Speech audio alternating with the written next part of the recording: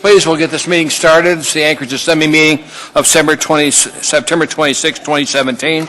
Madam Clerk, please do the roll call. Mr. Weddleton. Here. Mr. Rivera. Present. Mr. Steele. Ms. LaFrance. Here. Mr. Trainee. Here. Mr. Dunbar. Here. Mr. Croft. Here. Mr. Peterson. Present. Mr. Constant. Here. Ms. Domboski. Present. Mr. Dyson. Here. Chair Trainee, you have a quorum. Thank you. Melissa Franz, could you lead us in the Pledge of Allegiance, please, ma'am? I pledge allegiance to the flag of the United States of America and to the republic for which it stands, one nation, under God, indivisible, with liberty and justice for all. Thank you, ma'am. It's been done. It's been done. Old news. We have a couple of items, three items of previous minutes of previous meetings. We have item 4A, 4B, and 4C minutes. 4A is minutes of the regular Assembly meeting, April 11th, 2017. Item 4B is minutes of regular Assembly meeting, April 18th. Item 4C is minutes of regular Assembly meeting of April 25th. If I get a motion on the three minutes, please. Get a motion Move to approve. Second. Ask for a second. Second. Is there any objection to approval of those minutes? I have a question on one. Yes, sir. We're doing all three of them? Yes. And I sent this in, maybe there's an answer somewhere, but it said on the ones for April 25th, Anchorage Police Department Chief spoke Justin Dahl. Was Justin Dahl chief in April?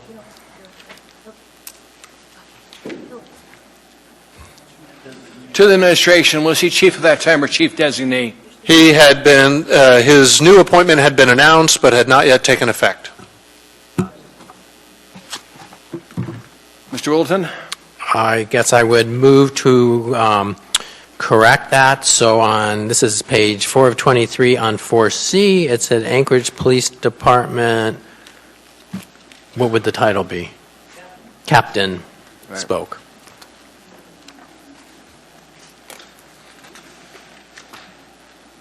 To change it as police captain designee or police captain? Well, I would say instead of chief, just say captain. Okay. With- Is there a second? Second. Ask unanimous consent on that amendment. Seeing Madam Clerk, let those minutes reflect that one change. Did Now we we've got a demote motion. anyone? We've got a motion to approve the 3 minutes, and there's been a second. Is there any objection to approve those three amendments, those 3 minutes with that one amendment? Is there any objection? Seeing none, Madam Clerk, those minutes are approved by the body. We're down to Mayor's report. Item 5A, Mr. Mayor. I'd ask Mr. Falsey to issue the, Mr. Falsey, sir, last week we were here, last time we met, we had a gentleman talk to us about a problem, Bear Valley, I think it was. You said you were going to look into it. What have we found out since then? Yes, thank you, Mr. Chair, and thank you, Mr. Mayor. I want to again thank Mr. Stanley and his neighbors for bringing that issue to our attention. Just a brief update for the Assembly as we promised last meeting, and the top line message is just that we are back on the case.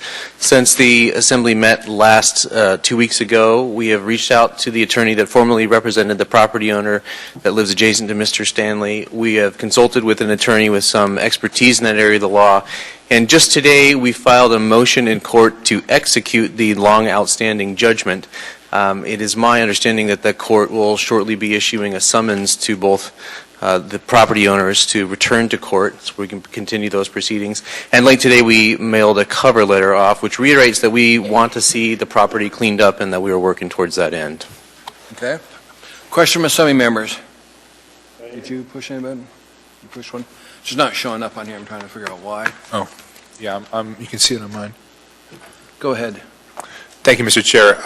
Mr. Falsey, hypothetically, if the property owner is unable to pay the judgment, what's the next step after that? Through the chair, I would say generally stay tuned, but there are several different avenues. If the property owner is unable to pay the judgment and does not have sufficient assets against which the municipality could levy to pay for the judgment or the cleanup, ultimately it could fall to the municipality to make the decision as to whether the taxpayer is going to be on the hook or not.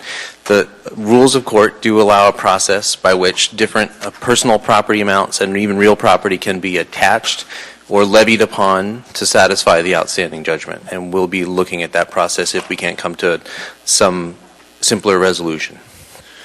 Thank you. Yeah, thank you, Mr. Chairman. So is there, and this is one extreme example that went to the Supreme Court and we got a judgment, we just never followed up. But this is also a case where it went on for so long that it became huge. But there is any number of similar situations throughout Anchorage. Is there some way that we can end those before we hit this level that we see in Bear Valley? Or do we have to go to the Supreme Court every time? Through the chair, we certainly hope that we do not have to go to the Supreme Court every time. We are starting at a property which has been described by code enforcement as potentially the worst property in the municipality. We think that there are lessons that we will develop, best practices in this process that hopefully we can replicate to solve other problems around the municipality. And I think we'll have more to report to you as we step through this process. Good, thank you. Glad to hear it. Any other questions from Assembly members? Don't be any other questions. Thank you for responding to us on that. It's important when people come here to speak to the Assembly, we do get them some solution to their problem. Thank you for dealing with it. Can I speak? I'm the property owner. I've come here today to state my case. We really don't have a format for doing that, but come forward. I'll do it at the end of this meeting. Okay. Okay, we're now down to Assembly Chair's report. Just wanted to go over what we've got going on this week with you. On Wednesday from 12 to 1, we've got Ethics and Elections Committee meeting. On Thursday, we've got from 12:30 to 1:30. We've got a meeting on ZECO, or person that's been helping and guide us through SAP. We've got a meeting from 1:30 to 3:30 on the AMAS Policy Committee, which affects some of the Assembly members on here. On Friday, we've got a meeting from 10 to 11, Public Safety Committee meeting. And the subject is SB 91, Mr. Croft? Yes, sir. And Friday, we've also got from 11 o'clock to 12 o'clock, we've got a work session on the 2018 budget overview and highlights.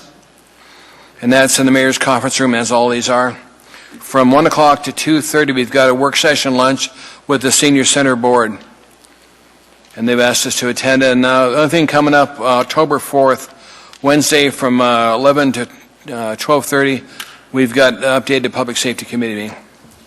So that's all I've got for us. We'll now go around to Assembly members for any comments from Assembly members. Mr. Dyson, sir? Ms. Dombowski, ma'am? Thank you. Are we polling items now, or? No, just asking your comments. Okay, I'll go ahead and do my disclosures now, if that's okay. Go ahead, ma'am. Thank you, Mr. Chair. Mr. Chair, we have an informational report that's on the agenda just for our acceptance. It's item 9 Echo 5, and within that there is an appropriation of $89,570 to the Anchorage Fire Department for uniforms, including pants, shirts, shorts, dress jackets, hats, and ties. As referenced by the Board of Ethics opinion, my husband would fall in basically a large class here as all firemen, so though they said I don't really have to make the disclosure, I'm making the disclosure for you and the public because Ben is a Anchorage firefighter and he's a captain at Station 11. Thank you, ma'am. There's no conflict. Thank you. Unless we're buying all those clothes just for your husband. No, that'd be a lot of T-shirts. Thank you. The other item, Mr. Chair, I want to go ahead and put on the record. I'll make the disclosure. Item 14H is an appropriation for legal services or legal judgments against the municipality of Anchorage, of which $765,000 is to the Anchorage Fire Service, is from the Anchorage Fire Service Area Fund. I make the disclosure, my husband is not a member of any of the lawsuits that were attributed to this. I talked to the Department of Law earlier today and found I don't believe I have a conflict with the person this was arbitrated with or settled with.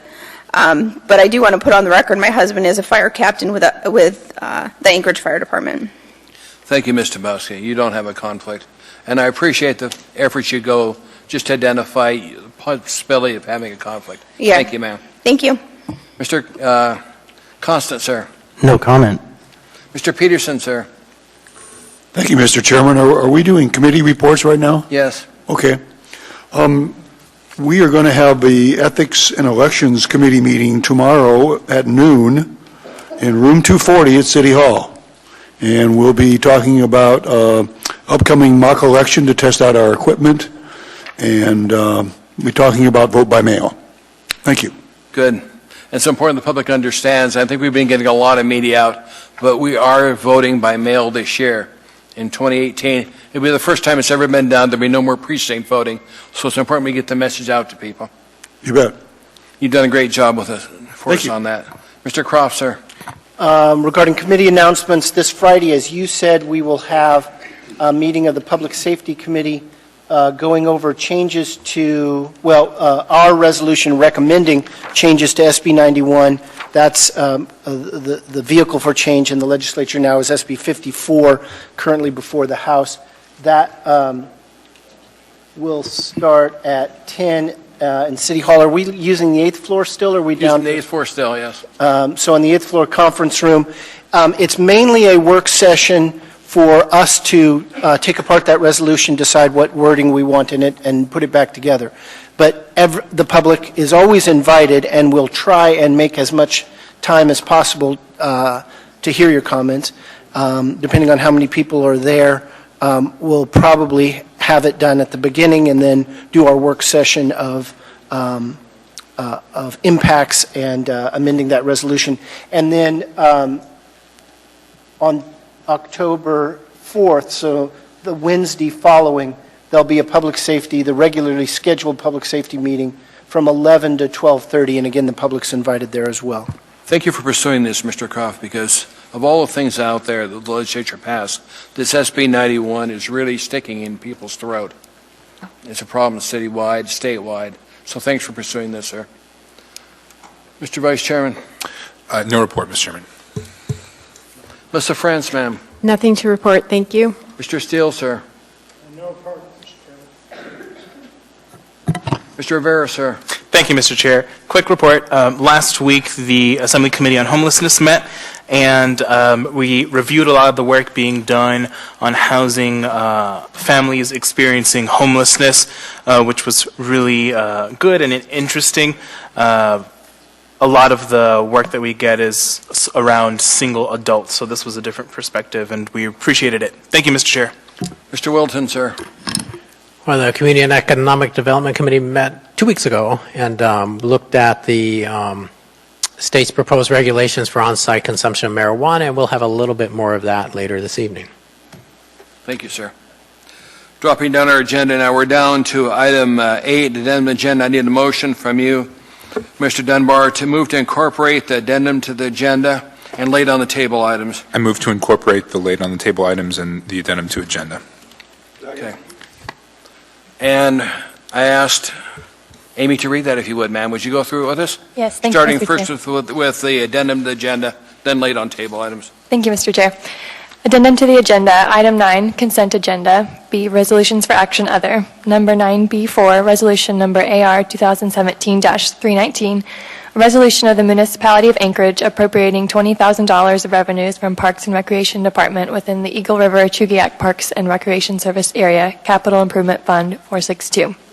Harry J. McDonald Memorial Center Reserve Account for a contribution of revenues to the Eagle River Chugiak Parks and Recreation Service Area Fund 162, Parks and Recreation Department, to be used as a short-term loan to Fire Lake Arena Management Incorporated for the operation and management of the Harry J. McDonald Memorial Center, accompanied by Assembly Memorandum Number AM 686-2017.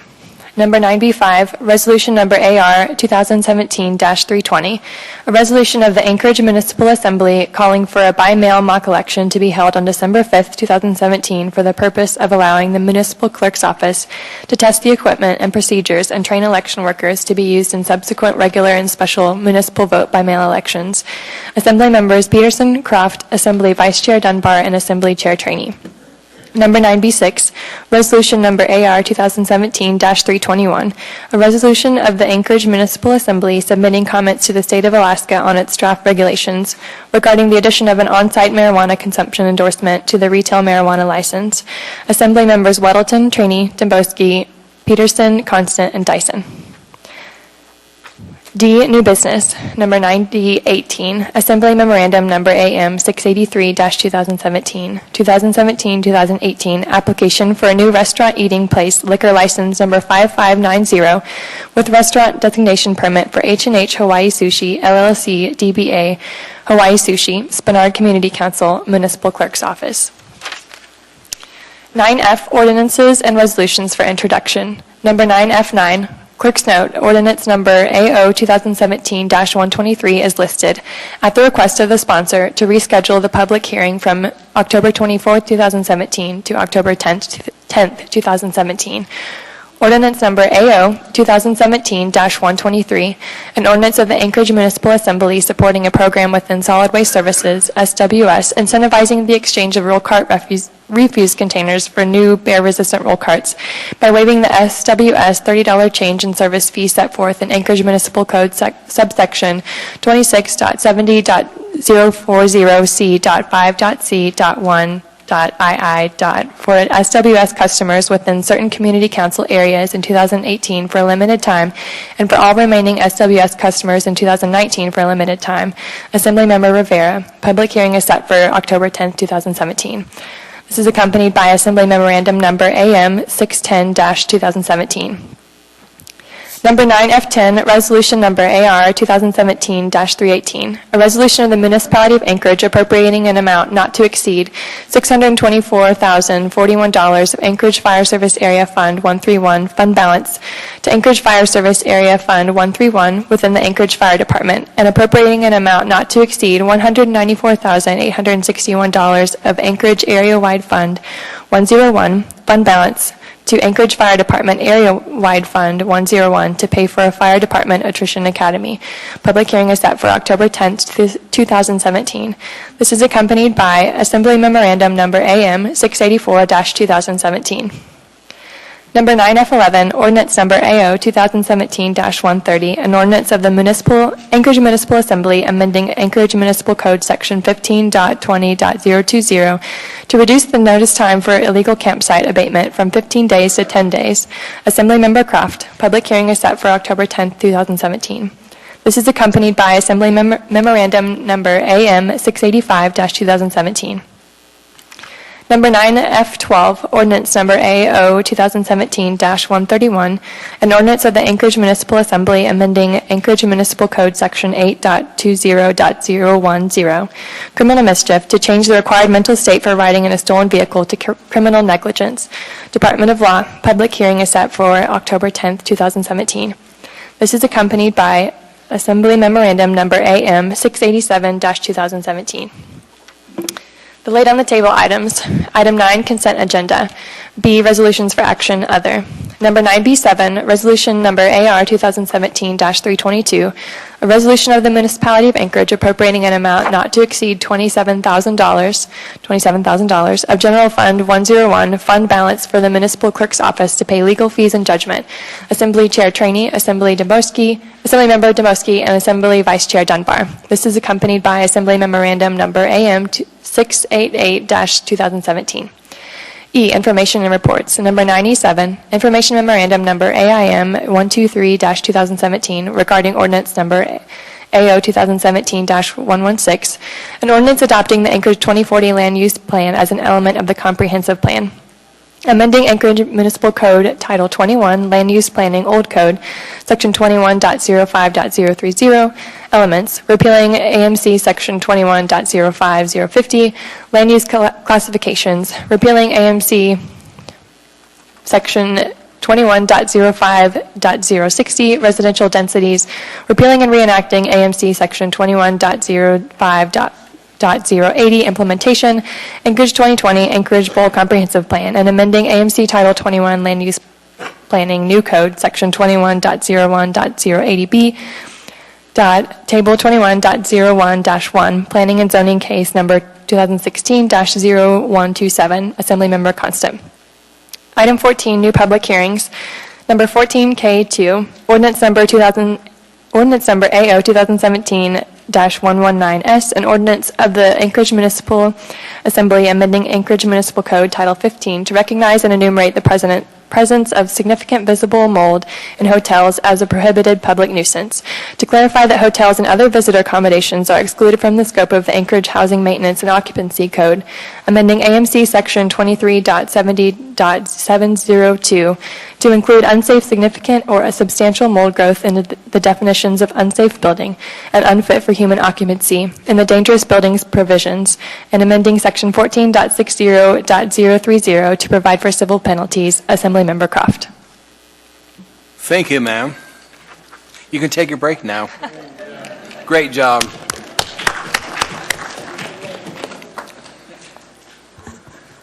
Is there any objection?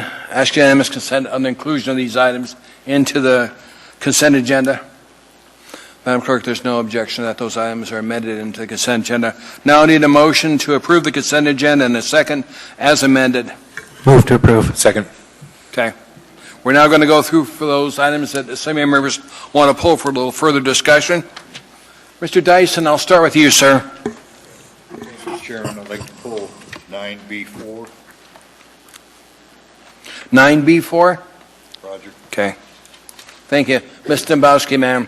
Thank you, Mr. Chair. 9 Bravo 6, 9 Delta 10, 9 Echo 3. You pulled 9B6, 9D10, and 9E3. 9D17, Sorry, what? 9 Delta 17. 9 Delta 17? Yeah, not 10, 17. 3. 3.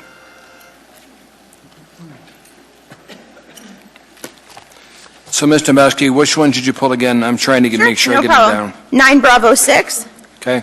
9 Delta 17, Okay. and 9 Echo 3. Got him. Thank you, ma'am. Mr. Constant, sir. Yep, 9D18, please. D is in Delta. Okay, thank you. Mr. Peterson, sir. Thank you, Mr. Chairman. No items this evening. Okay. Mr. Croft, sir. 9 Foxtrot 11.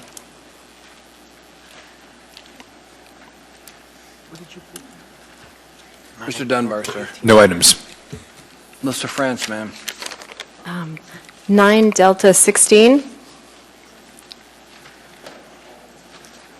Thank you. Thank you. Mr. Steele, sir. No items, Mr. Chairman. Mr. Rivera, sir. Thank you, Mr. Chair. I'd like to pull item 9 Echo 1, and I'd like to refer item 9 Foxtrot 11 to the Assembly Committee on Homelessness. I'm not sure if that's what Assemblymember Croft was going to do. And then I just wanted to, for the record, put in my reason for changing the, pushing to change item 9 Foxtrot 9, the public hearing, to 10:10. There is a deadline that SWS has for ordering the bear-resistant roll carts, and the Community Council wanted as much lead time as possible. Thank you, Mr. Chair. Thank you. Mr. Wilton, sir. I'd like to pull 9F2. Is that it, John? That's all, thanks. Okay. Madam Clerk, let's go over these. Item 9B4 was pulled. Item 9D6 was pulled.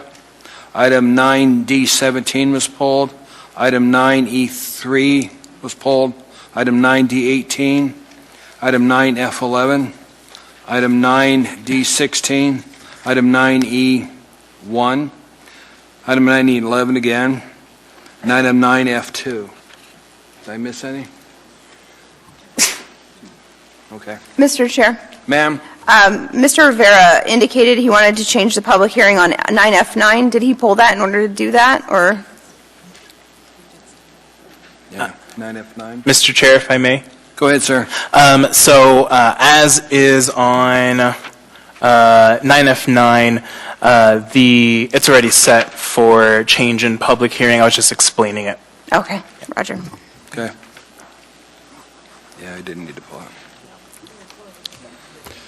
I have a question for the administration. I see an item today is purchasing a metal detector for the Denida Center. I'm not going to pull it right now. I just want to know, are we planning on notifying the public when that thing's in operation? Or what? They're just going to walk in and say, we have a metal detector on, we detected metal or what? I'm not sure, Mr. Chairman. I'll find out and report back to you. If you'd let me know, please, I'd appreciate it. It's on there. What item? What? What item is that? I was going through today, it's a D item, I think, it's metal detector. I think it's to be used both in in the United Center and the other building. I just saw it because it said a metal detector, and I just want to know why they're using it and if I can notify the public. I'd really like to know. I missed it. What number is that? I'll have to look through here. Hold on. I read my packet, but I didn't notice a metal detector.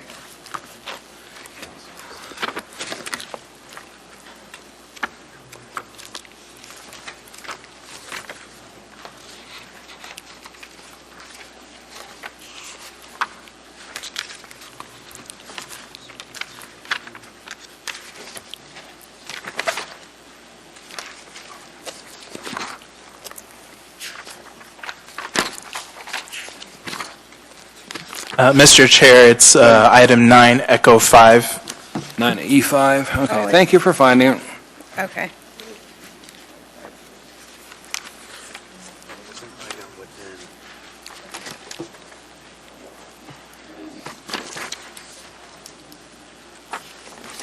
It's on page 201. It says walk through metal detector for denied in Egan centers.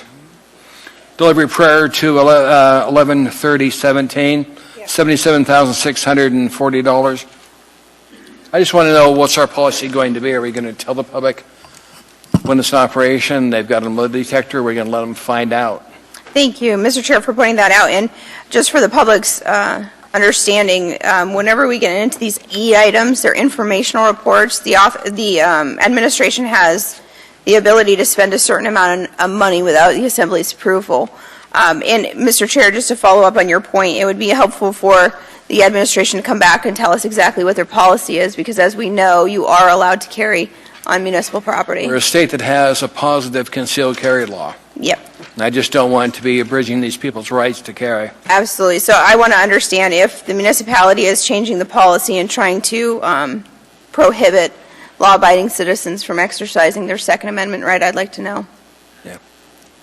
If the administration would get back to us on that, we'd appreciate it. I'm not going to pull it today because it's obviously, you've already done that. It's information. I just want to know what context it's going to be used in. Okay, we're now down to voting on the consent agenda with the exception of those items that were pulled. Let's now vote on the consent agenda, except for those items that were pulled for a little further discussion.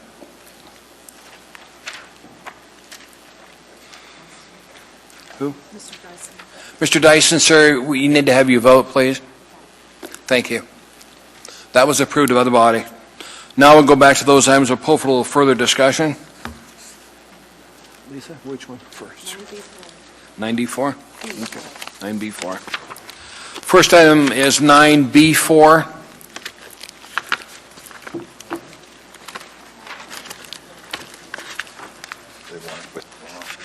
Let's get to that one. Probably in the addendum.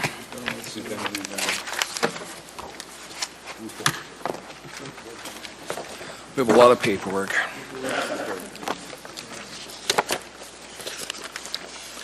Item 9B4 is AR 2017-319, a resolution of the municipality of Bakersfield, Alaska appropriating $20,000 of revenue from Parks and Recreation Department within the Eagle River / Chugach Park Recreation Service Area Capital Improvement Fund 462, Harry J. McDonald Memorial Center Reserve Account for contribution of revenues to Eagle River Chugach Parks and Recreation Service Area Fund 6162. Parks and Recreation Department to be used as a short-term loan to Fire Lake Area Management, Inc. for the operation and management of the Harry J. McDonald Memorial Center. And let's see, that was pulled by you, Mr. Dyson. Mr. Dyson, I need a motion to approve that. Yeah, the administration wants it withdrawn, so we're I not guess there won't be a gonna- motion to approve it then, will there? That's, yeah, I wanted to head you off and save you from reading it. Okay. Good job, Fred. The explanation is that the very enlightened people of Eagle River chosen they don't need the money. Okay. May their tribe increase. Any questions for Mr. Dyson? We're just not going to introduce it. It dies because it was not introduced. It was pulled and not dealt with, so it's done.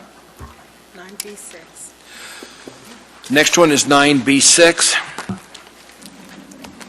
Item 9B6 is Resolution AR 2017-231, a resolution of the Anchorage Municipal Assembly submitting comments to the State of Alaska on its draft regulations regarding the addition of an on-site marijuana consumption endorsement to the retail marijuana license. Mr. Wilton, you pulled that, sir, I think. I didn't pull it, Ms. Domboski did, but I'd like to set this for public hearing on October 10th. Second. Okay. Let me go to Ms. Domboski.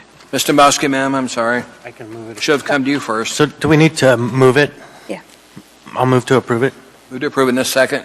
Second. Okay. Thank you, Mr. Chair. I would like to be removed from this document as a sponsor. Madam Clerk, would you take care of that?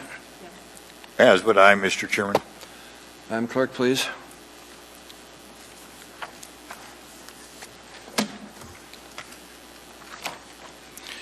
Any other comments on this item? Can I throw on a few? Mr. Wilton? I just wanted to say, this was looking at the proposed regulations by the State of Alaska for on-site consumption, and we looked at it in the Community Economic Development Committee, and our view there was not to create a similar ordinance for Anchorage, but just to look at what was proposed and suggest ways that they could change it that would work better were we to look at it, so it would give us more flexibility in what we could do. Nothing in here denotes we want to see this happen. This is just some comments we're going to give on to the state, so from my perspective anyway. Any other comments? Yep. Mr. Constant?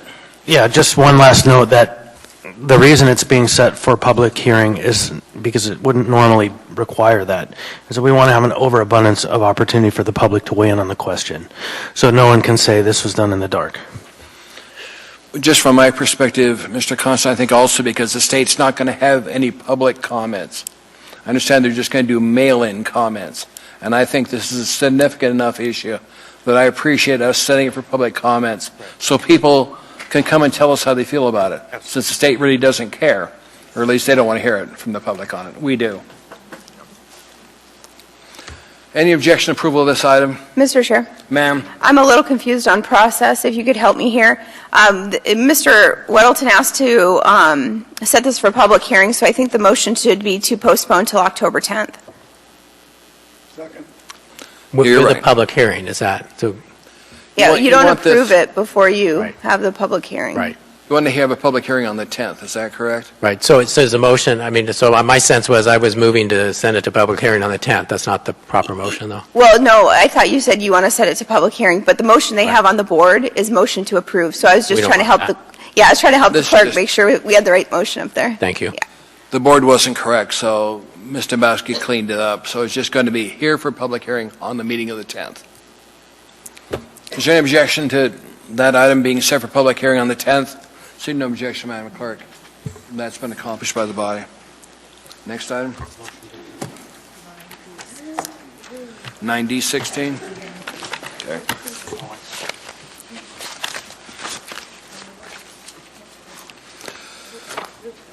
Who pulled that one?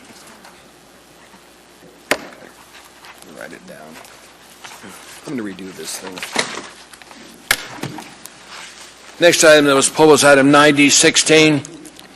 That's AM 681, 2017. Sole source contract with SAP to provide SAP application support to the municipality of Anchorage, MOA Information Technology Department, IDT $1,119,400. And that was pulled by Mr. France, I think? Sorry, we're going to redo that so we can get the names correct. Sorry. Mr. France. Move to approve. Second. Mr. France. Thank you, Mr. Chair. I have a question for the administration, Mr. Abbott.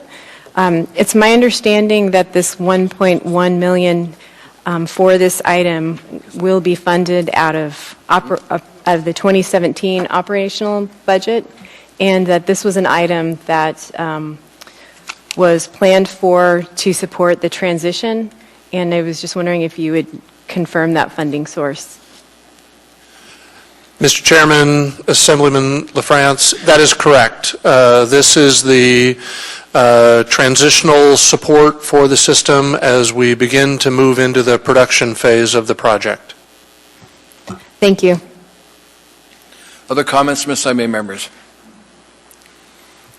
Any other questions? Please vote.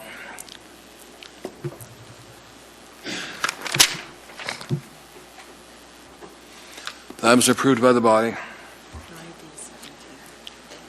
Okay. Next one is item 9D17, Ms. Paul, Ms. Dombrowski.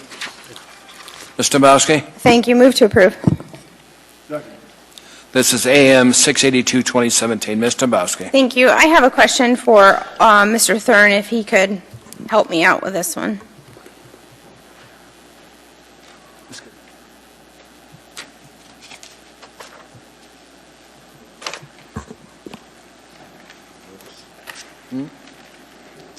Hi, Alden. Can you remind me, it's been a while since I've looked back at this one, can you remind me what exactly we're getting for $900,000 in total on this contract? Ms. Dombrowski, through the chair, Mr. Marcinko has been on the project as the project manager since an assistant. It started out by assisting us as we negotiated the contract with SAP originally back in February of 2016, providing guidance based upon his years of experience in dealing with SAP and SAP projects, and then that transitioned into being the project manager who has basically been an assistant to me throughout the entire process, but has been really focused on data conversion activities, project management activities, as well as making sure that the municipal staffs are performing and doing the tasks that they need to do on a daily basis. So as I was looking at, back at change order number 2, and I think this is why it caught my attention, is because I vaguely remember the conversation, but he came to us helping to work as a project manager, but is he one solo guy, or is this a whole team?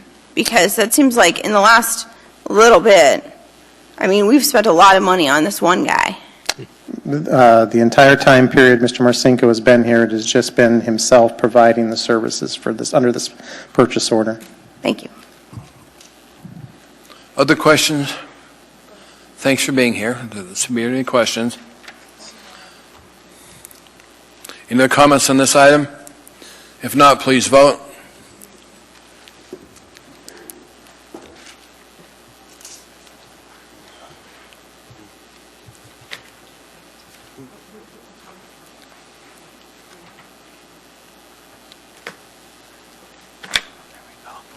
That was approved by the body. Next item comes off the addendum agenda. It's item 9D17, I think. No, it's 9D18. Let's pull by you, Mr. Constant. Yep, move to approve. Is there a second? Second.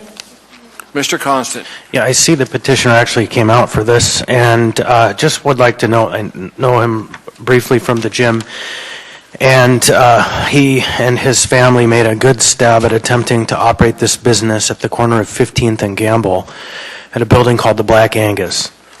And it was a pretty difficult decision, and they had to make a change because at that corner it's just not conducive to very much at all. And it's actually quite a threat to a business operation. So while I'm sad that the Fairview neighborhood loses a business, I'm glad for Spenard, and I'm hopeful that you'll approve this. Any other comments from Assembly members? Please vote.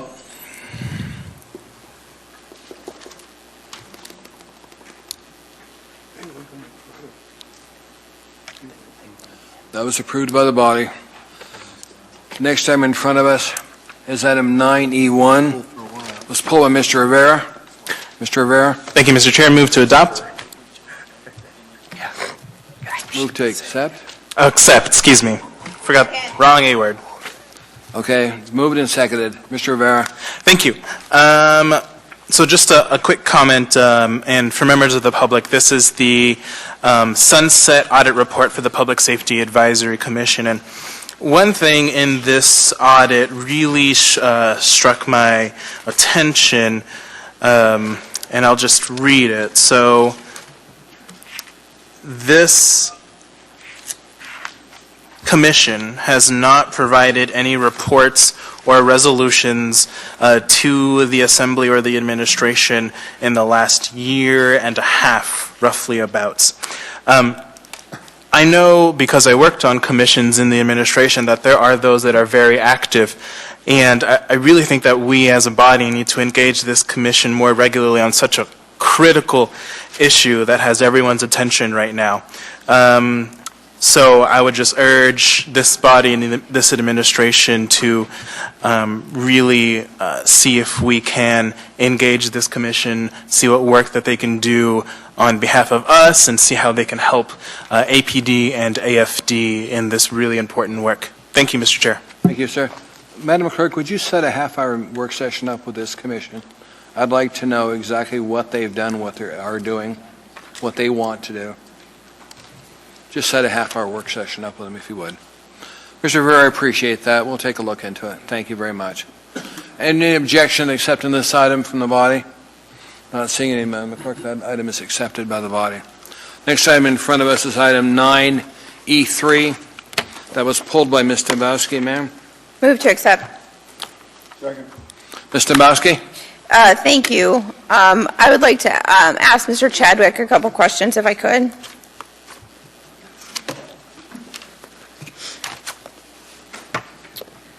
Mr. Chadwick, when we're looking at your evaluation, your follow-up basically on a previous audit, you note in here that the real estate department was effective for 8 of the 10 deficiencies, partially effective for 1, and not effective for the remaining deficiency.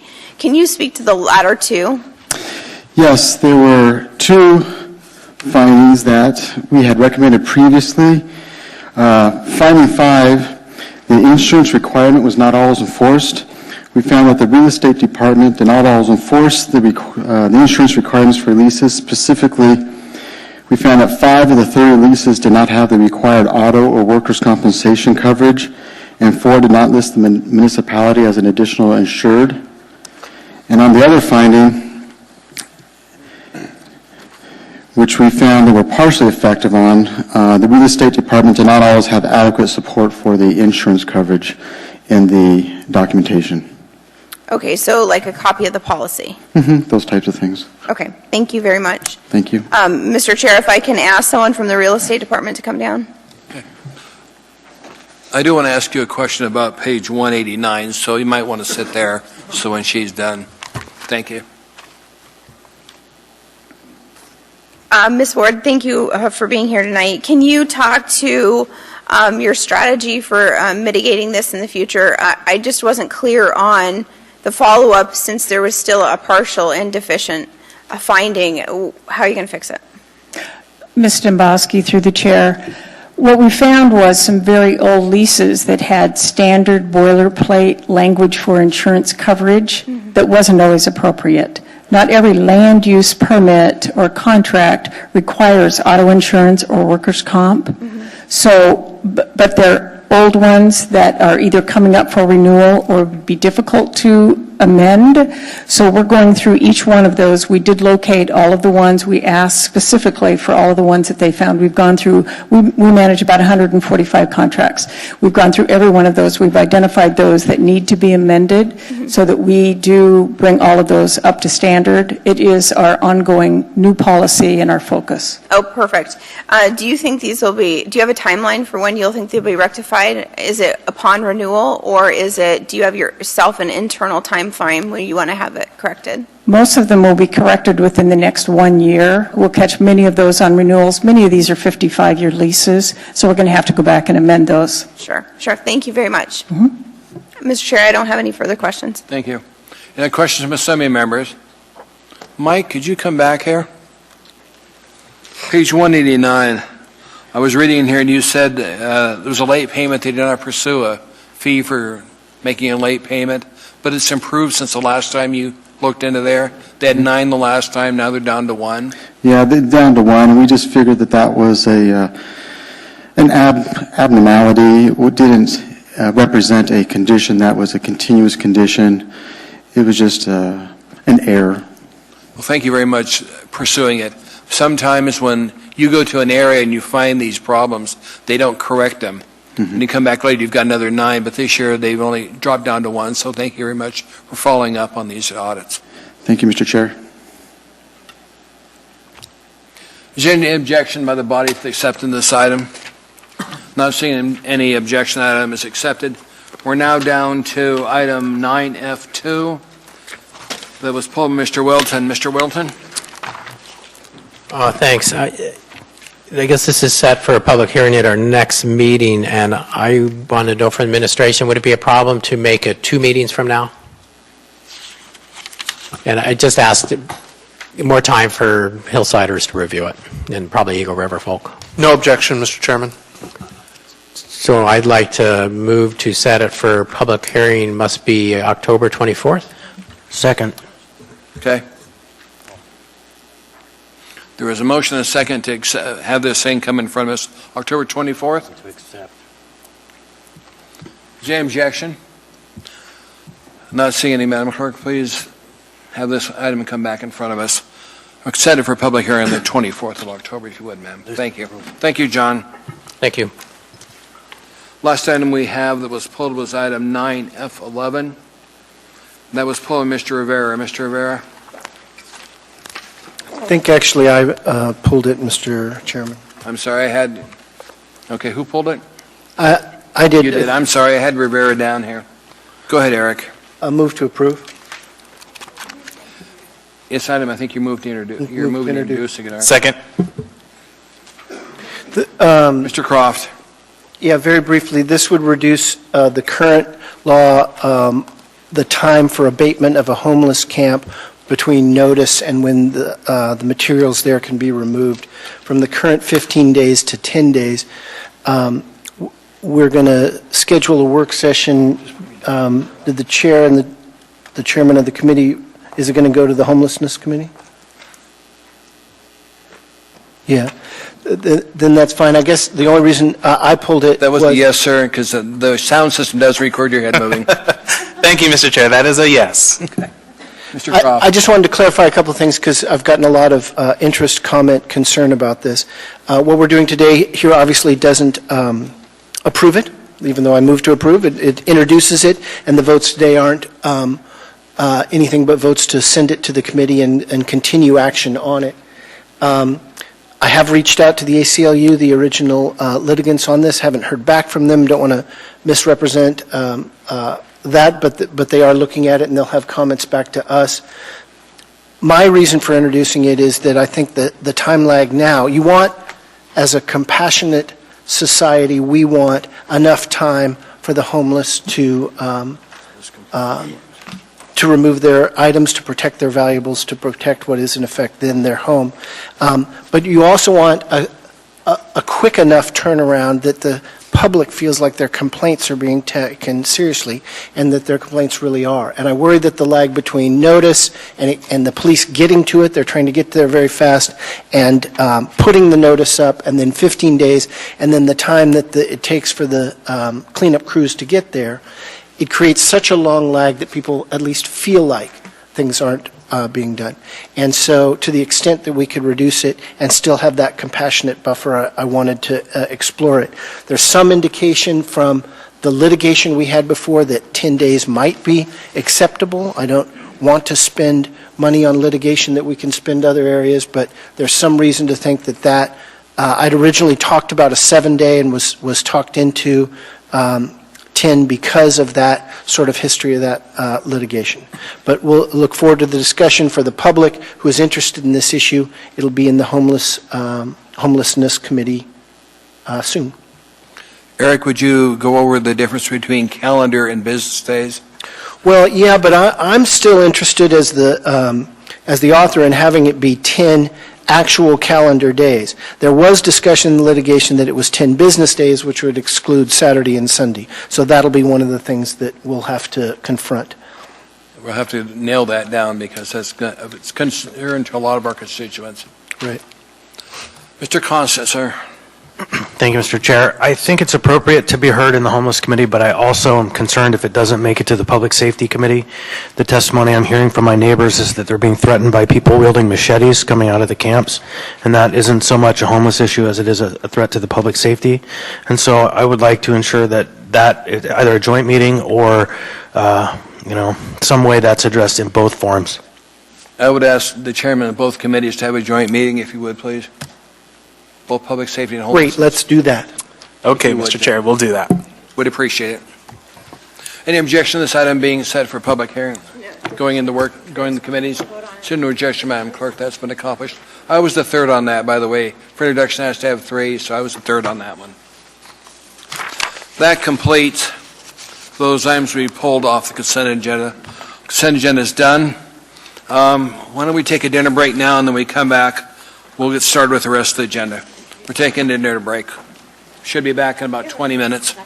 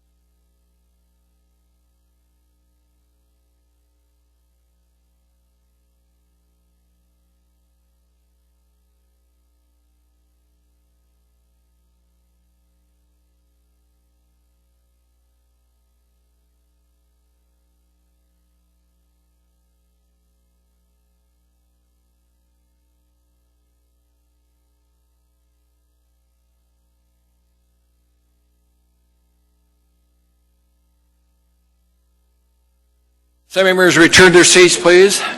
The clerk is here. The only important person is our clerk, and she's here. So we can get started. We've got 6 in chambers. Thanks for being here. We're now down to item 14.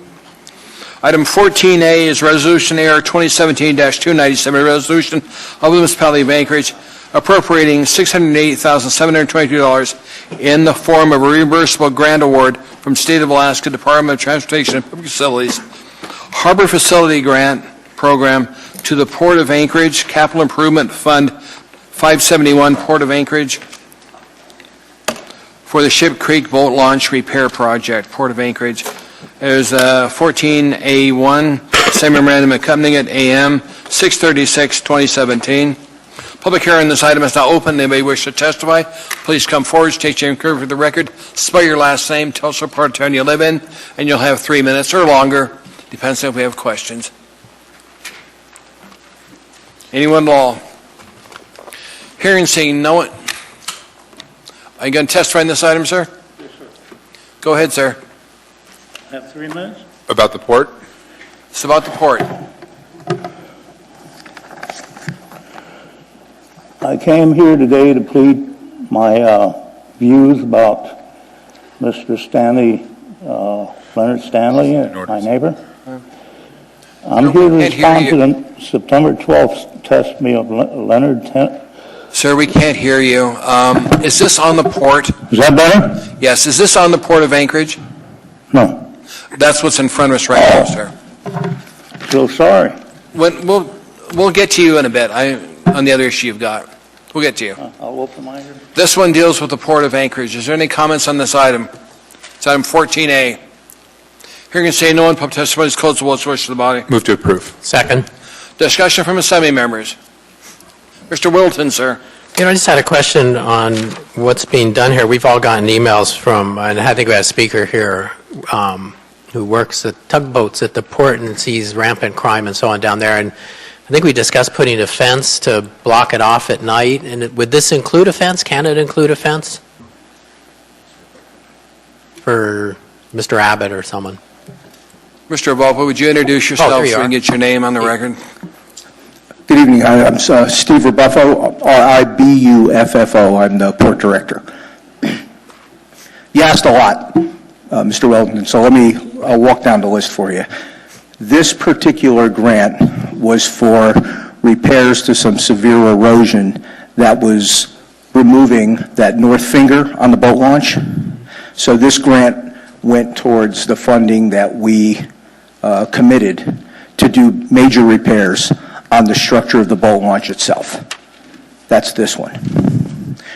To your question about the email that you received about crime down there, and there'll be a story on Channel 11 News on Sunday night about that. What we have done outside of this particular effort is we applied for and received a port security grant that has given us partial funding that we will do a local match to for new lighting down there and surveillance cameras. As of today, all the new lighting is in place.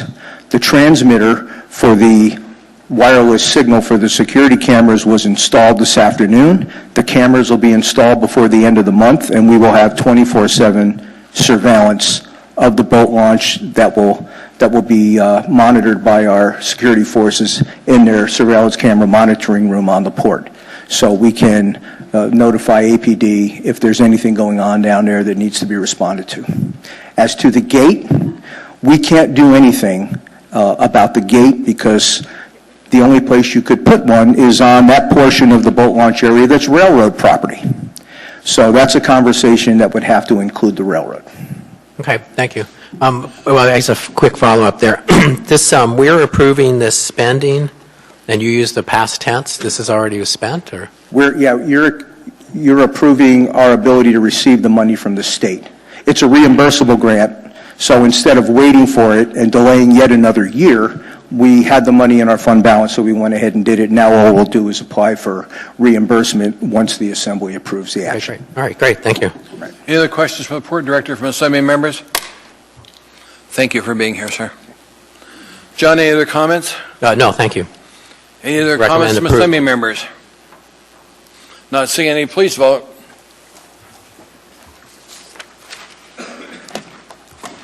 The item is approved by the body. Next item in front of us, item 14B, Resolution AR 2017-300, resolution appropriating $3,066,677 of area-wide general fund 201 fund balance to the 2016 operating budget area-wide general fund 101 for the interim coverage of costs related to Federal Transit Administration. Waive reading. FDA. Thank you. Public hearing on this item is now open. Anybody wishing to testify on this item, please come forward. State your name, spell your last name, and tell us what part of town you live in. Anyone at all? Hearing saying no one, public testimony is closed. What's the wish of the body? We'll need Second. a second. Okay. Got a motion and a second. Comments from assembly members? Please vote.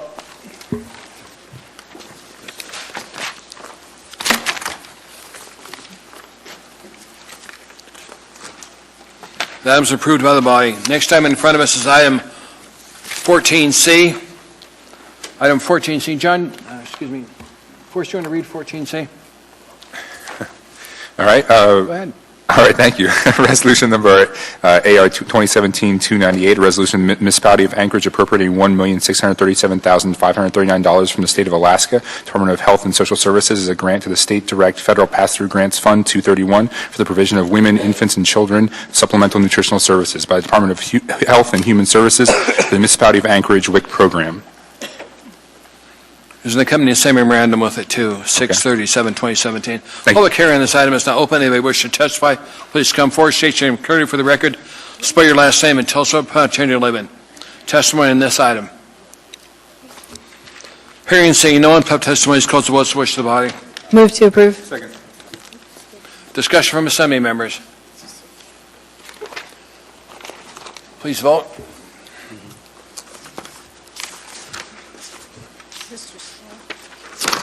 Mr. who?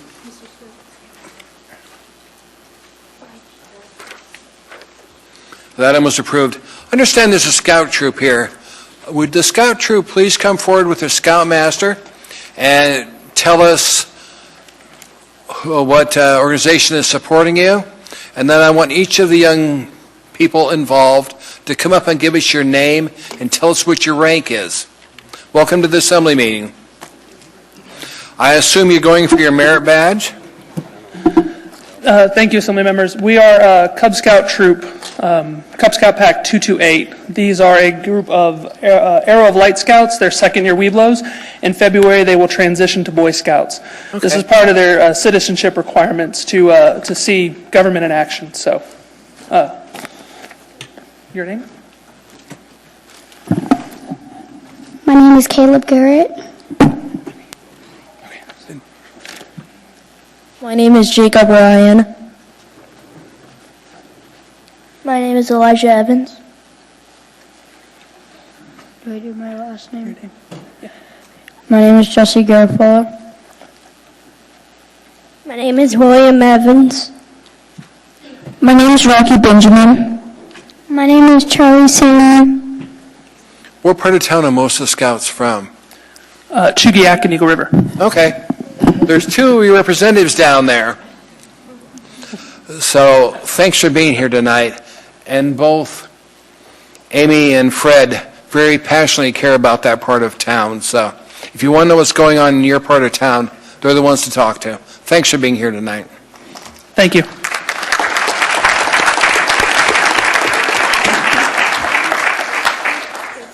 There are other scouts here, other than that group of them. How about students that are here tonight? I'm told there are students here. Did Miss Sullivan send you down here from Chugiak? Oh, we knew it. You got to come down, Mr. Chair. Come on down. Otherwise, I'll get a hold of her. And I do know where she lives, okay?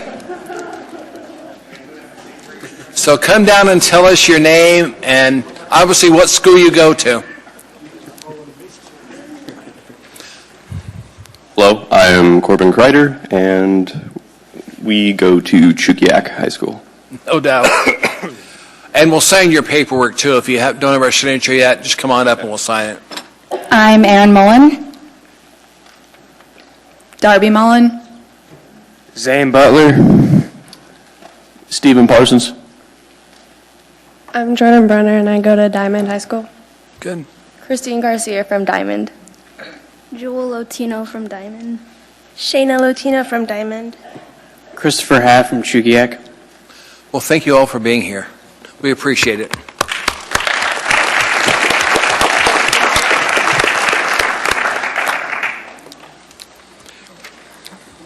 Next item in front of us, item 14D, Resolution AR 2017-299.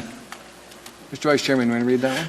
A resolution of the Municipality of Anchorage appropriating $3,278,300 from the State of Alaska Department of Health and Social Services as a grant to the State Direct Federal Pass-Through Grants Fund 231 for the provision of public health nursing services in the Department of Health and Human Services. This is accompanied by Assembly Memorandum 638, 2017.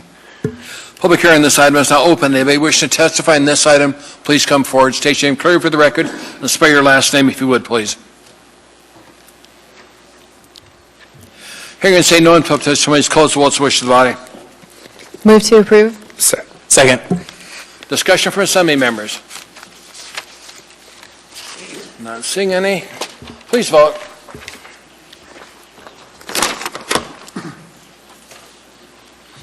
That was approved unanimously by the body.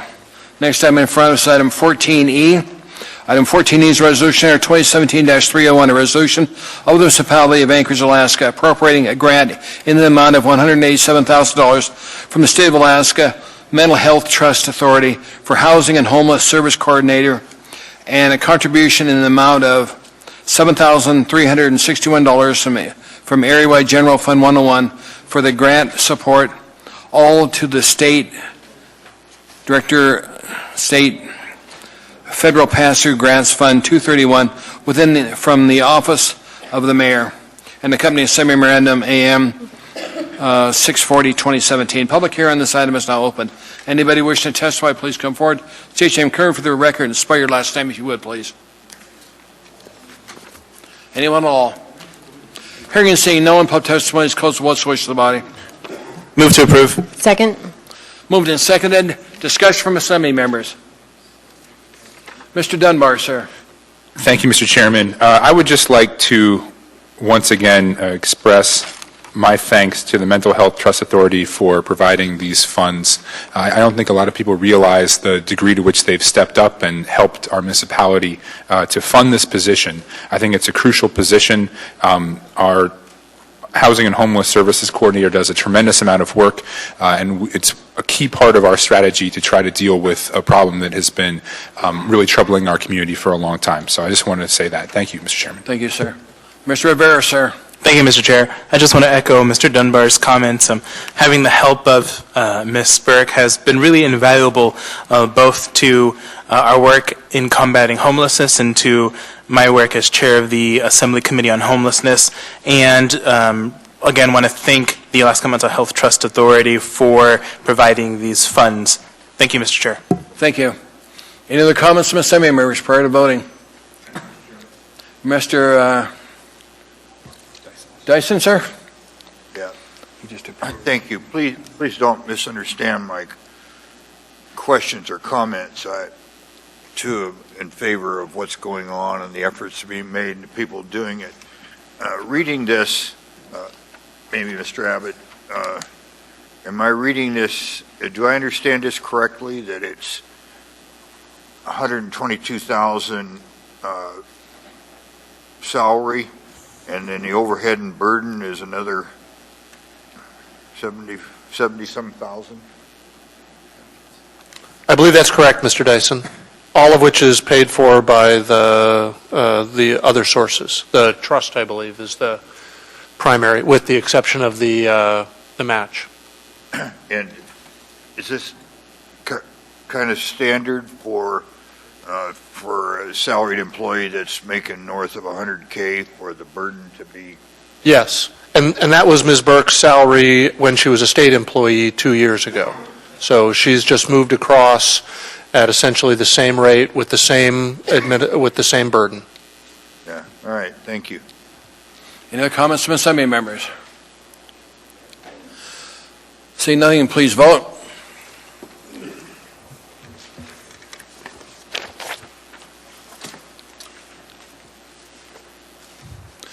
That's approved by the body. The vote was 9-2. The next item in front of us is item 14F. Mr. Vice Chairman. Resolution number AR 2017-302, a resolution of the municipality of Anchorage appropriating $1,609,633,000 from the State of Alaska Department of Health and Social Services as a grant to the State Direct Federal Pass-Through Grants Fund 231 for the Child Care Licensing Program in the Department of Health and Human Services, accompanied by Assembly Memorandum number AM 641, 2017. Public hearing this item is now open. Anybody wish to testify on this item, please come forward, state your name, current for the record, and spell your last name, and let us know what part of town you live in. Hearing and saying no one, public testimony is closed. What's the wish of the body? Move to approve. Second. Discussion from Assembly members. Please vote.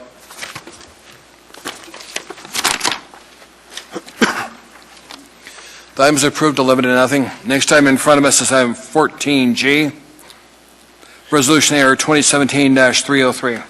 Mr. Vice Chairman. A resolution of the municipality of Anchorage approving one or more master tax exempt lease purchase agreement loans and appropriating an amount not to exceed $1,571,000 from the proceeds of one or more master tax exempt lease purchase agreement loans to the Information Technology Operating Fund 607 and appropriation of said funds to the Information Technology Capital Improvement Program CIP Fund 608, Information Technology Department, and approved a revised Information Technology Department 2017 Capital Improvement budget for data center network upgrades and tools and professional services to archive PeopleSoft data and tools to enhance the municipality of Anchorage Internet Muniverse.net Finance Department, accompanied by Assembly Memorandum 642, 2017. Public hearing this item is now open. If anybody wish to testify, please come forward, state your name, current for the record, and spell your last name if you would, please. Anyone at all? Hearing and saying no one, public testimony is closed. What's the wish of the body? I need a motion and a second. Move to approve. Second. Moved by Mr. Constant, seconded by Ms. LaFrance. Comments from Assembly members? Discussion? Please vote. The item is approved unanimously. Next item in front of us is item 14H.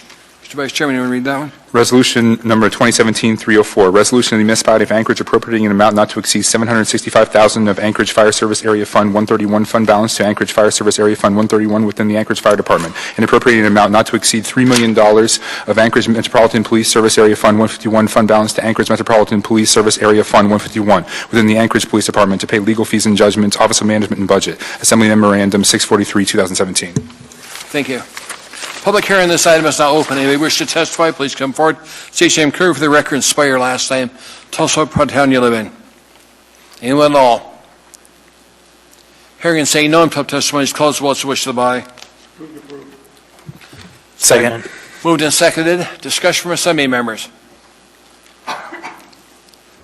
Please vote.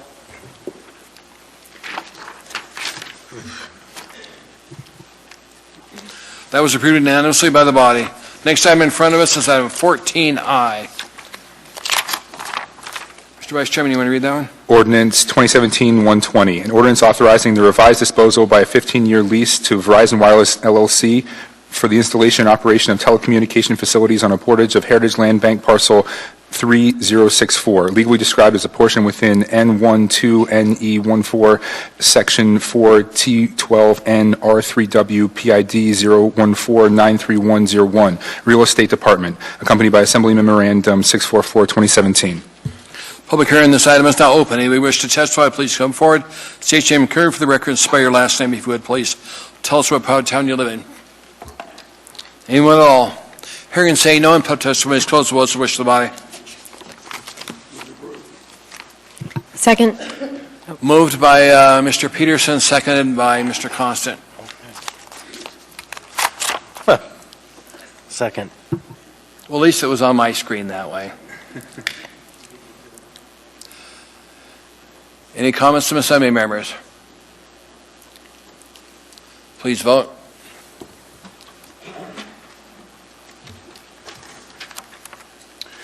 Why don't you do this next one, Dick? What? Why don't you do this next one? It's yours.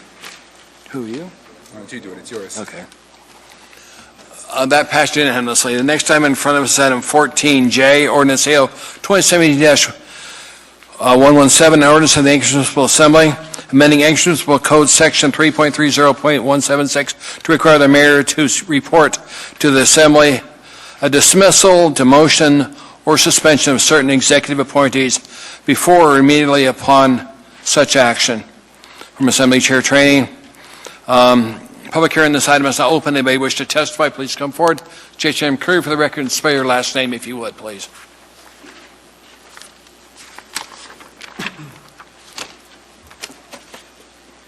Hearing and saying no, public testimony is closed. What's your wish to the body? Move to approve. Second. Been moved and seconded. And I've got to turn the chair over to you because I've got some amendments to make. Here you go, Mr. Dunbar.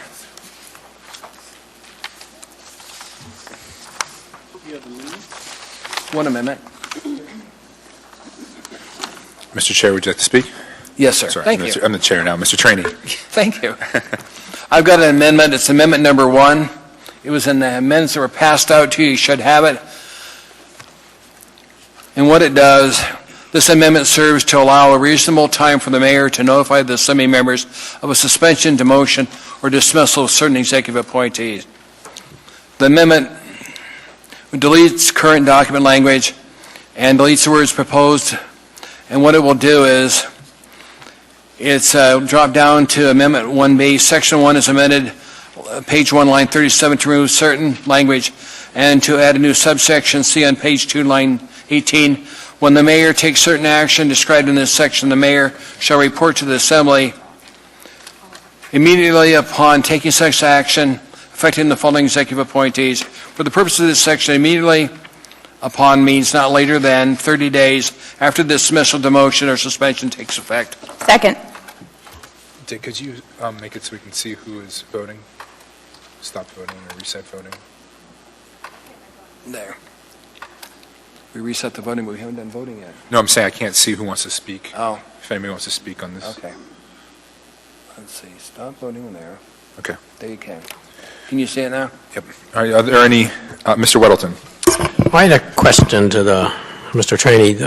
30 days, why 30 days? That doesn't seem very immediate. It's pretty lenient. When last time the mayor dismissed somebody or suspended them, we didn't find out for a year and a half. Quite frankly, I don't want this body to find out via TV or radio. I expect within 30 days for us to be told. And I'm not trying to change this. They still work for the mayor. But because these positions need our confirmation, I want this body to know when these positions have been either suspended or demoted or something, rather than read about it in the paper or watch on TV. Yeah, but we'll read about it in the evening, and then we hear about it from administration 29 days later. At least it's better than 2 years. All right. Is that all, Mr. Weddleton? Yeah, thanks. Thank you. Are there any other questions or comments on this amendment? Mr. Croft? So to the amendment, I was thinking of Mr. Weddleton's question, but I was, even before that, trying to figure out how you, I guess you could notify, I'm not sure under the personnel rules you could notify before the suspension, right? So you, and then immediately on is one of those sort of impossible standards. I mean, they have the right to do this. As Chair Trainee said, the real danger is sort of any significant length of time without us knowing about it. And we don't have the right to condition their power to do it, but we do, I think, have the right to notification. I'm just not sure how the before would work. Mr. Falsey, you suggested this amendment, sir. Thank you, Mr. Chair. Yeah, to Assemblymember Croft's point, I think that is correct. Even if it were legally unrisky to provide pre-disciplinary notice to the Assembly, as a practical matter, I don't think it would ever be done. And so we did want to signal to the public that that is, if offered to us, an option that no administration is ever likely to take. And then you were right then, because you will always get some kind of near after action notification. We wanted to provide some time limit on that so that it was a meaningful time limit and that didn't get involved in debates about what immediately upon would mean. Thank you. Mr. Constant? It seems to me this amendment clarifies before or, it gets rid of it. And so that kind of They takes can care of still the take problem. they can still take the action. We're just going to be informed about it 30 days after it happens. And I don't want to step into the power of the executive branch. That's not my intention. My intention is just to make sure we're included in the discussion, since they've got to come to us to approve a replacement. We should be notified rather than read about it secondhand off one of the media forums. All right. Are there any other additional questions on the amendment? If not, it's been moved and seconded. Let's please vote on training amendment number 1.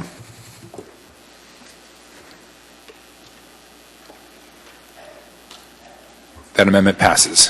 Here you go, Mr. Chairman. And Mr. Vice Chairman, I've got something I've got to read to you.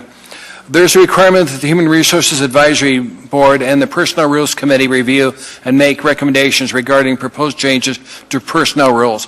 Their suggestions are neither obligatory nor affect the validity of any rule.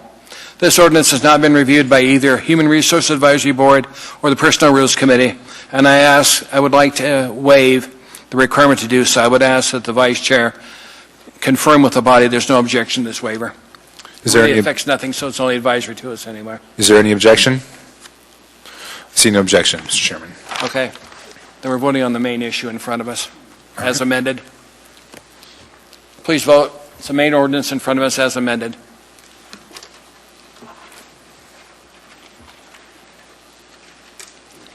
Passed 11 to nothing. Thank you, Mr. Vice Chairman, for that.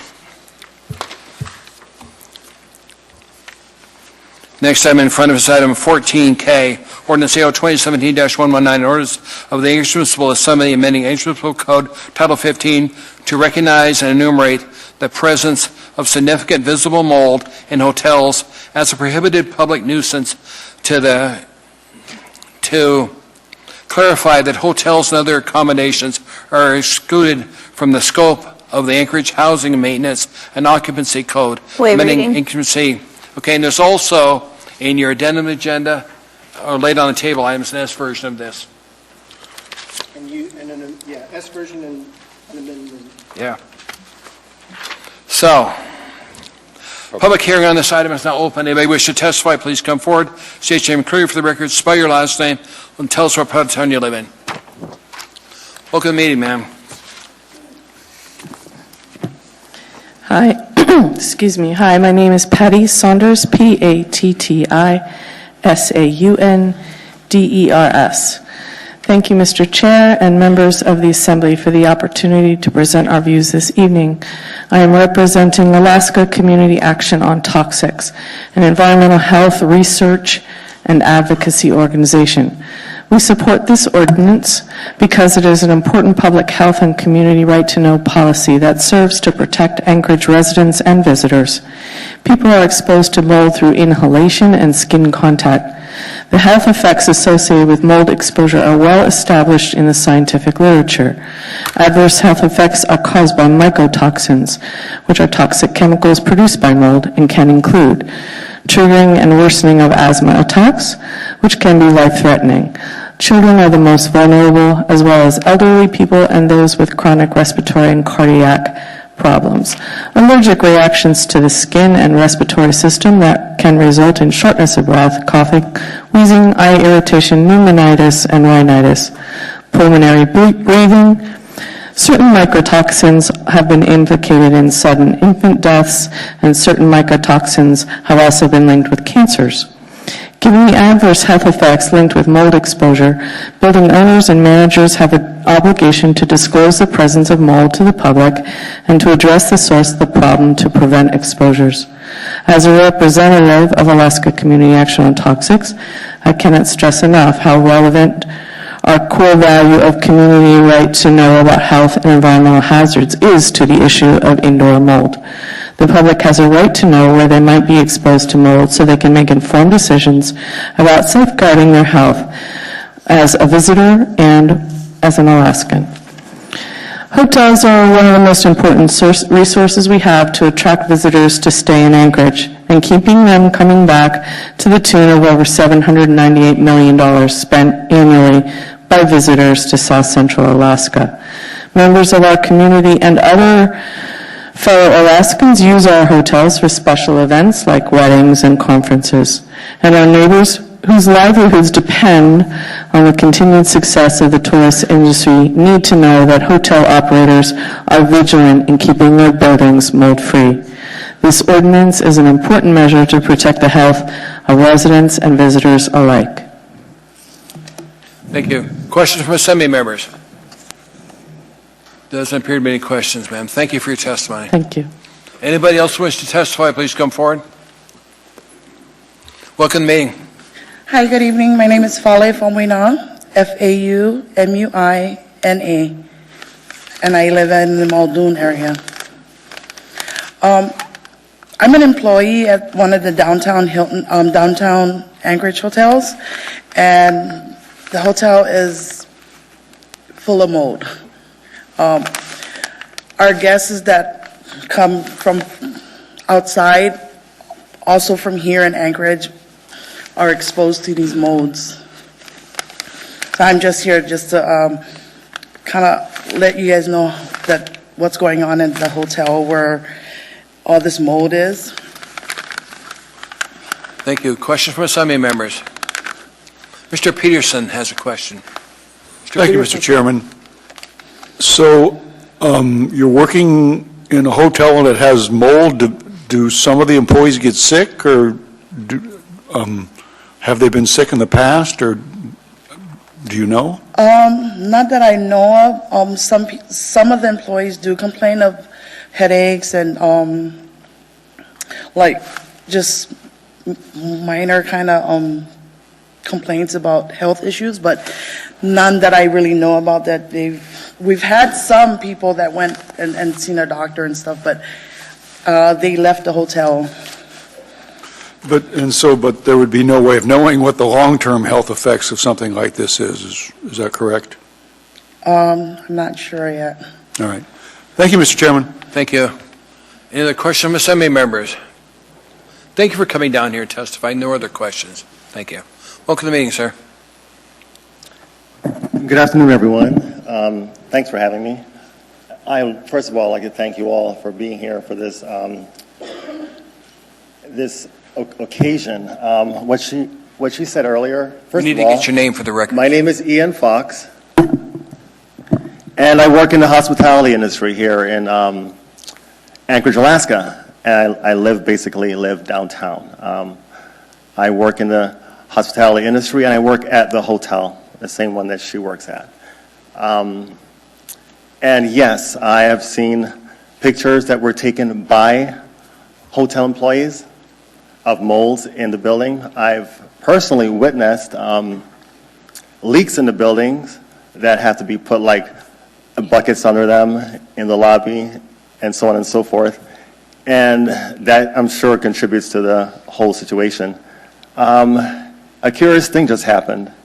When you asked her about people who were affected, I actually went to the doctor this past week, and one of the symptoms I heard earlier was wheezing, and I went to the doctor about that very issue, wheezing and shortening of breath that I've never had before at night when I'm going to sleep.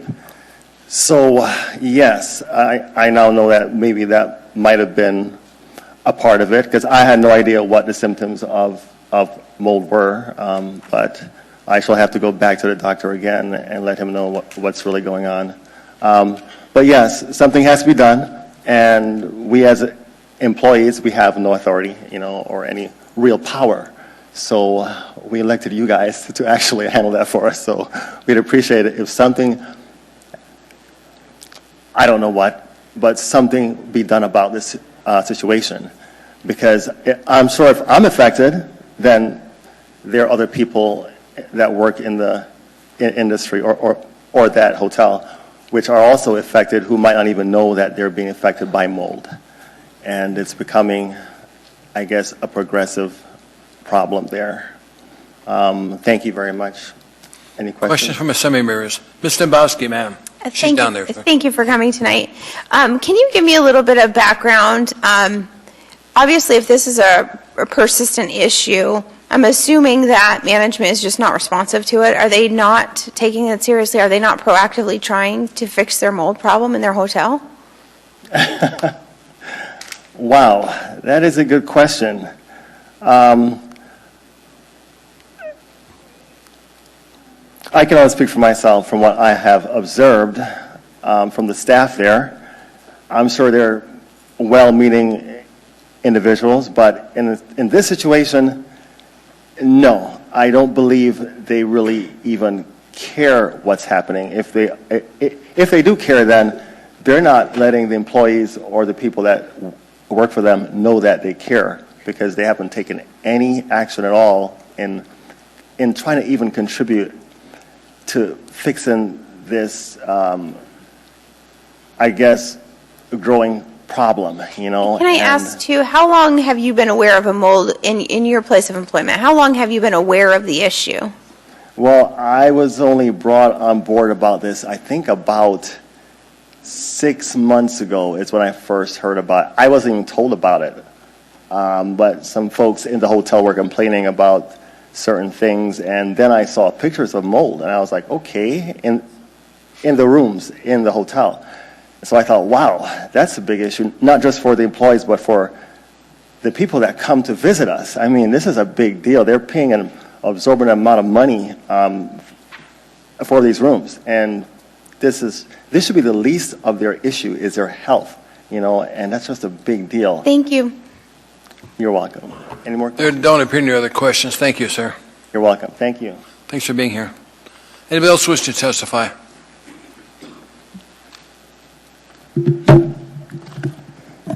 Hi, good evening. My name is Pamela Vasanis, and that's spelled V as in Victory, O-S, S as in Sam, E-N-A-S. So good evening, members of the Anchorage Assembly and the general public. I am here to speak on behalf of Unite Here Local 878 in support of this ordinance about visible mold in hotels. To Assemblyman Croft, I'd like to thank you for bringing this important ordinance forward.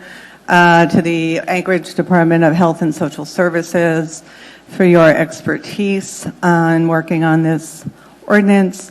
To Assembly Chair Trainee and Vice Chair Dunbar for your attention to this serious matter, and to Mayor Berkowitz's support of health issues for Anchorage residents. With a master's degree in public health and having completed all my requirements for a doctorate in environmental and occupational health, except for writing my dissertation, I have about 40 years' experience in public health. I'm the Director of Worker Safety and Health Program for Unite Here International Union, covering the U.S., Canada, and Puerto Rico. I want to put my comments on mold in the context of a sobering professional experience I was part of. In 1993, I worked as the Environmental Health Policy Analyst for the American Public Health Association in Washington, D.C., where I had a front row seat when children tragically died during the E. coli outbreak from contaminated hamburger meat. I learned then firsthand about the power of public policy to protect the public's health. Mold is increasingly recognized as a public health problem, from the Centers of Disease Control, the CDC in this country, to the World Health Organization, to Alaska's own State Department of Health and Social Services that says, quote, "It is safest to treat any indoor mold growth as a potential health hazard that needs to be corrected. Mold should be removed," unquote. Visible mold does not have to be tested to be removed, but it does have to be removed. The World Health Organization says microbial growth, i.e. mold, on interior surfaces and building structures should be avoided as it may lead to adverse health effects.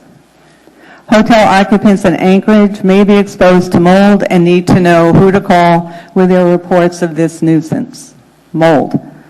The Institute of Medicine states in order to prevent damp indoor environments, Modifications of regulations and building codes to promote are needed to promote healthy indoor environments. The Anchorage Mold Ordinance is such a regulation. We ask Assembly members to seize the opportunity and vote in support of this reasonable and well-formulated ordinance that is needed to protect Anchorage residents and visitors alike from mold in hotels. Thank you. Thank you, ma'am. Questions from Assembly members? Mr. Dunbar, sir. Thank you, Mr. Chairman. I was wondering if there are examples of other jurisdictions that have successfully regulated mold, and could you describe those regulations and how they relate to the ordinance we have before us tonight? Well, I'm aware of Durham, North Carolina has one, the District of Columbia. There are about, I think, 4 different municipalities in California, Riverside, Berkeley, I can pull up a list. And there's also a state of California and a Washington state. And they all vary somewhat, but I think there are similarities with, what I've seen previously, previous version. Thank you. Mr. Dunbar? I guess one follow-up then, is the general standard to use this visible mold standard, is that your understanding that that's what's used in other jurisdictions? Yeah, I can quote the City of Berkeley. This bill would specify that visible mold growth, excepting mold that is minor and found on surfaces that can accumulate moisture as part of their proper and intended use, is a type of inadequate sanitation and therefore a substandard condition. Great. Thank you. Yeah. Thank you, Mr. Chairman. No problem, sir. There are no other questions, ma'am. Any other questions? No. That's all the questions. Thank you very much. Thank you, ma'am. Anybody else wish to testify, please come forward. Anyone at all? Welcome, sir.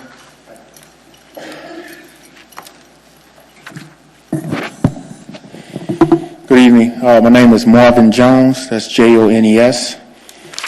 And I would like to respectfully read a couple of statements from workers in the hospitality industry that could not be here, if possible. The first one is from Kalani Cadiz. He says that I am a bellman in Anchorage. I have been employed for over 32 years. I'm concerned about evidence of mold. I will hope that one day we could all be protected in a city that is safe for me and those who visit our great city. The second one is from Jose Uturia. He says, I recently worked in the hospitality industry here in Anchorage. I saw mold in the place I used to work at. I want people who work in our hotels, as well as visitors who come to our town, to be safe. That's it. Anything else, sir? No, sir. Question from Assembly members. Thank you for your testimony. Thank you. Appreciate it. Anybody else wish to testify, please come forward. Anyone at all? Hearing and seeing no one, testimony is closed. What's the wish of the body? Move to approve. Second. Are you moving the S version or the original version? S version. S. Okay. Mr. Croft? Yeah, you're not going to offer the amendment, Mr. Chairman? I asked you before, if you want to, I can bring the amendment forward. It's up to you, sir. You're the author of this. Tell you what, let me just describe I think the S version, while not everything that was in the amendment, it's 3/4 of it maybe, so if I could just describe the S version, we can see. Go ahead, sir. Appreciate the Assembly's time, the public's time here today. We had a work session in February on a prior draft of this bill, and we've been working on and off since. A lot of work has gone into it, and then the new S version is the product both of those efforts and a meeting on Monday in which we had DHHS personnel, the director, Melinda Freeman, Deanna with her staff, the deputy, and on the line, Jack Frost, who we know from code enforcement, as well as one of their investigators, me, and the expert you heard from, Ms. Pamela Vosenes. And it was a very productive meeting. Took me a little bit to take all those comments in, the work we done before, but then the work we did for Monday. So I apologize getting the S version a little late to you. Let me just describe the top 5 or 6 changes. We clarified in this draft that, in the S draft, that it only covers hotels and extended stay hotels. It doesn't, and that's for those playing the home game. On page 2, line 24 has the definition of hotel as hotel, motel, and extended stay as those are defined, and not an inn. I've learned that an inn has between 6 and 19 units. Hotels and extended stay lodging have over 20. It is not bed and breakfast. Those are in a separate section. It is not duplexes. It is not apartments. It's not your mother-in-law apartment. These are all excluded from it. That was a concern that was raised in the February discussion. Secondly, on page 2, line 46, we have a definition of significant. That had been a request at that time, and I've heard from people since. I do think there's a danger sometimes we define everything, but this term was important enough, significant enough, that I think it was appropriate to define, and the definition uses some of the language from the California jurisdictions. I think Berkeley's was a model, so that definition I think helps. Second, the crux of the amendment that Chair Traney and I were discussing was taking the act from using the word shall to using the word may, and on 6 different places we use may, particularly in any aspect of the discretionary punishment provision. So you may impose a fine, you may, for a repeated violation, do these things. And those are, I could list them all, but there are 6 different places that we use may for exactly that purpose, to give the department and the director as much leeway and discretion to determine the appropriate penalty in a variety of situations that we shouldn't predict. Page 4 has it in line 14, on line 38, and then, as I said, there's 4 other, a total of 6 where we use may.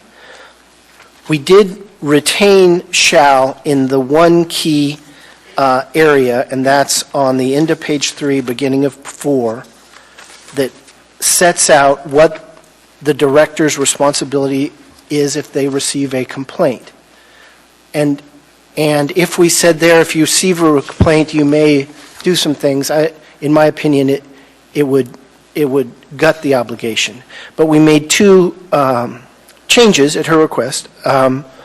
One is that, from that discussion, but from her request, one is that we added the word credible, so based on a credible complaint. So the director retains the jurisdiction, the ability to say, I've heard from that complainant 5 times, it's never panned out, I don't have to check this out again. So it is within her discretion whether it's a credible complaint. And I'd had the word promptly there, and I removed it. I'd prefer that they investigate these promptly, but I didn't necessarily want to restrict them in that manner. But the core obligation that if you receive a complaint you determine to be credible, that you do investigate it in some manner, was retained. So that's the only shall left, but I thought it was an important one. We consistently, and we've not been exactly consistent in the prior version, used significant visible mold as the standard. In the last 50 years, we've made such dramatic scientific advances in health that we're used to hearing about parts per billion or very intricate testing devices in fluoride or chlorine or other public health matters. And I think a lot of the initial discussion of this bill was, how do we do that on mold? California did a 15-year experience after they passed a 2001 Mold Prevention Act at the statewide level. They asked their Department of Health to go establish standards. And it took so long because the Department of Health kept coming back and saying there's just so many different types of mold. The toxicity of them is so variable. The susceptibility is so variable. Do you mean for a baby or for an elderly person, a normal health? If I say this is generally safe and somebody with a susceptibility comes in, I've misled them. That finally in 2016, the Department of Health in California came back and said, we recommend against measuring indoor microorganisms or using the presence of specific microorganisms to determine the level of health. Rather, we strongly recommend addressing water damage, dampness, and visible mold. And A, B, and C, A and B are about cleaning up the sources of water, and C is the cleaning or removal of mold and moldy materials. When Tailored Restoration testified in Anchorage, they were just more colloquial, but the same standard. You see it, clean it up, is the standard in mold. And so that's the standard we adopted here. I think a lot of people, even the department, was trying to get a different standard, but that's the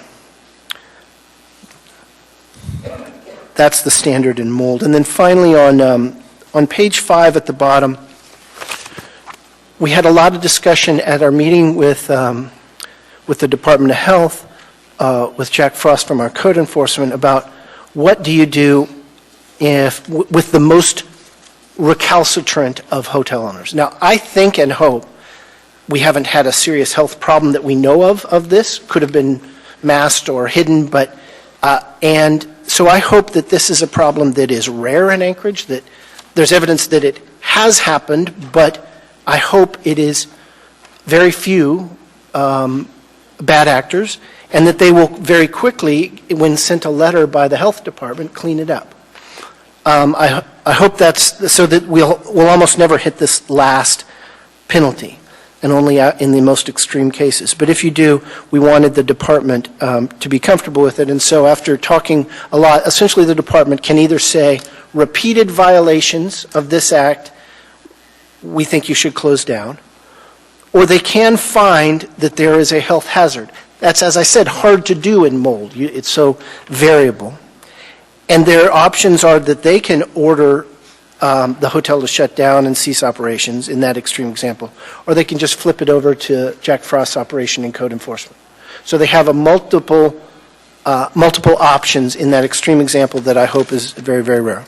Finally, and I've already talked too long, but I really want to thank the Department of Health for their approach, Melinda and Deanne. They did recommend a full-time employee and that could do this full-time, and other equipment. Some testing, but we worked through sort of the testing issue, but they have a neat gun that can see moisture in the back of a wall. That sounded very cool. I did not put that in as the fiscal note on this issue as the C. After talking with them a number of times, I've committed to them that I will work for getting them testing and training.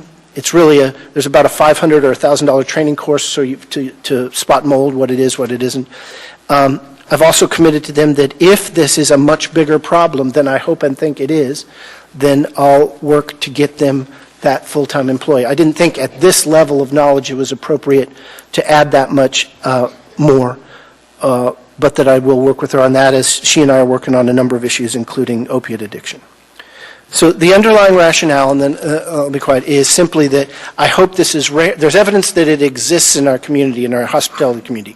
I hope it's rare. I think it's rare. I think we can get any operators who are allowing visible mold to remain in hotel rooms and other public spaces to stop. Because the danger is to public health generally, us and our visitors, and the ultimate danger is both that health risk and economic risk, right? I don't want to allow one entity to go so far down that road that we do have a major problem that can affect our economy and our visitors' health. So I appreciate the consideration and urge support. You entertain some questions, Mr. Croft? I've got a bunch of people lined up. Great. Mr. Dyson, you're first, sir. Yeah, thank you, Mr. Croft. I appreciate your effort. Sounds like it was comprehensive. Did you, in your committee work, hear from any of the owners or managers or operators of the buildings? No, and And they were publicly noticed, and as this was, and so it's a tricky business. I'm not sure if somebody wants to say, I'm a bad owner and I would like to defend my rights. I don't know whether, but I've never received an email or in any of the work session or this, had somebody come forward and defend their right to have visible mold. Yeah, that's almost a pejorative statement. I was hoping that perhaps the affected owners potentially would say this is what the impact on us is going to be, or how this has been used or misused in other jurisdictions. Did you have anyone testifying about the problem that was from more than one hotel? They usually, as here, I don't know that. They usually, as here, say, we're from the hospitality industry, and sometimes mention one, and I've only heard one mentioned. Whether others who were talking generally had some other, but I've only heard one mentioned. And were all the folks who testified about the problem represented? Were they not? Were they what? Or, no, member of bargaining unit? There were people who were part of the Unite entity, and then we had restorers talk about the right standards. We had health professionals. I asked the question awkwardly. All right, thank you. Yeah. I'm impressed with your work with bona fide experts in the area with a technical public health training and experience. And, thank you. Thank you, Mr. Dyson. Mr. Whittleton, sir. I appreciate that. And following up on, I guess, Mr. Dyson's line of thinking, I was concerned that we had not heard from operators. And I don't think that it's an issue that OPAT operators won't come forward. I think people who are in the hotel industry would say this directly impacts them, and they just want to make sure that it reads and makes sense within their operations so they can say, well, we actually measure it this way or we do this or that, so that this kind of deals with their reality, not reality of people who I think do good work, but they don't run hotels. And there's a different viewpoint from the ground level. So I did email a few hotels. I didn't hear back, and today I was still worried. So I printed out 5 copies of this, and my work is near a bunch of hotels, and I dropped them off. And I did hear from one person, and he, if I could just find my notes here. He emailed back. He said the first he heard about it was when it was faxed to him, and he, is the facilities director for Comfort Inn, Crown Plaza, Fairfield Inn, Holiday Inn Express, Hyatt House, and Microtel Inn, and Motel 6, some of which may not be affected. But here's a guy pretty deeply involved in this business. He's, but this is the first he heard. So I know we have a motion, but I would like to move to continue the public hearing till our next meeting and at least give him a chance to look at it. And he didn't say he's opposed to it. He just wanted to read it, make sure it made sense in the reality that he deals with. I think most hotels won't have mold, and they don't want mold for the very reasons that we heard. So, and I'd say otherwise, I mean, this seems to make sense. I would just like to give a chance to hear from people in the business. Second. Thank you. There's a motion in front of us to send this to another public hearing. Continue the public hearing. Is it continued, or? It could be continued, kept open, continued to 10/10's meeting. Okay. And that was your second, Mr. Dombrowski?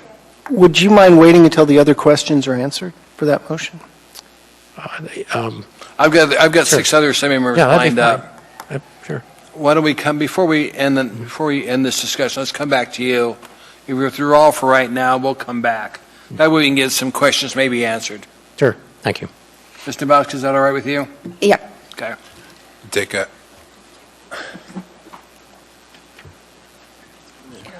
This motion will reopen the public hearing and move it to 10/10. Okay, is that all, Mr. Wilton? Yeah, thank you. Okay. Ms. Dombrowski, ma'am. Thank you, Mr. Chair. I appreciate Mr. Croft bringing this forward. I think many of us would recognize mold in a public space is clearly a public health issue, and I think it's a serious one.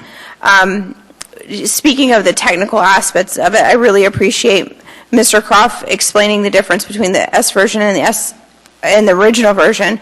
And the stickler in me wants to point out the fact that in code it's required when you introduce an S version, you're supposed to have an AM to describe the changes between the S version and the original, and it's supposed to be available at the time that the S version is, and that's simply so the public can understand what we're talking about and what we're voting on. But I think, from my perspective, I think Mr. Croft helped me understand the differences, so I didn't have to keep flipping back and forth. But I think if we do postpone this to the next meeting, it would be helpful if we could get an AM to accompany this. That way the public can digest it easier. Thank you. Thank you, Ms. Dombrowski. Mr. Steele, sir. Thank you, Mr. Chairman. I come at this from a position of when I first came up here, my wife and I, usually because I traveled, my wife had bed and breakfast people. And I'm wondering, since it's talking about accommodations, I presume it's single residences that are out for hire, and it would include those folks. That's one item. The other is, I'm sure that no reputable business would do it, but if it has to be visible and you've got a leak in a wall and you go in there and you see all this mold in there, you fix the leak and you put the sheetrock back, close it up. It's not visible anymore. Is that an appropriate fix? I don't think it is, and I don't think anybody would do it, but those are some of the things that came to my mind when I read it. Thank you. Thank you, sir. Mr. Rivera, sir. Thank you, Mr. Chair. So I really want to thank Mr. Croft for bringing this forward and for all the work that he has done. I am leaning towards, although we're not at that part of the discussion yet, supporting Mr. Weddleton's motion simply because there are 4 members on this body who were brought on, and we haven't had a single work session on this ordinance.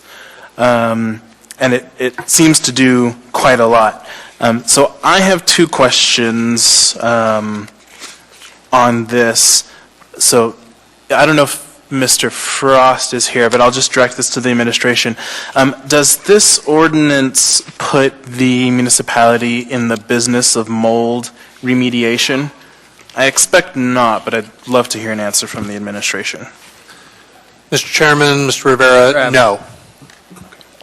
Thank you. And then second question is regarding the timeline. So there are 4 steps in this ordinance. Sort of the first violation, reinspection, and then again after that, second inspection if it's still bad, and then potential closure. There aren't any timeline requirements in here. So I'm curious what the reason of that is, and then how that might be put into practical effect. I don't know if Mr. Croft could answer that question, or who would be best to answer that question. Writing down the questions. Can I do them all at once? Well, I'll just do that then, Mr. Chairman. Those 2. So Mr. Steele asked about the scope. Yeah, we sort of went round and round. I learned much more than I wanted to about the details of the different housing definitions we have and how they're being affected by Title 21 and changed.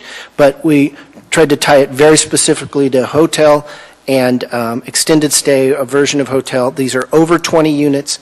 They are not bed and breakfasts. They are not apartments. They are not all kinds of other things. That was your concern. And then remediation costs, that was a big concern of Director Freeman's, that they, and to some extent Mr. Frost as well on the phone, that nothing in this state or imply that we're going to do it and then you're going to pay us back. It's very much we find it, we tell you to clean it up, it's your job to do it. And we changed some language even recently to make sure that that was the case.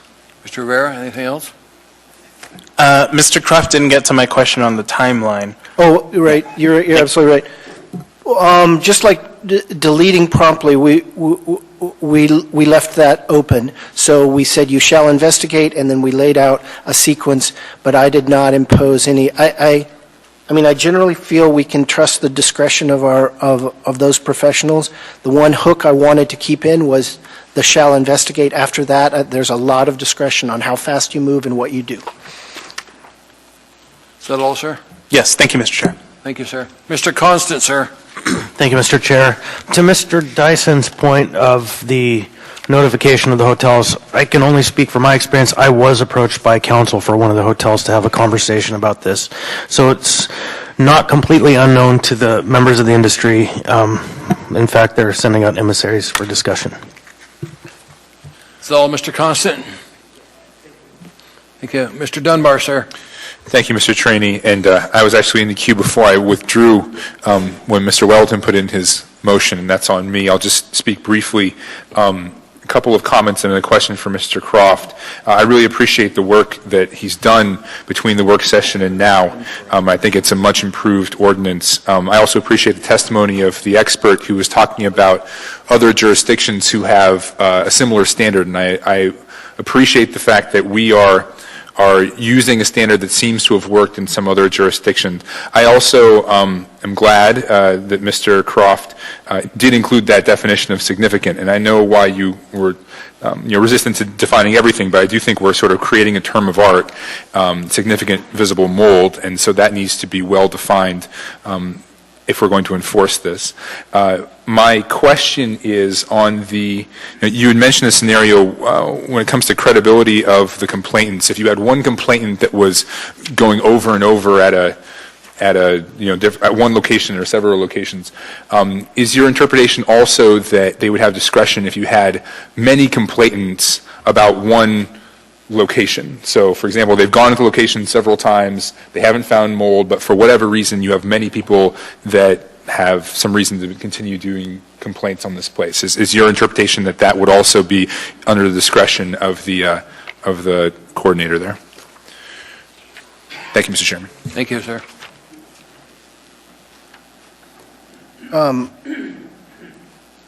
Yeah, maybe Mr. Gates, and then I'll respond to that. Mr. Gates?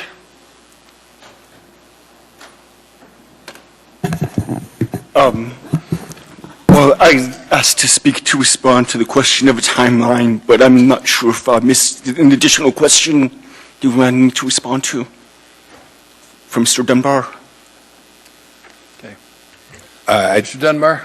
I was expecting Mr. Croft to respond to it, although I suppose Mr. Gates could, but I don't think we need your expertise on this one, Mr. Gates. I think Mr. Croft could do so. I'll do it, and if Dean wants to clean up or correct, he can do so. Yeah, I think we did some discussion in that meeting of credible, and I would see kind of three instances where that would come in. You have complained to me before, and it has not proved to be the case. We've gotten a lot of complaints about this particular place, and they have not proven to be the case. Or your complaint itself doesn't allege that you actually know anything. There's some very good testimony of others, but if somebody just said, I've heard that they had mold, or people have told me, I would not think that would be a credible complaint. They don't have to be an expert, but I do think they have to see it and have not been either themselves proven wrong before, or there's some evidence that this is just not a productive venture for Director Freeman to be engaged in. Mr. Dunbar? Thank you, Mr. Chairman. No, that answers my question. Thank you. Thank you, sir.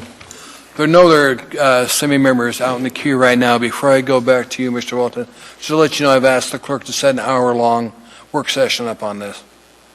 Because, Okay, Mr. Ver, you're right. We had the work session, I think, before some of these members came on the body.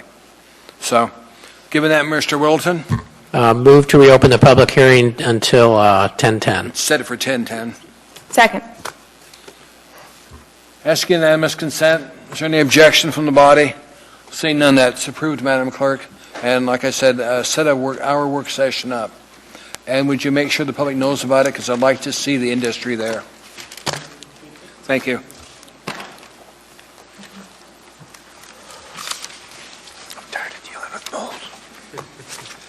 And Mr. Croft, you asked me about my amendment. I think you changed this enough on the S version that we don't need the amendment. So, Madam Clerk, take my amendment, just call it off. I'm not going to bring it forward.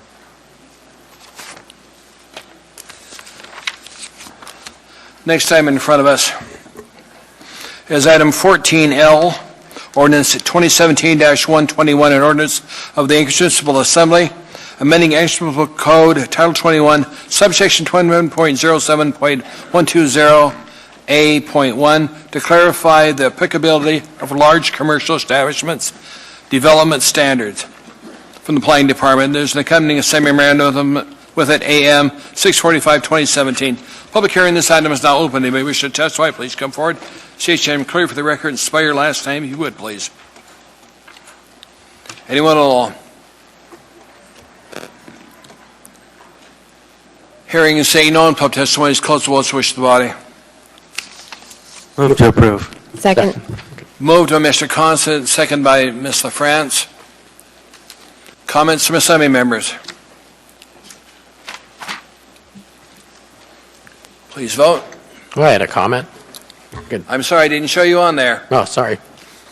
Mr. Wilton. Well, just briefly, I've been kind of complaining about the various times where we've done the expedited process on changes to Title 21, but I think this is indeed a very clear case where it was just an error of editing, and this will clarify things. Thanks. Other comments from assembly members? If not, please vote.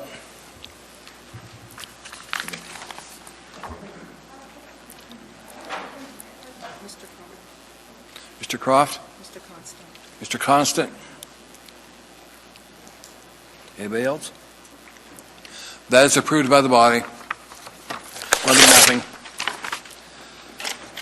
Next item in front of us is ordinance AO 2017-116, ordinance adopting the Anchorage 2040 land use plan as element of the comprehensive plan, amending Anchorage Municipal Code Title 21 Land Use Planning, Old Code, Section 21.05.030 elements, repealing AMC Section 21.05.050 Land Use Classifications, repealing AMC Section 21.05.060 Residential Densities, repealing and reenacting AMC Section 20.05.080 Implementation, Anchorage 2020 Anchorage Bowl Comprehensive Plan, and amending AMC Title 21 Land Use Planning, New Code, Section 21.01.080B, Table 21-01-1, Planning and Zoning Case Number 2016-0127, Planning Department,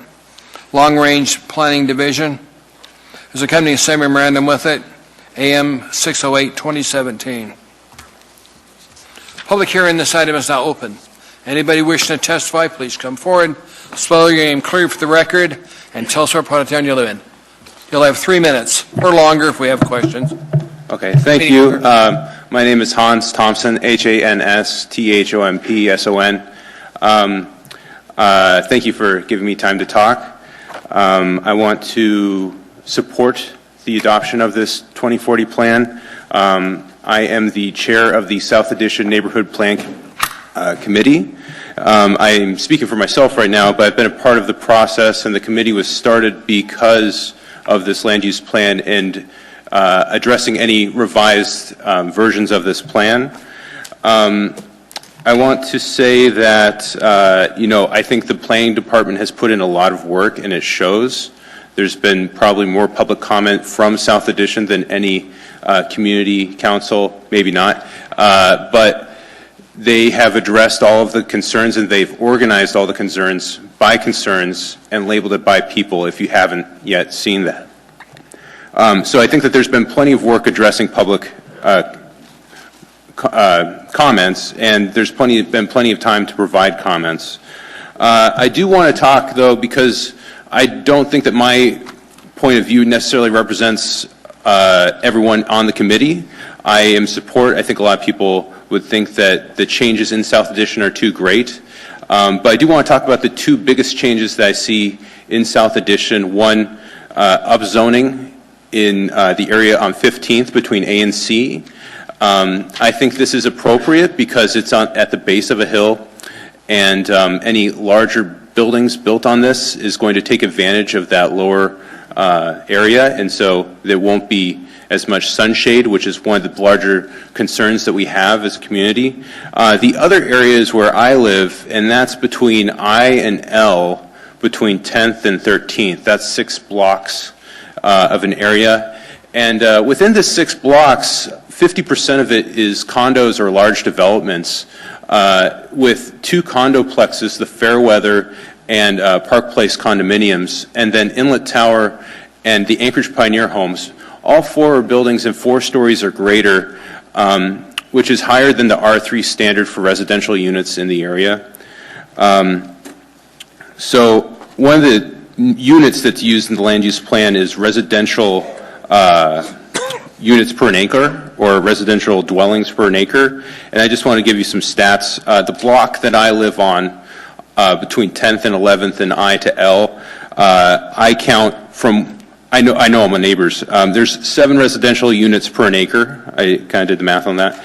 And then at the Fairweather across the street directly to my south, which would be impeding my view if it was larger than what it is R3, although it's 4 stories, which I'm not exactly sure why it's rated R3. That's 28 units. Oh, okay. Can I have 1 minute? If somebody has a question for you, Mr. Cont, Okay. you want to ask the gentleman a question? Thank you, Hans. I want to ask a different question than the line you're on, and that is because you've been involved for almost 2 years on the neighborhood planning, or at least over a year, can you give just a brief synopsis of the process that the South Addition Community Council has been engaged in from kind of then till now? Sure. Well, we started with this proposal of land use plan, recognize we don't have a neighborhood plan, which many communities in Anchorage have, that helps set the standards in their community and help protect standards that the community sets. And so we've been meeting almost every week for a year and a half to create this neighborhood plan, along the way passing 2 resolutions to the revised versions of the land use plan. I would say, unfortunately, though, that because there was short comment periods during some revisions, the revised comments to those were also created shortly and introduced at the community council at the meeting. And so there was not enough time for these resolutions that were passed to necessarily be looked at and talked about before being voted on. And so I think you'll see, if you look at the votes, there's quite a few abstentions. People didn't want to vote against it, but they saw that I didn't have enough time to vote on it. So I will bring that into question when looking at the community resolutions coming from South Addition on that. Are you here representing the community council by any chance? This year I'm secretary. But are you representing the community council here tonight? No, I'm just representing myself, yes. Finish up quickly if you've got anything else to say. Simply that really, there's a lot of older houses in this block section slated for upzoning. A lot of the older houses, I own one, really need to be brought down, and we need to have higher development in this area. It's between a traffic corridor, it's next to a grocery store, it's the area that should have higher development. Thank you. Question from assembly members. Chris, you already got your question answered? Okay. Thank you, sir, for your testimony. Anybody else wish to testify, please come forward. If you're representing community council, I need to know because I'll adjust the time for you. Welcome, sir. Hi, J.R. Wilcox, WILCOX.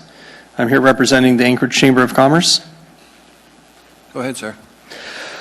The Anchorage Chamber of Commerce was approached by the City Planning Department probably 2 years ago to notify us of this upcoming proposal to change the zoning map. We engaged in a work committee and adopted several priorities as a board.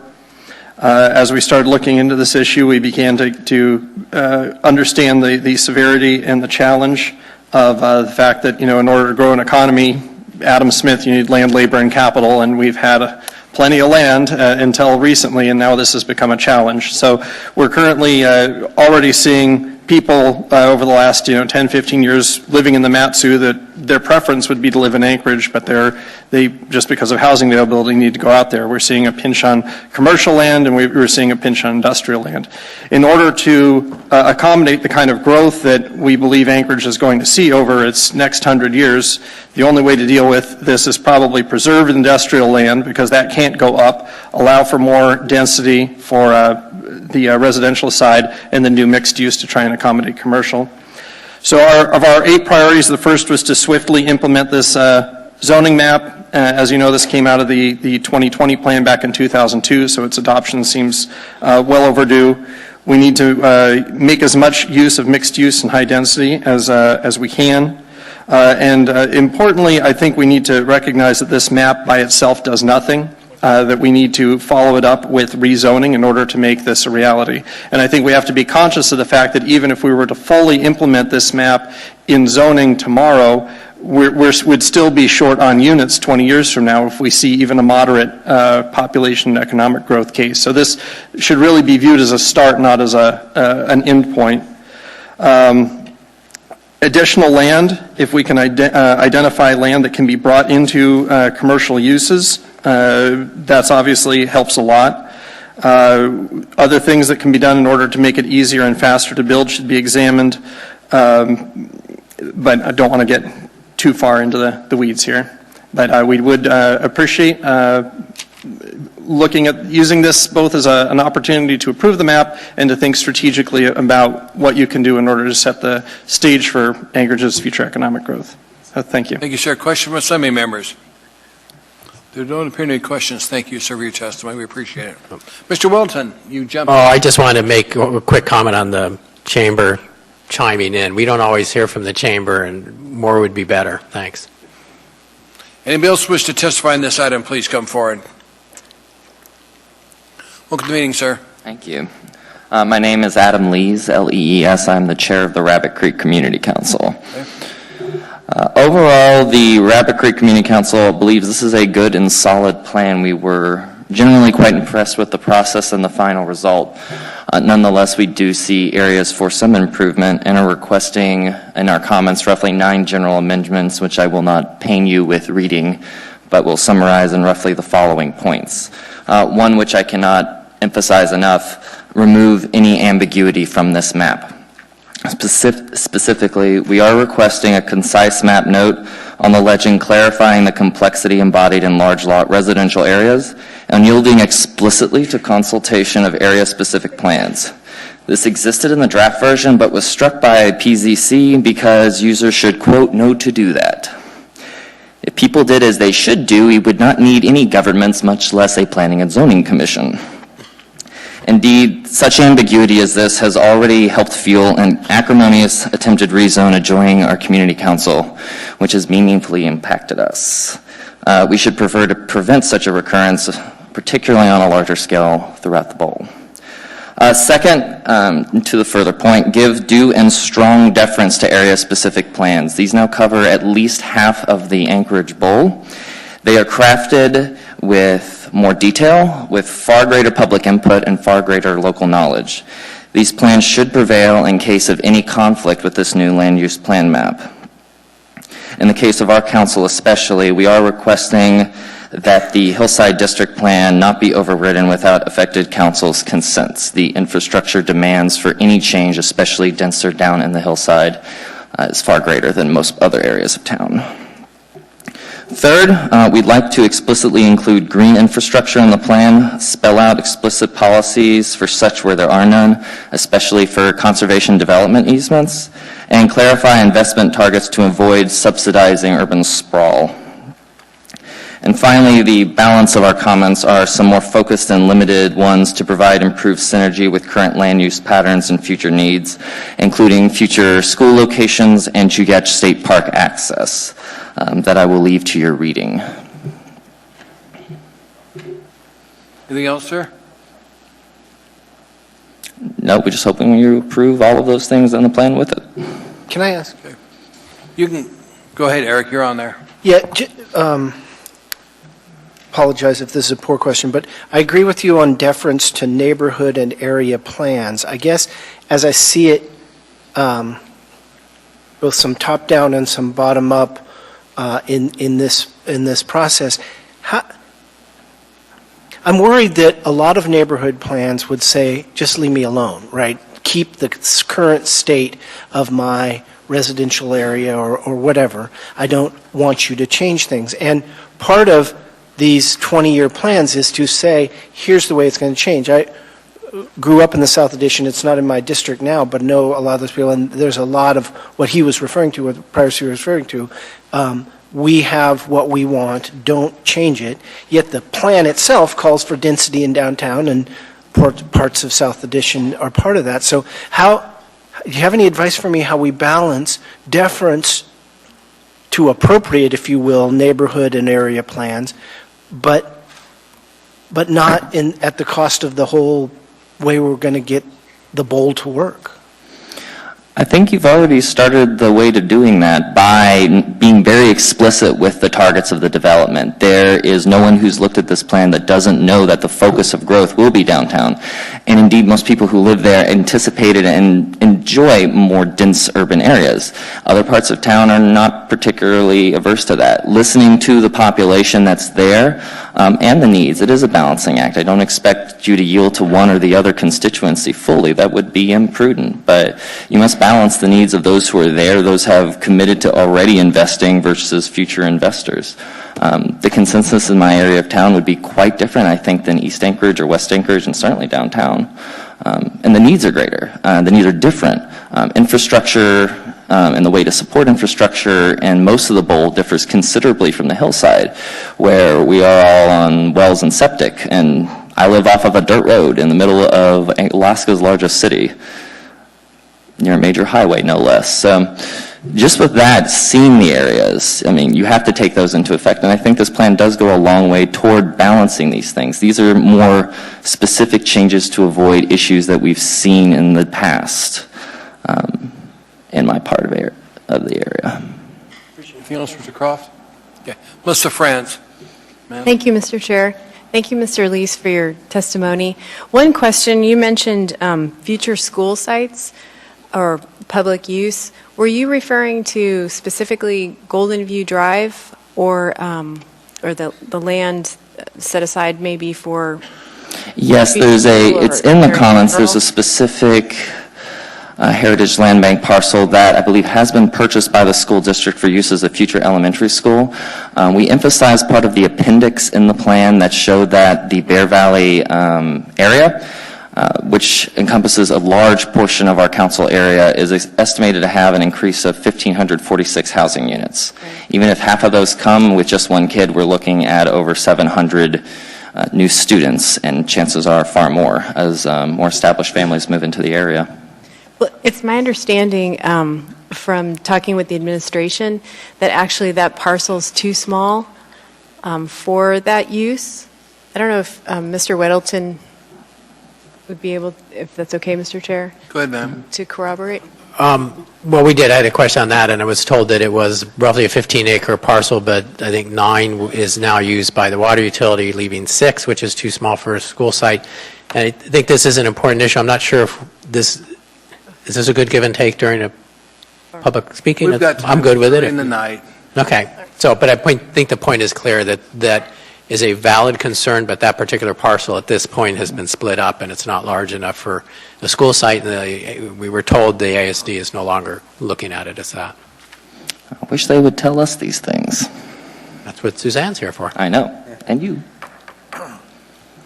Melissa France, anything else? That's all, Mr. Chair. Thank you. Thank you. Thanks for your testimony, sir. No other questions. Thank you, Mr. Chairman. Anybody else wish to testify, please come forward. State your name clear for the record, spell your last name, and tell us what part of town you live in. Welcome to the meeting. Hi. I'm Cynthia Wentworth, W-E-N-T-W-O-R-T-H. I live at 24317 Seward Highway, Indian. I co-lead a committee to begin commuter rail between Anchorage and Wasilla. One thing I love as someone born and raised here in Anchorage is what a diverse community it is and the lack of prejudice here, the fact we don't have to worry about white supremacy marches. I adopted my daughter from China when she was 8 months old, and she had a very good upbringing here, no racial prejudice, and I'm real happy about that. However, where Anchorage is really behind, in my estimation, is transportation. We're just too highway-centric. And I'm concerned about the statement on issue 4F of the land use plan map. It says, issue resulted in the revised draft 2040 land use plan map, making less emphasis on commuter rail than on bus transit and removing commuter rail station icons from the land use plan map. To me, this is a very 20th century attitude, especially when we already have the Alaska Railroad track. To be in the 21st century, it's very important that commuter rail and bus transit have equal weight on the land use plan map. That commuter rail not be de-emphasized like this. $106 million has already been spent, $78 million on straightening the track between Anchorage and Wasilla, and $28 million on the airport rail station, both with commuter rail used as a justification. Commuter rail, together with connecting buses and vans, would address the needs of 3 of Anchorage's largest employment centers, which already have rail connections: downtown, the airport, and the Diamond Center. In the Amazon company's current search for a second regional hub, their RFP states proximity to train, metro, and bus. I know we're not in these big leagues, but since we already have the rail track, we can draw a lesson from this. Amazon models for us this 21st century concept that train and bus work together. Anchorage will be able to compete better as a medium-sized city if we follow the big leagues by giving more emphasis to rail and by keeping these rail station icons on our land use plan map. Thanks. Thank you. Questions from Assembly members? Mr. Dunbar. I'm sorry, ma'am. I'm still trying to find the citation you referred to. Could you say again where in the plan does it say we're not going to? This was some stuff I got through the Planning and Zoning Commission. Because of their comments, it says issue 4F, issue resulted in the revised draft 2040 land use plan, making less emphasis on commuter rail than on bus transit. I didn't bring all the comments, so I'm sorry, I probably should have. That's from the comment table, I believe. Sorry, say again, Mr. The Master. comment and response table from the planning department. Yeah. Page is that? It's Mr. like Dunbar? 400 pages you don't have. Oh, okay. Great. Mr. Chairman, may I? Go ahead, sir. Is there someone from the administration who could speak to this a little bit about whether they think that this plan does sort of systematically move us away from the prospect of commuter rail, regardless of how far in the future it might be? Yes, to the chair. The land use plan map, the new draft on page 61, middle column, middle paragraph, addresses commuter rail. It does so in greater detail than other comprehensive plan elements that deal with land use have in the past. It does still support going forward with commuter rail. It provides support for area-specific plans to identify rail station areas, but the Planning and Zoning Commission recommended that that level of detail showing actual rail sites not be included in the land use plan map. And they did recommend focusing the land use plan map on the transit-supported development corridors for our bus system that we've recently reconfigured that do still appear on the land use plan. Thank you. Mr. Dunbar? Yeah, just to follow up on that, thank you for showing me the citation. So on page 61, about in the middle column, it says, the municipality and partners will continue to explore the future feasibility of commuter rail service. So to me, that's encouraging, I would say. Could you say again, what was the thinking for having that removed? Was it just an issue of simplicity, or was it really a policy shift? A little of both. The recommendation of Planning and Zoning Commission is to focus on consolidating and reinforcing our bus system at this time, but they still do support the concept of commuter rail and supported retaining this language in the plan, even though the rail corridor or the rail commuter rail sites are not shown on the land use plan map. Those sites are now incorporated into the transit-supported development corridors on the map. So you'll now see a transit-supported development corridor in most every potential area that may be a commuter rail site. For example, near Diamond Center, Spinard Road, and then, of course, downtown already has a rail station. Thank you. All right. Thank you, Mr. Chairman. Dunbar, anything else? No, thank you, Mr. Chairman. Mr. Constance, sir. Thanks, sir. Your number one champion outside of the Muni is Bert Cottle, the mayor in Wasilla. You might talk to him because he's been bending a few ears about working hard on commuter rail. The mayor of Wasilla, the city. Right, yeah. But I still think that it's a big mistake to at all de-emphasize these stations. I think having the stations on there, I've studied transportation just all around the world. I lived in France several years and so forth, and they really emphasize in my transportation organization in Paris, for example, where I'm going back for knee surgery in about a month, that train is what gets people to ride the bus. Train is like the spine and buses are like the branches. So when you get good rail, you kind of elevate the whole system and you get more people on the bus. So I really think that emphasizing bus over train is 20th century thinking. We've got to get in the 21st century for Anchorage. Thanks. Else wish to testify on this item, please come forward.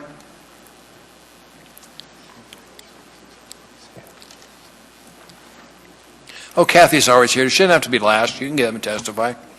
Welcome, Kathy.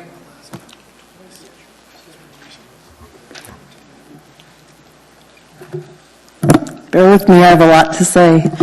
My name is Kathy Gleason, Gleason. I live in Turnagain in West Anchorage, and thank you, Chair and members of the Assembly, for this evening's attention to this important document.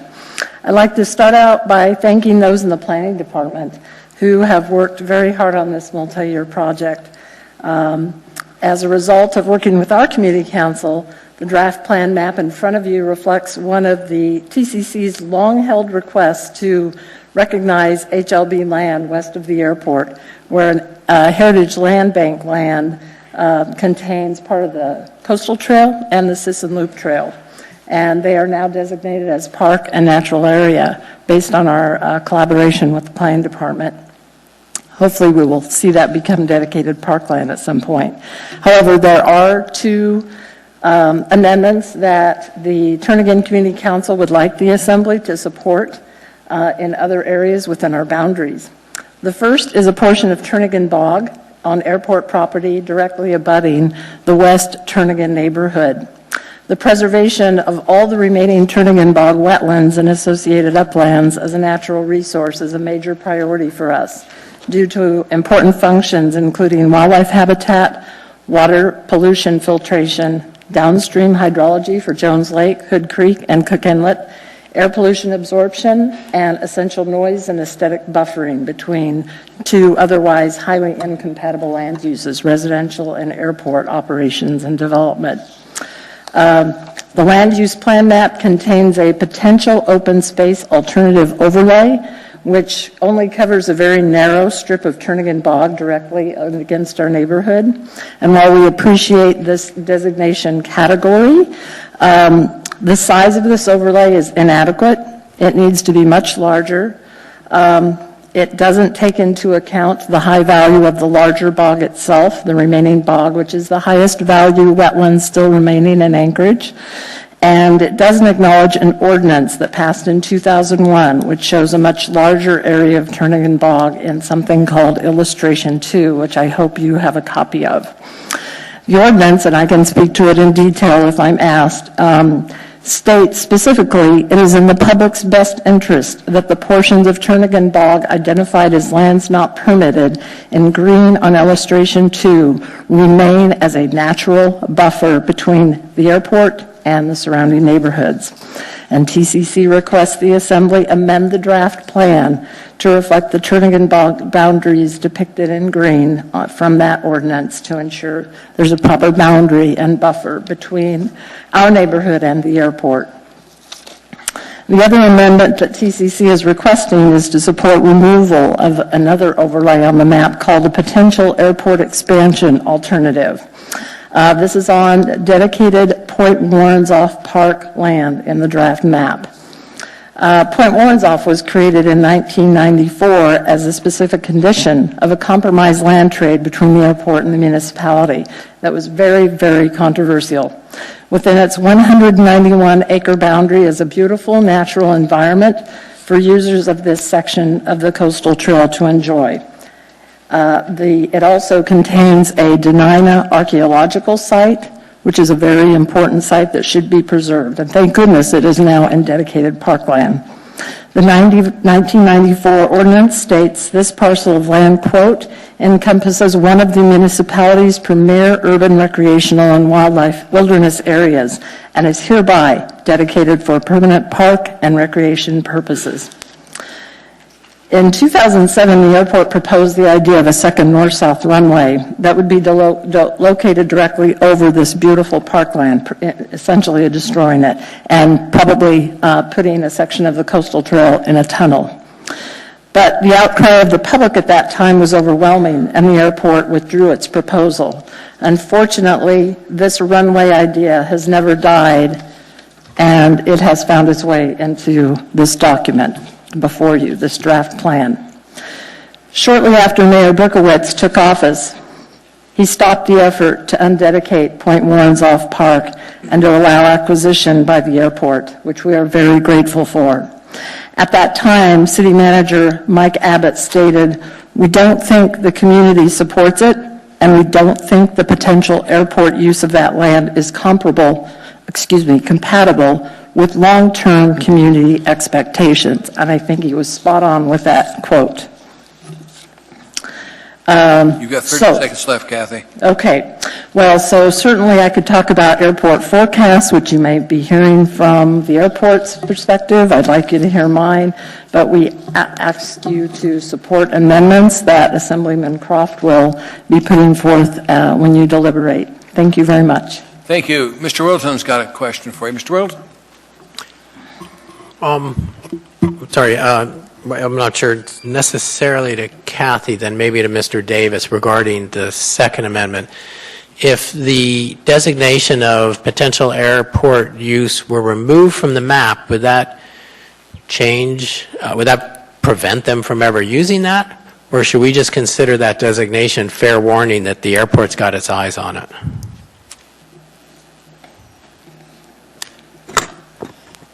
Yes, thank you through the chair. The airport does forecast that it will eventually need a second runway, and like the rest of this plan, looking forward to our future housing needs or industrial needs, that's a future need as well. And the biggest policy risk is to not plan for enough, not expect growth, and to not be prepared. The airport does have the means to acquire the land if and when they do determine they would need a second north-south runway. And we believe that it is important to reflect that possibility and to prepare the municipality to get the best result it can out of any potential airport expansion in that area, and rather than stick our heads in the sand, to try to get the best result for the municipality, open space, and the needs of the community if the airport were to have to go forward with that. The airport needs about 10 to 15 years of advanced lead time before the runway is needed in order to begin to acquire the land and do planning. And so, although the forecast is out there, we recommend that this long-term plan, 2040, reflect that possibility. Now, the base land use designation of the municipality in the lands there, open space, the current uses there, those base colors are the land use designation for that area. Just like on the airport lands where we have an open space alternative overlay, the airport is the base land use designation.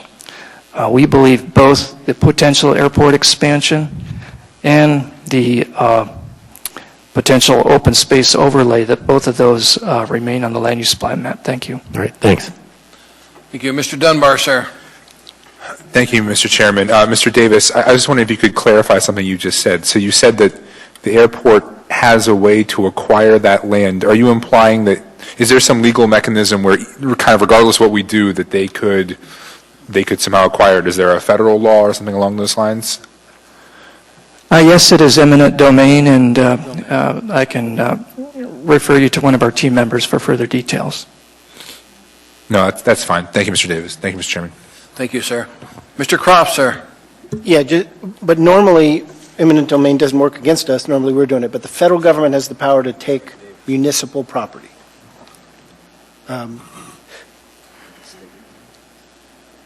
I I can help with that, Tom. Yeah, that's correct. And there have been examples in Alaska where that's been the case. And so just to follow up on that, so, I mean, we could either say, all right, we have a dispute about how we would like to use this. The municipality would like to continue to use it as a park. You might want to use it as part of the runway. In that situation, it seems like you either don't say anything about either one's plans or say both of them, which is you may intend various things for this and we intend to fight for this park. So which is for either one of you, which is the preferred way to write a plan where you have a dispute between governmental entities about what you want to do? Both say your intentions or neither of us? We recommend that they both be reflected, the existing planned use and the possibility. We believe it's in the public's interest to be aware of this issue and informed of it. This also carries forward the Anchorage 2020 and West Anchorage District Plan approach to that. We'll try both. We're getting into debate rather than asking her questions. Could I address the forecast issue, please? Go ahead, Kathy. Thank you. I'm going to read something that we wrote in a previous letter. For clarification, the airport master plan bases its unconstrained growth projections and subsequent development needs without taking into account kind of a real reality check. Mitigating factors such as high fuel prices, volatile economic conditions, technology that bypasses Anchorage as a cargo refueling destination, and negative social and environmental impacts of development. The cargo operations at the airport were at its peak, I believe, in 2006, maybe early 2007. It dropped 25% dramatically in a very short period of time after that. It's 10 years or so later. They have never recovered, and they're approximately still 25% below their peak 10 or so years ago. And at that time of their peak, there was no need for a fourth runway at our airport. So this plan goes to 2040, and I don't think that you'll see 25% growth in real terms to happen at that time. And even if it does recover within the 2040 time plan, there's still no need for another runway in the lifetime of this plan. Kathy, we've given you enough time. Thank you, ma'am. Thank you very much, Chair. Anybody else wish to testify, please come forward. Look at the meeting, ma'am. Gloria Manni, M-A-N-N-I. I'm a resident of West Anchorage, part of the Turnagain Community Council, but these are my personal comments. I really support what Kathy already has so well presented, that those areas being eliminated as dedicated for a potential future use. I think the Turnagain Bog has a great importance because, as you know, the airport, for example, de-icing is not connected, goes directly through the ground, is filtered somehow through the Turnagain Bog, so it performs a function. And I think should be protected and continue to be left there. The idea of considering the Point Vorontsov Park for future airport expansion could happen maybe in the next 60 years and can be revisited in that time. This is a park that in order to be undedicated needs to go through vote, and I think it's quite presumptuous of the airport to think that whatever they need is made to their disposal. There is also in the policy of all the airports that they cannot grow to whatever they want to grow. They need to respect the feeling, the will of the community where they're situated, and that is another part. Just as a footnote, maybe doesn't mean anything, but it is interesting to me. The airport of Heathrow in London has 2 runways. We have 3. I'd like to understand what this 4th runway will be used for. It's going to be short, will not be able to accommodate the big planes that now are coming into use. So I think that the will of the community, we are taxpayers too, needs to be respected. Reflect the different point of view, but I support the amendment that has been proposed by Assemblyman Kraft, and I appreciate your help, your time. Thank you, ma'am. There are no Thank you. questions from the Assembly members. Thanks for being here. Anybody else wish to testify, please come forward.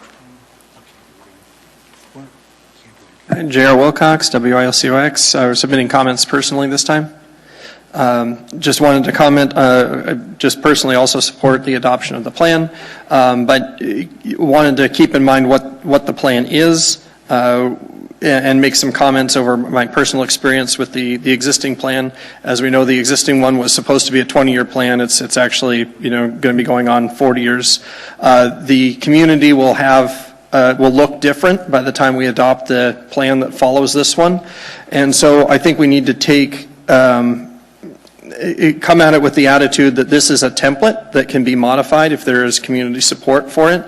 I've been involved in 2 different projects, the first of which ran into problems even though we had community council support. We wanted to put greenhouses on top of a senior center. The community council supported it, but we were told, well, it's easier to amend Title 21 than to grant a variance.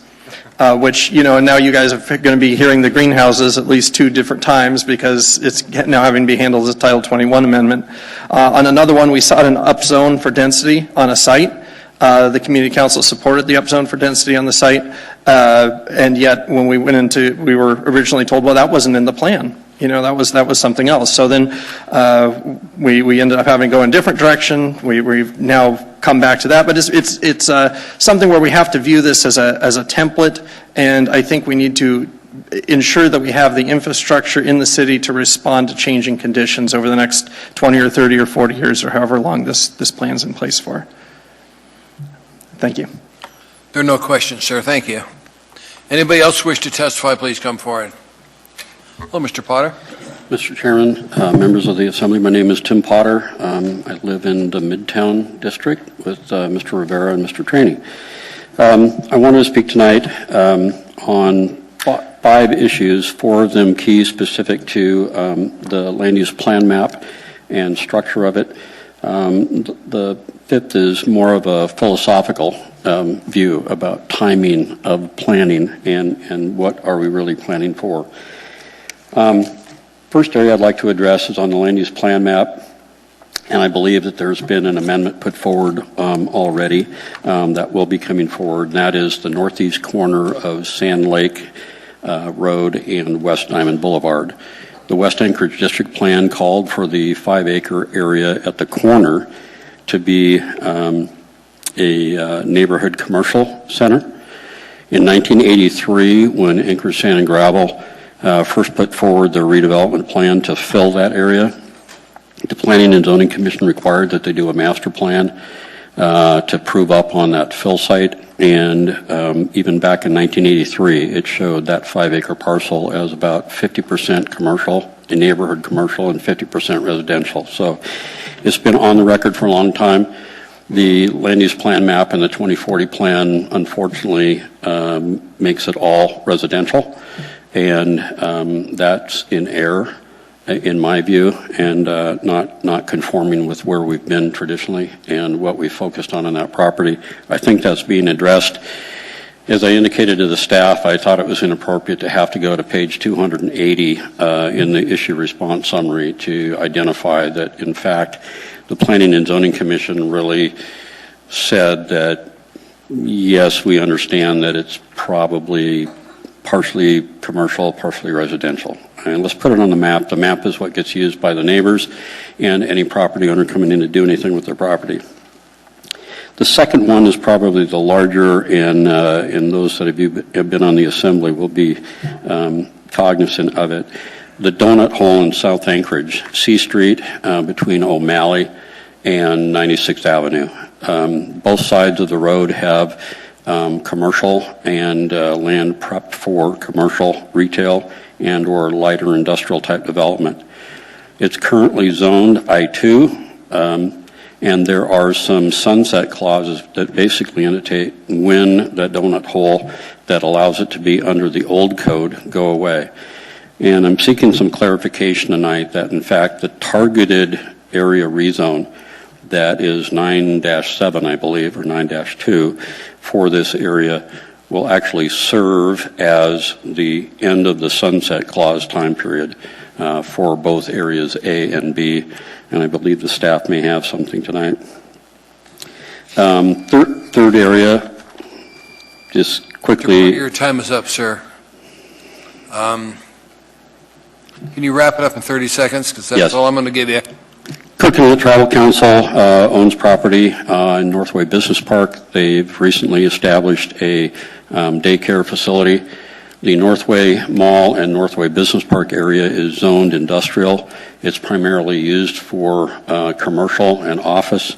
If their daycare were in effect destroyed more than 50%, it would not be able to be redeveloped under the current zoning. We support the targeted area rezone for that area, as well as in the Gamble-Ingra 3rd Avenue area. There are some small individual parcels that are zoned RO adjacent to B3 on the other side of the alley. They're having a very difficult time being redeveloped as single home type properties, and a targeted rezone would be very effective in that area. Thank you, Mr. Potter. Mr. Whittleton, sir? Just very brief answer questions. I did not catch you. You said northeast corner of Sand Lake and what for your first And one? West Diamond. And West Diamond. Okay. And then the other one, that donut hole was O'Malley. You said O'Malley and C Street? North of O'Malley on both sides of C Street up to 96th Avenue. Oh, that. Okay. And that, was that the training center? I thought that was by Costco.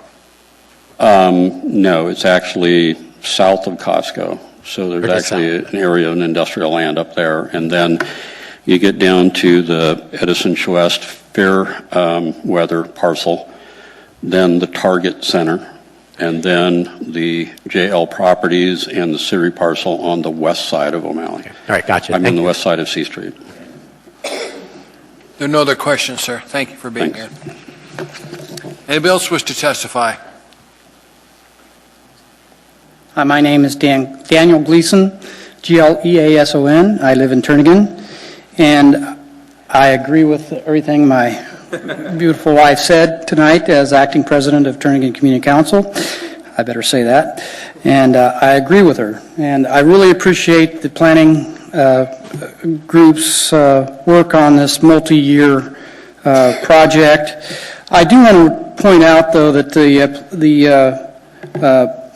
Parks and Rec Commission in February of 2017 passed a resolution recommending approval of the public hearing draft of the 2040 plan, but it had two exceptions on Part B of this resolution.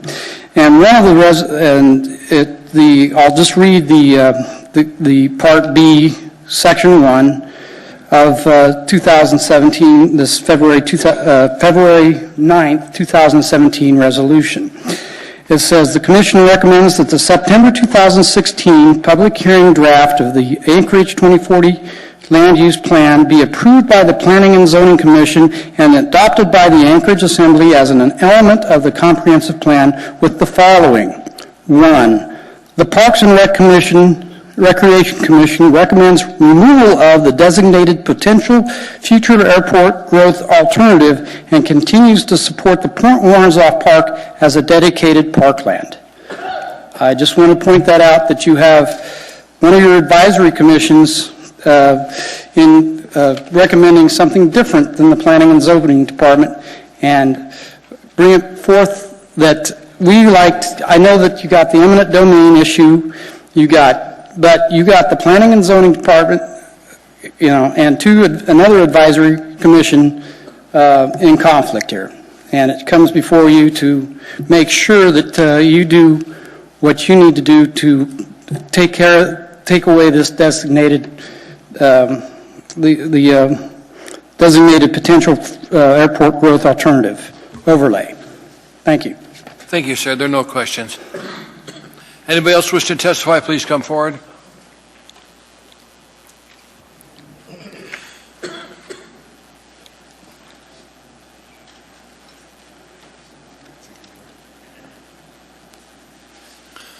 Hi, good evening. My name is Cheryl Richardson. Cheryl Richardson.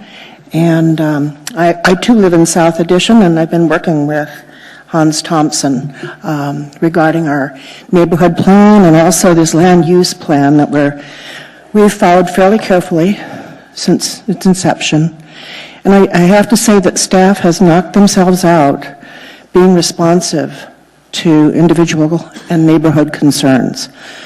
And you can see other influences as well in the plan. I'm especially impressed with the phasing they're trying and the redevelopment focus areas, trying to make sure that there's actually some change in the city based on this. We have the comp plan is now, 20 years old, and you can't really see the change that it envisions. So I think they've got a good handle on strategies in this plan to improve our community. Now, one principle that I'd like to focus on is that the neighborhoods should also see improvement from development.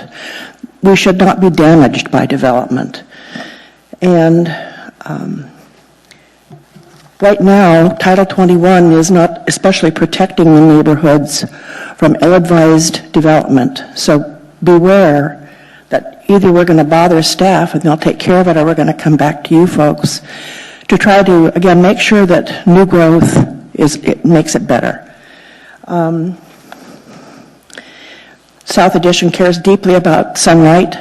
We're old. We were built in the 20s and 30s and 40s and so forth. So that's a primary value for us. Our formal comments submitted in 2016 talked about protecting sunlight onto the park strip, and also protecting the view shed and the sunlight from 15th Avenue North into the neighborhood, especially east of C, that's Central Middle School, and going over to Cordova. So those are two issues that we feel are not resolved right now in the plan. I do have potential amendments that I'll hand out. That's really it. Again, the staff deserves a vacation. They've done a heck of a job, so I'll hand these out. Thank you, Cheryl. There are no questions from the body. Give the clerk, ma'am, and she'll make distribution. Anybody else wish to testify on this issue, please come forward. Anyone at all? Hearing say no one, I'm closing public testimony. It's now closed. What's the wish of the body? Move to approve. And then we're going to take a 5-minute break. Mr. Speaker, before we go, I just want to address a point of order. There was an individual who came up and testified a second time, and just for the record, I don't think it was proper, and I think that it would grant anybody who represents an organization an unfair advantage 8 minutes to speak, and I just want to make sure that that point is made in the record. The reason I let him is because the first time I assumed he was speaking as the head of the community council, their representative. The second time he spoke as an individual. We have the time to do it. We've done that before. We've got a 5-minute break, and we'll get started on debate.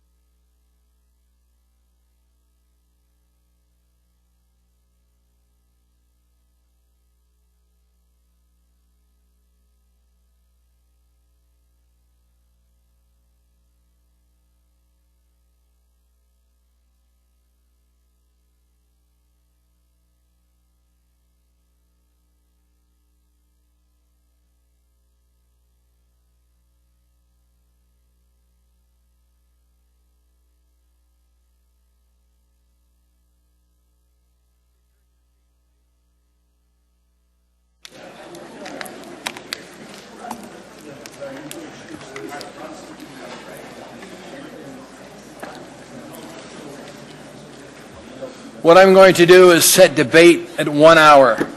So it's 8:30 now. That means at 9:30 we're going to vote where we're at, or the motion may be made to extend debate. But our rules are our debate is 1 hour. Madam Clerk, please set the clock. For those that are here that have not testified, wait till item 17 on the agenda. That's for anything we've not dealt with. You can testify then. Who made the motion to approve this? I thought John did and I seconded it, but. I have Forrest first and John. Yeah, I thought I did, but Okay. Oh, I'm sorry. I don't know. I thought I It's all seconded it. different. It says Forrest and John, so. Okay. I've got Ms. LaFrance first and then you. Ms. LaFrance, any comments? No, Mr. Chair, I'm not Okay. sure how I ended up there. Mr. Dunbar. I'd like to move Dunbar Amendment number 1. If I get a second. Second. So this is just a technical amendment. We talked about it at the work session. It just corrects a cartographical error that has to do with a piece of property that was mislabeled on Boniface Parkway. Does everybody have that amendment?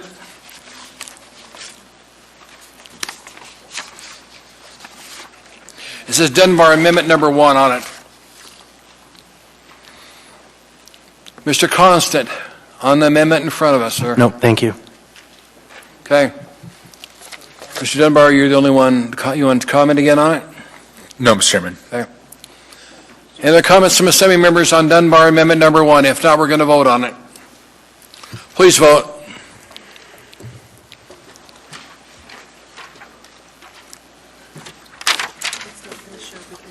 Okay. The vote is 11-0. That was approved. We can take this off and come back if you want, so it will appear. Because I want the public to see the vote, so. There. Okay, anything else, Mr. Dunbar? No, Mr. Chairman. Mr. Constant, sir, the father of all amendments. Yep, got a few. All right, thank you for this opportunity. Earlier in the evening, you voted to incorporate my AIM related to this document, and it's a discussion of the first 4 amendments. The second 3 aren't included in that discussion, but there's backup to each amendment if people are curious to go back and research what's contained. So your first amendment is going to be amendment number 1, Mr. Constant? I would like to move amendment number 1. Second. Thank you. And the purpose of the amendment is to add just a paragraph after, on page 54, the 3rd column, that adds a paragraph. This is the section discussing the relationship between Merrifield and the neighborhoods. Quote, "The comprehensive plan supports the continued development of the transportation facilities in a coordinated, mutually beneficial manner with surrounding communities. The airports have occasionally added new parcels to their land inventories at their interfaces with residential neighborhoods, such as Merrifield Airport's western boundary with the Fairview neighborhood. This has concerned the neighborhoods which seek predictable, stable airport boundaries. This plan does not anticipate significant future airport additions into residential neighborhoods." Okay. That was Mr. Constant's amendment number 1. Any comments from Assembly members? Seeing none, let's vote. Please vote.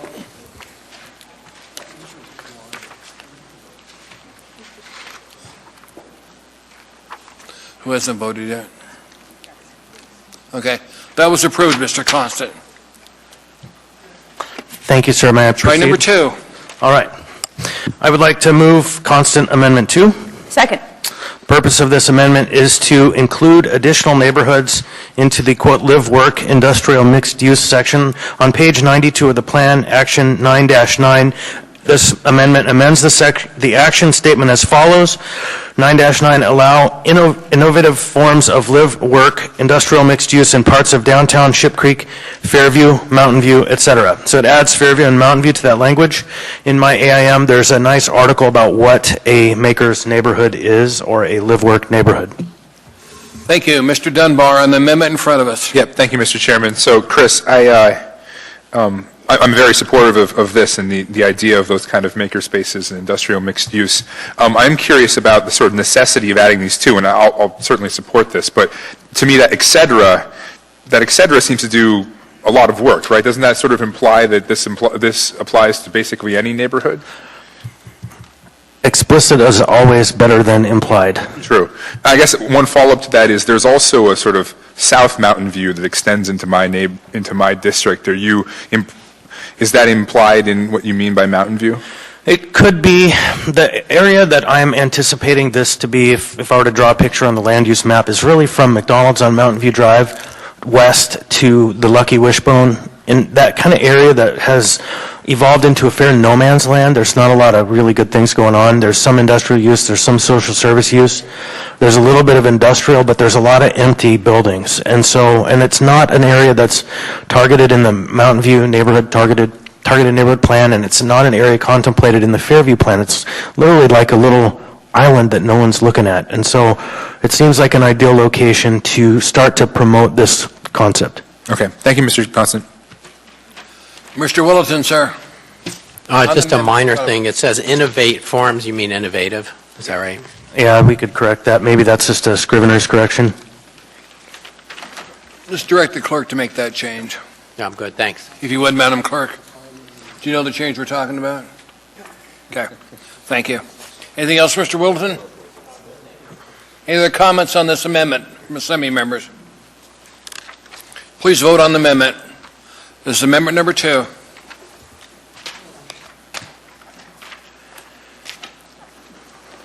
That is approved 11-0. Mr. Constant. All right, Constant Amendment 3, I move to approve. Second. Thank you. The purpose of this amendment is to update and correct the plans discussion of the Kinnick Arm Crossing and 2 other potential street projects in the Muni.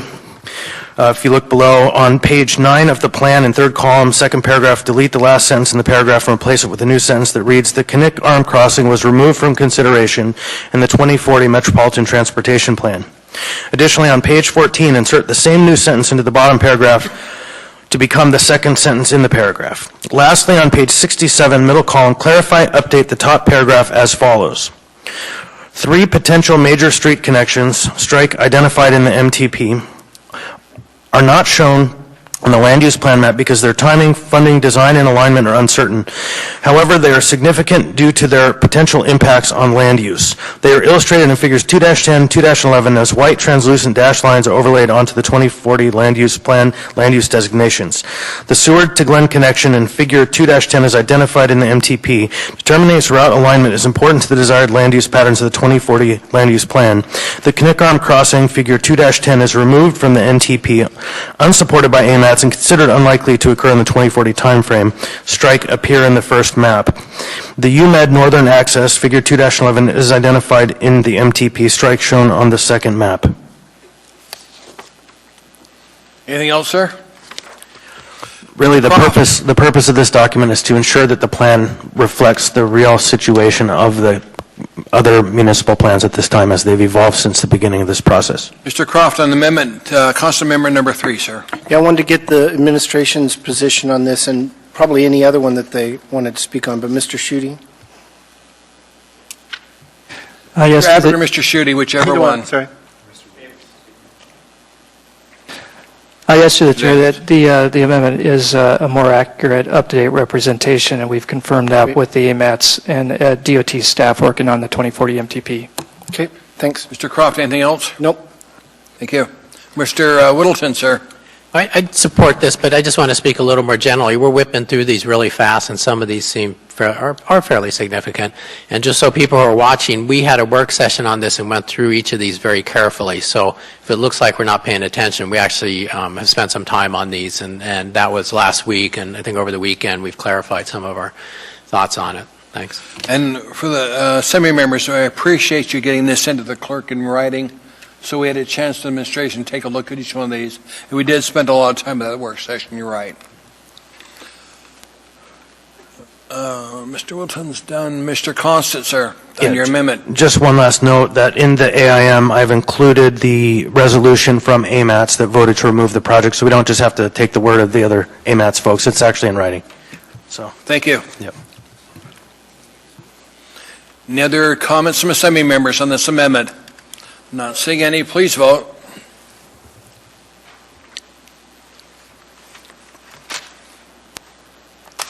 That was approved.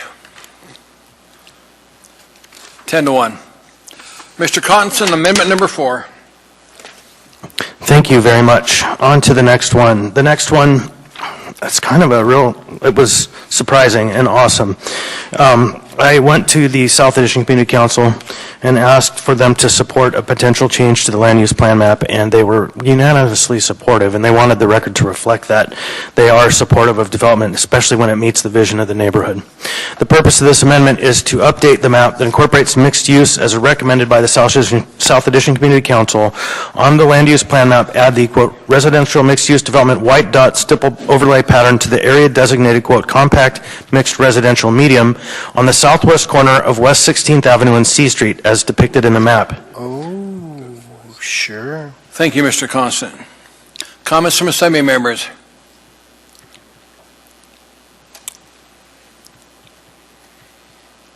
Mr. Constant? Yeah, one last note. In the AIM, I did clearly state that the support of the South Addition Community Council was present in their position, that they want folks to know they're ready to see development as long as it fits within their plan.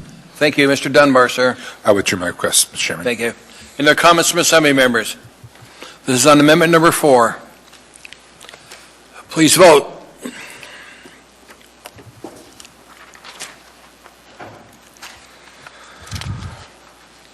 That amendment is approved, 11-0.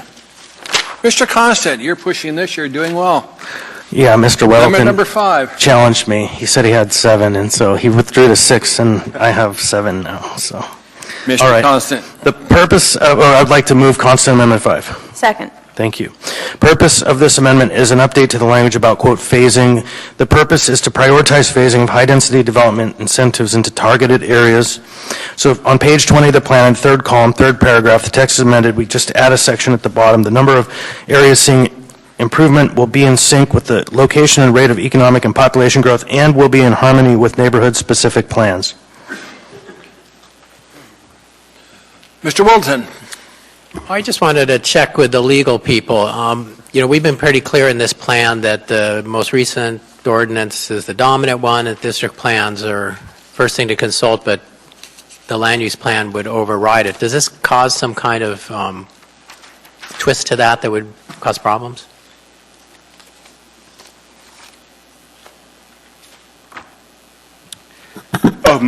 Mr. Wilson, can you repeat that question? You said that land use will defeat the plan? Well, the most recent ordinance takes precedence over, if there's a conflict, the most recent ordinance is the one you go with, so land use plan would be the more recent one. And it says that district plans, so in this case, we're saying will be in harmony with neighborhood-specific plans. Does this make those dominant over land use plan? No, what the language in the code says in 210180D5 is where the comprehensive plan elements conflict. The most recently adopted shall govern. The elements are this land use plan, a neighborhood plan, a district plan. They're all elements. Whichever one is most recent will govern if there's any conflict between any of them. Okay, thanks. Thank you, Mr. Wilton. Any other questions from Assembly members on this amendment? Not seeing any. Please vote.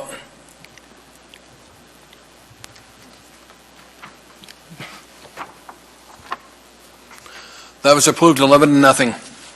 Mr. Constant. Getting close to the end, folks. All right, so this one, move to approve Constant Amendment 6. Second. Thank you.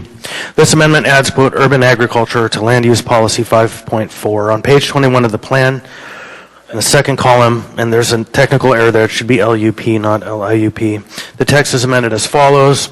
LUP 5-4 incentivize developments to incorporate, quote, low-impact development techniques such as reuse or filtration, use of on-site stormwater and wastewater, energy efficiency and renewable energy, urban agricultural, and parking and congestion management strategies.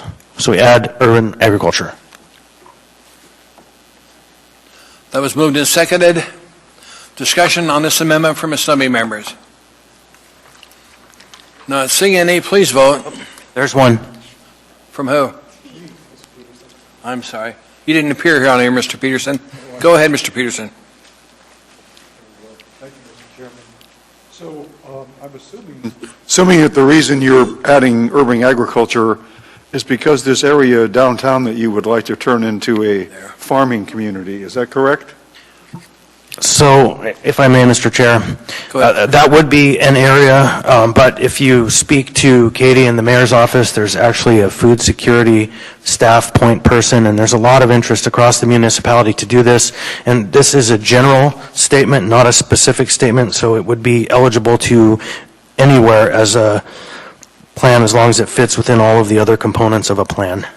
So yes, it's self-serving in a way because I want to see this in my neighborhood, but it's also citywide and beneficial, I believe. Mr. Peterson. Great, thank you. Any other questions or comments concerning this item from Assembly members? Seeing none, please vote. We are the most food-dependent state in the nation. Yes. That was approved 11-0. Mr. Constant. All right, so the administration has requested that I skip constant amendment number 7, and we've come up with a modified version, constant amendment 8, and that has been handed to you.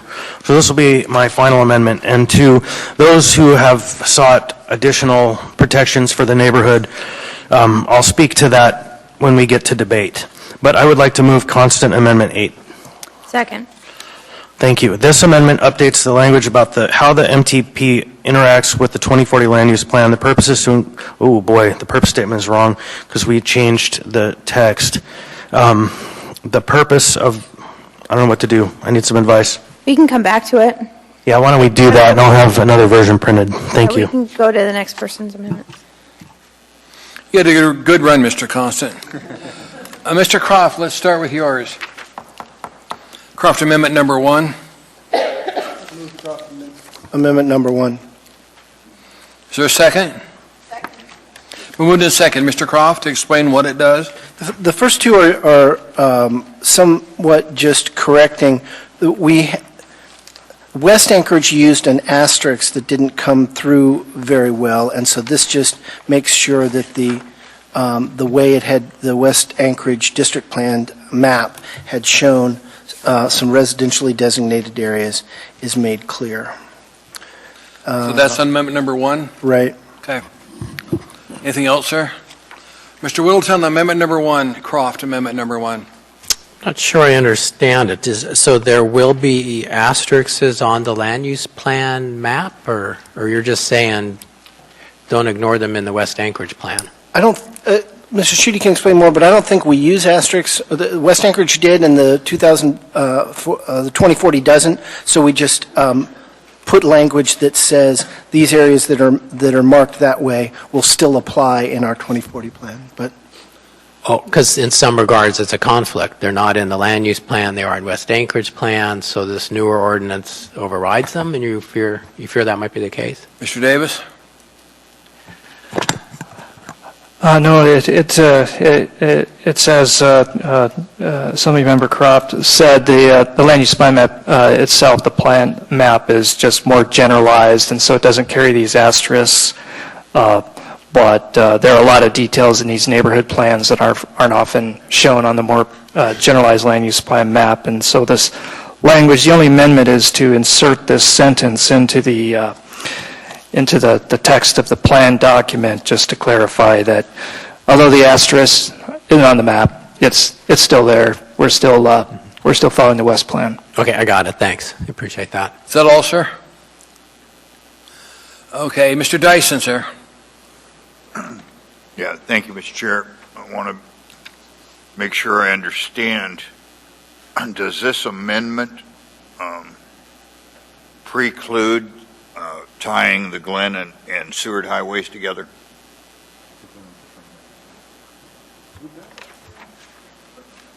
I don't think so, but maybe Mr. President. All right. Thank you, Mr. Dyson.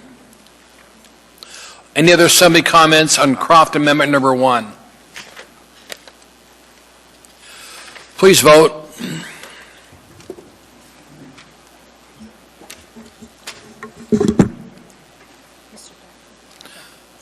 Mr. Dyson voting?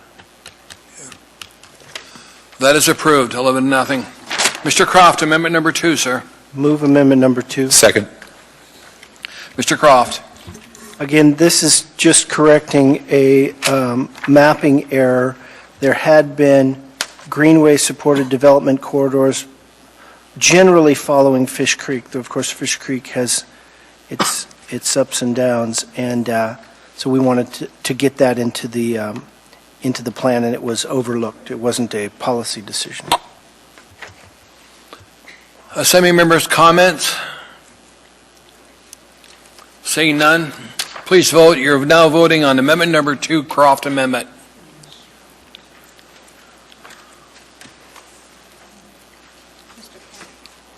Mr. Croft, you need to vote, sir. I support it. That is approved. Mr. Croft, on your amendment number 4, sir? Amendment number 3, sorry. Move amendment number 3. Moved and seconded. Mr. Croft. This is more than technical, to be clear, but it is conforming to what we have done in the past. There's a small buffer protecting the residential areas and the airport in the Turnagain Bog area, and this would add substantially more. It's the amendment that Ms. Gleason referred to in her testimony, and my constituents wanted to make sure that we had that protection, and so it enlarges the potential open space alternative map overlay on the Turnagain Bog area to reflect the lands not permitted. And do you have a map in your packet? Good, okay. Right here. Anything else, Mr. Croft? No. Ms. Dembowski, ma'am. Thank you, Mr. Chair. To Mr. Croft, can you just explain to me in very plain English, is this an attempt to head off the airport extension, if there is one in this area? Or am I in the wrong area? No, well, you're in the right area. It's not my intention. You can see the red hatched area is the buffer now, and it's much less of a buffer.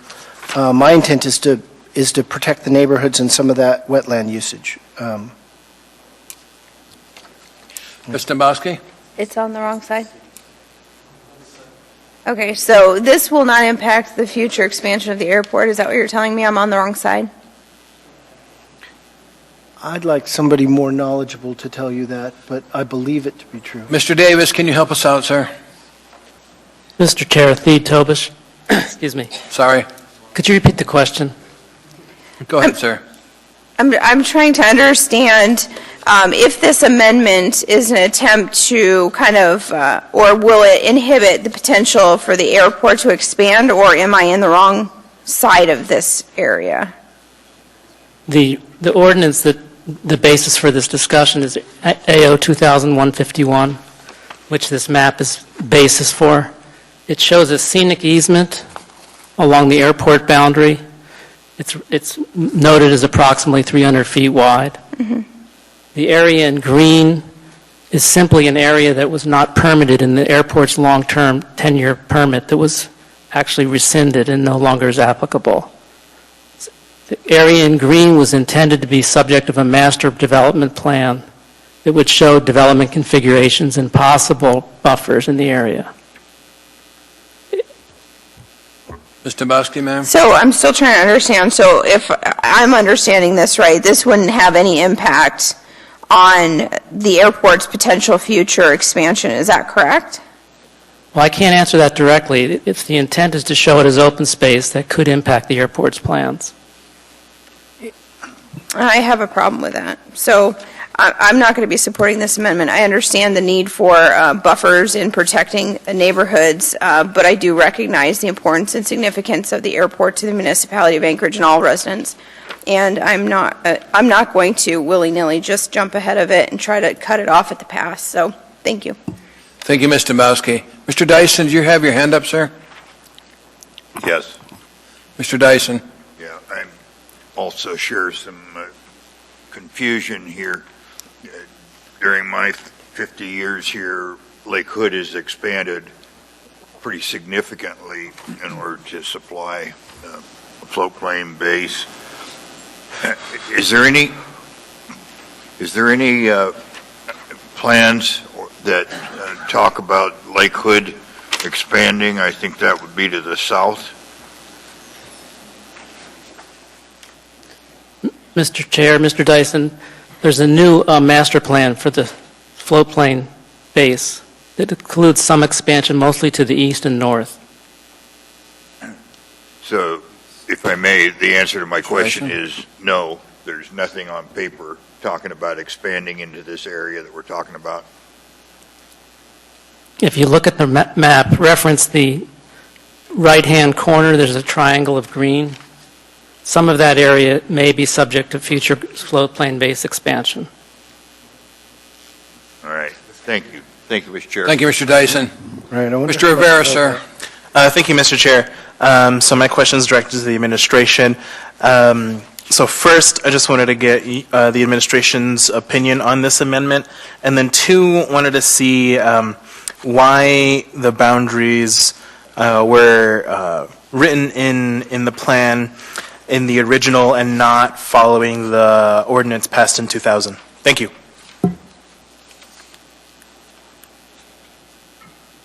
Through the chair, Mr. Rivera, the ordinance, Section 5 of AO 2001-51, is the main section referencing this area, and I can read it to you if you'd like. Any future development of the natural portions of Turnagain Bog identified in green on illustration 2 where the land's not permitted, including the scenic easement, shall occur only after a master plan for that area is prepared jointly by Anchorage Airport and the municipality and approved by the Assembly after public hearing. Commitment of Ted Stevens Airport is to this process, while contractually binding on the airport for the parcel, is not a waiver of the rights or privileges with respect to parcels under state law. If you read the AIM and additional information that was attached to this ordinance, the only factual reference that we had for identifying areas here is the scenic easement. Mr. Rivera. That answers my question. Thank you, Mr. Chair. Thank you. Mr. Steele, sir. Thank you, Mr. Chairman. Mr. Tobush, the area in green is, in my estimation, is the area that's the bog area. It's a recharge area for the neighborhood. It was protected under an agreement. The agreement's gone now. Are we saying that that boundary still remains and it needs a joint agreement as to what happens to it, not just the scenic corridor, but also the rest of that bog area? Through the chair, Mr. Steele, technically the green area is not protected.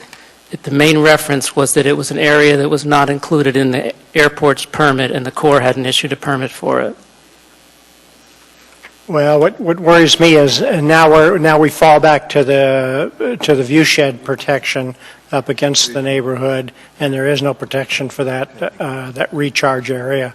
That's the thing the neighborhood was trying to keep the airport from developing, and you're saying now that that's not the case. It's not protected. It may never have been protected, but at least we thought it was. So, through the chair, the requirement for a master plan for the development configuration still is on the table, still is part of that ordinance. Okay, so they can't develop it without working with the community to develop that master plan. That is correct. All right, gotcha. Thank you. Mr. Whittleton, sir. Mr. Kobish, so if whatever we do this evening, when that master plan will be done, and that master plan would override whatever's on this map, is that correct? Not actually correct. Oh, correct me then. Well, it would modify what's on the map. The map right now is showing the scenic easement. Our land use plan map, is that what you're referencing? Is showing the scenic easement and then airport land. Mm-hmm. It still will be airport land after the master plan, but there may be on-site buffers added to the development plans. But that would, when that plan is done, that would could override anything that we see here. Is that right? It could. The details will be much more influencing, yes. Okay, thanks. Thank you. Just let the body know we're halfway through our debate time frame. Mr. Dunbar? Thank you, Mr. Chairman. I think this question gets to a little bit what Ms. Dombowski was saying. That, there's the large-scale question of the airport expansion, which is, when we hear that, I think a lot of us think of, the next runway or some major expansion. But this is potentially smaller kind of outlying buildings that would be closer to Lake Hood. I'm curious about if we were to take this orange and green off this map and look at the topographical map, what is there? I mean, is there any dry land there that realistically could be used for development? Maybe this is a question for the planners or for Mr. Croft. Are there any buildings there, or is it sort of uniform wetland under the orange and green portion that is sort of in the center of the map there? To the administration, can you respond to his question? Through the chair, Mr. Dunbar, the area in orange is a combination of some wetland and uplands. Most of the green is wetlands. There's pockets of uplands there.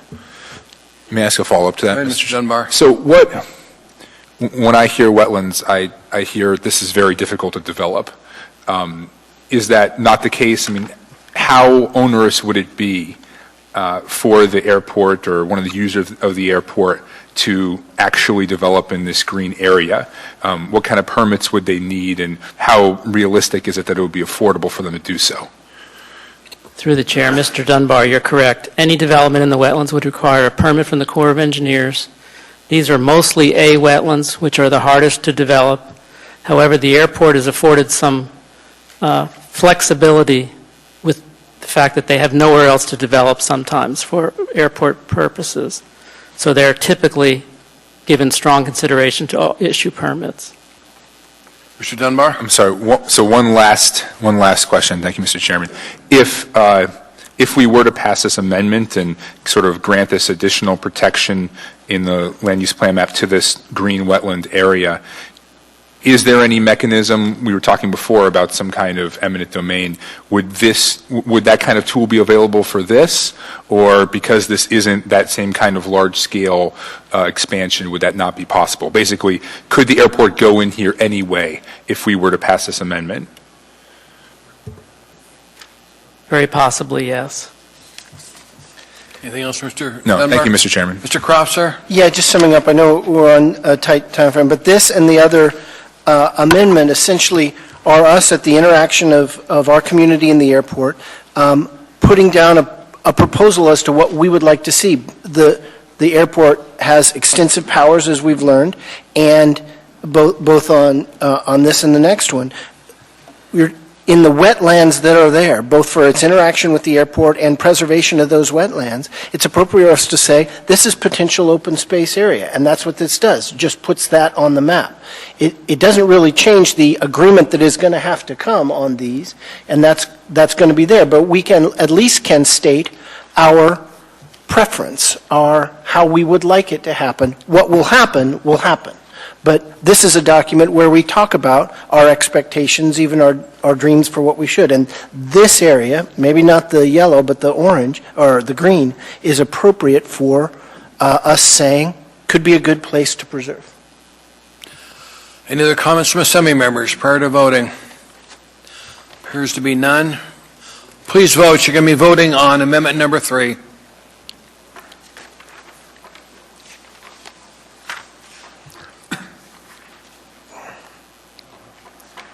The vote, that was approved. The vote was 9-2. Mr. Croft, amendment number 4. Move amendment number 4. I'll need a second.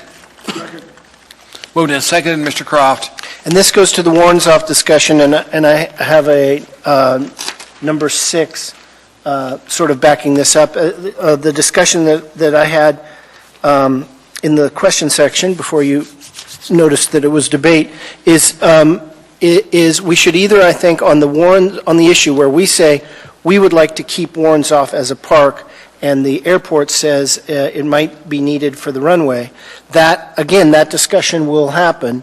Right now, we say, in effect, on the map, potential airport expansion, and we have a park designation in there.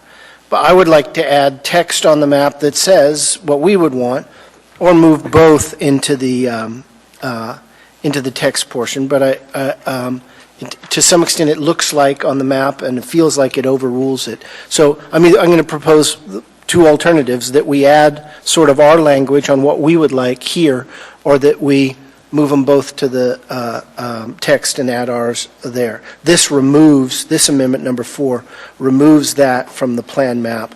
and just leaves it as a map. Mr. Constant, on Croft Amendment number 4.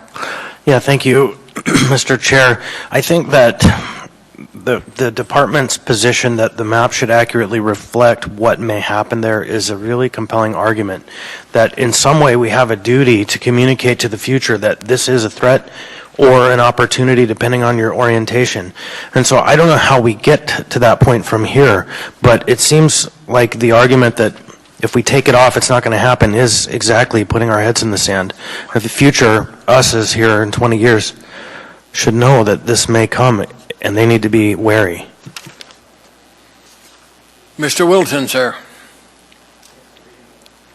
To reiterate that point, I feel the same way. I think this is an amazing place, and I'd hate to see it be anything but park, but it is fair to give warning that the airport has their eyes on this. People should know that, and I'd support leaving it. Would not support the amendment. Okay, thanks. Mr. Dyson, sir. Yeah, thank you, Mr. Chairman. I have had some extended conversations with Anchorage Economic Development Corp. and what we can do for the future or what barriers we can remove. One of them is this an attractive place for a business and is there room to expand? And one of the jewels of our economy is the air freight. And it has to do with spherical geometry and where we sit in the world. And we can't foresee the future. Mr. Pop tells me that a great restraint on investment coming here is uncertainty, certainly things that are before the legislature and so on.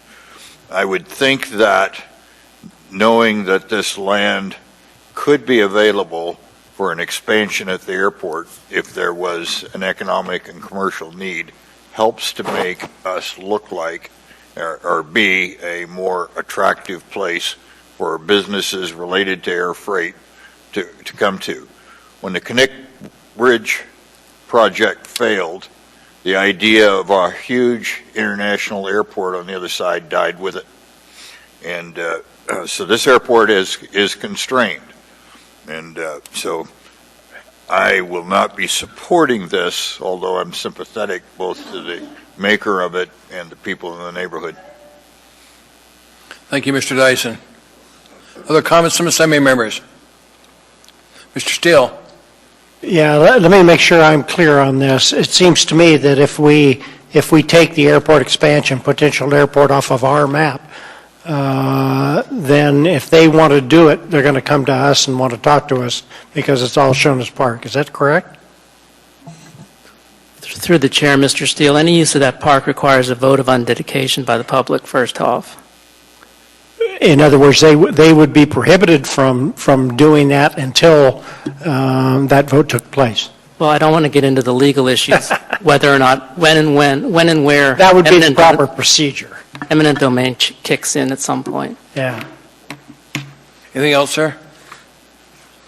Any other comments from assembly members? If not, we're voting now on Croft number 4. Please vote.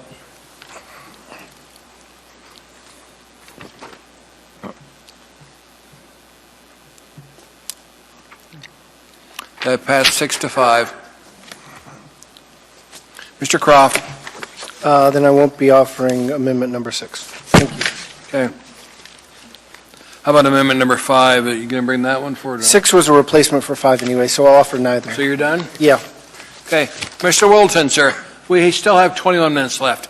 Mr. Wilton, let's start with yours. All right, I move Weddleton Amendment 1. Could I get a second? Second. Moved and seconded. Mr. Wilton, sir. You've got in front of you, see a little map, and what this would do would change just a small area west of Lake Otis, south of Huffman, so that it remains large lot residential from the compact mixed residential. This is more in line with the surrounding zoning, and it kind of creates a transition between kind of relatively high density and the larger lot that we think of as a hillside as you head up Huffman.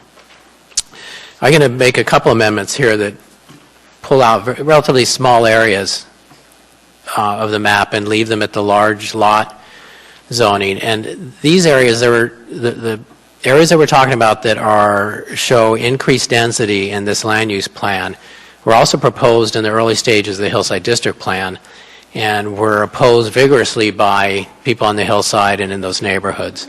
In this plan, they've kind of revived some of those, and what I've done here is kind of accepted that some of those places would be legitimate for higher density, but a few little pieces that I'll be describing in this amendment and others, just trim it down just a little bit where it makes sense. Comments on Wilton number 1 amendment?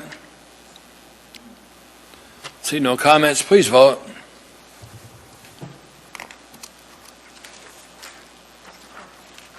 Mr. Croft, you haven't voted yet, sir. Yes. Can you do that, Madam Clerk?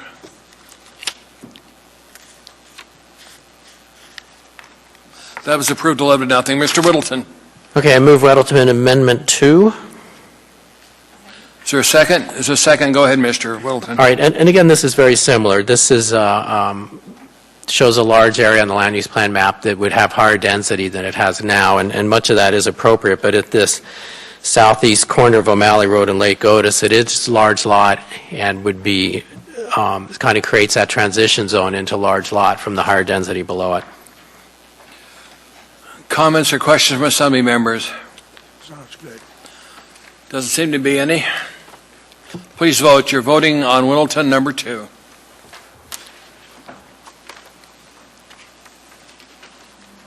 Go straight to 4. That was approved 11-0. Mr. Whittleton, sir. Move Weddleton Amendment number 4. Moved and seconded. Go ahead, Mr. Whittleton. All right, and this is just to add clarity there, to what was meant by this land use plan goal 1.7, and I suppose I should read it. On page 17 in the first column, amend policy LUP 1.7 as follows. LUP 1.7, pursue strategies and actions to acquire additional lands within the municipality, new wording, and facilitate land assembly by the municipality to create parcels large enough to be economically feasible. And then old wording 4, strike urban development. And this just says more clearly what was intended by this. Okay, questions or comments from assembly members? Just real quick. Mr. Croft. Yeah, so Mr. Well, those seem different, but you're saying this is more accurately what was actually resolved? Acquiring additional land is a different strategy than building up, adding parcels together. But so how do we know that that was the more accurate definition of what was intended? Because I got that from staff. They said, this is what we meant. Because when I read it as originally written, I said, I don't know what this means. So I asked them, what do you mean by this? It doesn't really mean expanding the municipality so much as expanding the parcels of it available for. Right. I mean, there is some, and we started out, we talked about at the work session that there are still lands to be selected by the municipality from when the city was created, and that's a tough one. We talked about the Clutna land and our claims overlapping claims, but that still exists where there is a potential to acquire federal and state land, however remote. But in addition, this was intended to state that the city may take actions to assemble. Sometimes we may have an area that doesn't, maybe 6,000 square foot lots and doesn't make sense for the kind of development we're looking for. I got it, and Okay. I appreciate it. Yeah, All right, thanks. Other comments from assembly members? And maybe staff, did I get that right? Not seeing any questions or comments. Please vote on Wilton Amendment number 4. Sounds good to me. That was approved 11-0. We're now into 5, and we have 15 minutes left, not to push you time-wise. Moving right along, Weddleton Amendment 5, which would be amends 2 of the Land Use Plan Goal 5 policies to more explicitly include green infrastructure.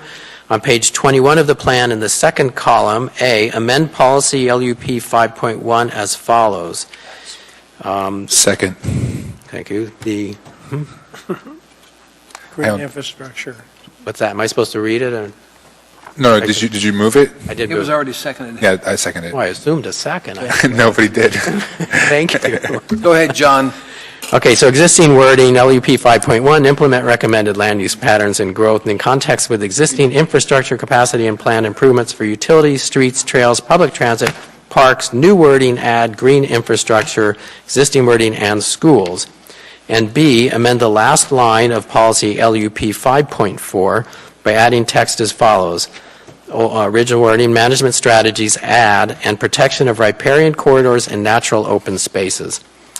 This kind of meets the stated goals of the plan in the general text, and it just brings wording that was in the general text and puts it into the land use policies more explicitly. Comments, questions for Mr. Wilton from the body? Don't appear to be any, sir. Please vote. You're voting on amendment number 5.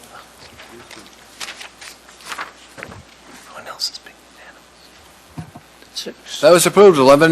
Mr. Whittleton. All right, Weddleton Amendment number 6, and this is clarification of the appropriate implementation zoning districts listed in the plan for large lot residential land use designation.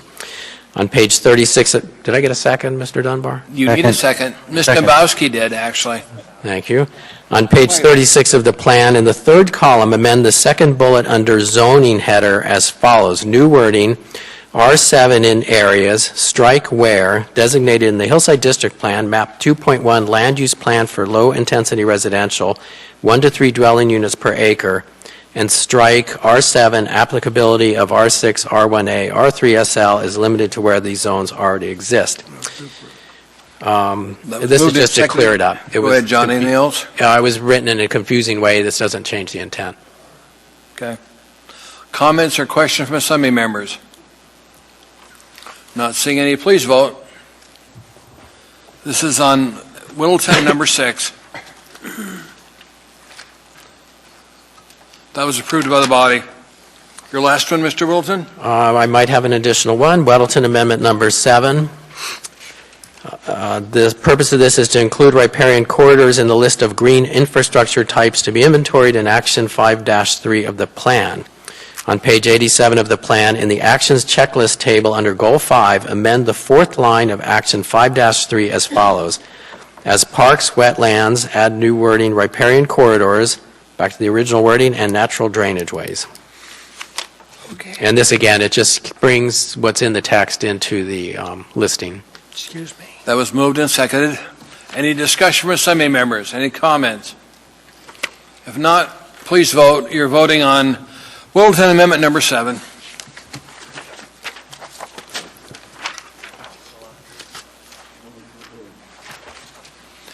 That was approved. I do have something in addition. Is it printed? I believe it was handed out moments ago. It is amendment, I don't know what we call this. Call it Weddleton 9, I guess. Came through staff in response to How about if we just go back comment? and pick up Constant? We'll come back to you. We have more, that's fine. Absolutely. Mr. Constant, you've got amendment number 9 out here. Right, so do we need to take number 8 off the rolls, like unmove it? No. Okay, Action was because just it not keeps done on it. popping up. All right, so I move constant amendment 9. Second.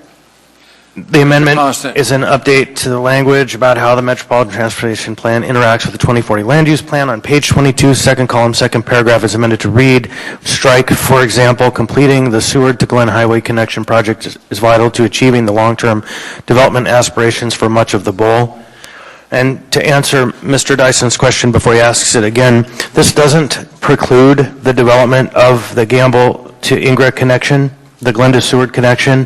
What it does is it takes out that the municipality sanctions that as a decision that's been made, because the way that the plan currently reads, it's like a done deal. We support this project, but the neighborhoods are still sorting through their desires on how it should look, how it should go.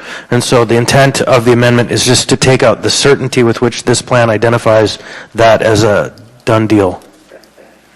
Mr. Chair? Mr. Dyson, sir. Yeah, thank you. Mr. Constant, as I read the language, it sounded like a part of the motivation on the part of the community is to preserve that commercial corridor so that they can make more money off that property. And for the record, Mr. Constant is nodding. And I would just say that most all plans to expedite traffic through any area, the businesses along the side that got bypassed will suffer.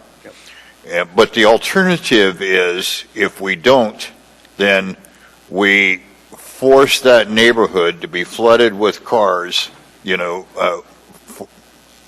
during all the busy times, and so on and so forth. So there's a real negative in terms of dumping, in this case, thousands of cars there. Where Amy and I live, there's 55,000 people drive a car by there every day. Many of them go further south to go to work. And so precluding that bypass, if you will, which is generally far safer, is bothersome, even though I'm very sympathetic to the folks in the neighborhood. Thank you. Thank you, Mr. Dyson. Mr. Dunbar, sir. Thank you, Mr. Chairman. So, Mr. Constant, I remember you and I had a conversation before you were even on this body about the highway-to-highway project, and you expressed to me that actually certainty is what the neighborhood did need, that development was sort of stalled indefinitely until we knew exactly what the route is, we knew if they were going forward or not. And so I'd just like to hear you speak a little bit more about why this amendment is necessary, because it seems to run counter to that conversation that we had had. Mr. Chair? Sir. All right, so yeah, I can see how it seems that way. This weekend we spent 4 hours with Commissioner Lucan detailing various scenarios: go with a highway, no go with a highway, go with a highway underground, go with a highway at grade. What are the scenarios? The Department of Transportation has held down the neighborhood for generations. It's been found by the Planning and Zoning Commission that the state is effectively taking from the neighborhood. So all those concerns are real, and in fact, if you go into the voluminous AIM that's there is actually 10 years of resolutions from the Fairview Community Council detailing the demand for important land use planning related to any road project that comes through the neighborhood. And so this plan doesn't contemplate the impacts of the land use of a road system in the neighborhood, and any project that is moved forward should contemplate the impacts of any road system on the land uses relative to the neighborhood. And so we aren't there in contemplating an answer. Just saying it here gives some people a lead to run forward, but that gets ahead of where we are. And so it's better to let the process work, come up with the AMATS, environmental and linkages study, begin the EIS process before we state that this is the answer. And so what's better for the neighborhood is definitely drive to certainty, but it could be a solution doesn't drive a highway through the Glen Seward connection, Gamble Ingra. It could go around. It could be other networks are made, right? The answer isn't necessarily go right there with a highway today. So that's the purpose of this amendment, is just to strike that certain language that that's the answer, because that just threads us down a path that people aren't ready for. We have to get there as a whole. Mr. Dunbar, we're down to 6 minutes, sir. Mr. Dunbar? That's fine, Mr. Chairman. Thank you. Thank you, Mr. Constant. Mr. Steele, sir. Thank you, Mr. Chairman. It just seems to me that what we're doing is we're taking the wording out of the plan. We know the need for that connection is there somehow, somewhere. Do you think this will spur them along to do some final designs? The thing I see by taking it out, however, is that you're not precluding development that will make it extremely more costly to make that connection. And taken out of the plan, just ignoring the fact that there's a need for it, doesn't seem to me to do the job. So that's my concern. Thank you, Mr. Steele. Mr. Dunbar. I make a motion to extend the debate by 15 minutes. Second. Moved to second. Is there any objection to extending the debate for 15 minutes? Seeing none, clerk, please add 15 minutes to the time frame we've got now. Mr. Rivera, sir, you're next. Thank you, Mr. Chair. On this amendment, sort of piggybacking on both what Mr. Dunbar and Mr. Steele have stated, Mr. Constant, do you see that this amendment conflicts with, just looking at your amendment number 3 here, just read a quick section of it. The Seward to Glen Highway connection is identified in the MTP. Determining its route alignment is important to the desired land use patterns in the 2040 LUP. Now, this is the language you're proposing to take out is it's vital to achieving the long-term development aspirations for the bowl. I mean, does this muddy the waters here? I just want to make sure that it's clear both to planning and to the public. And Where Mr. Chair? did you just read Mr. from? Chair? The amendment number 3, constant amendment Right. number 3, which was passed by this body. Right, so determining its route alignment is important, right? That's a statement of fact. We need to know where that thing's going because that's causing the uncertainty. Whether it's a highway route, whether it's, if you looked at the amendment that isn't getting moved, constant number 7, number 7, that talks about pedestrian routes and increased transit and other means that can achieve the same goal. Those are all scenarios that have to be incorporated, but assuming and stating that it is directly of value that we need a highway connection, that's a step beyond where we are, in my opinion. So asking for determining a route is one thing, but saying we know the route is another. That's the difference of those two statements. Is that all, Mr. Rivera? Yes, thank you, Mr. Chair. Yeah, I just want to make sure, I know we're short on time, that the vote on this isn't my vote on how we do this or if we do this. It does seem to me to be an inappropriate example. That is, other places will say, just to the left of it, for example, filling a commercial center, it's talking very generically about what you might do. This is if tomorrow the Metropolitan Transportation Plan changed on this issue, we would have left in here language that was very specific about a specific thing. I just think it should be taken out, and we should continue to coordinate with the Metropolitan Plan, and wherever that falls will be important to this, but we shouldn't presuppose it in a for example. Thank you. Any other discussion from Assembly members? Mr. Dyson, sir. Yeah, thank you for a second bite at the apple here. The best bypass of our city is east of Muldoon. It's military land. Those guys have probably risk adverse, but absolutely not against giving away any property, even for a city of general purpose like this. It's pig-headed, short-sighted. They're never going to be using that flats there for training. They got one of the biggest training facilities in North America, and it's irritating. I hope the day comes when our delegation can say to a military appropriations, if I got a deal for you, you give us a quarter of a mile along that east side of Muldoon, and we'll take care of you in budget time. I am quite familiar with Mr. Constant's argument, and it's a good one. When these lines are on the paper saying that the future is uncertain, that really inhibits things. So you've watched me change my mind because of a good debate here, and thank you. I'm going to support this amendment.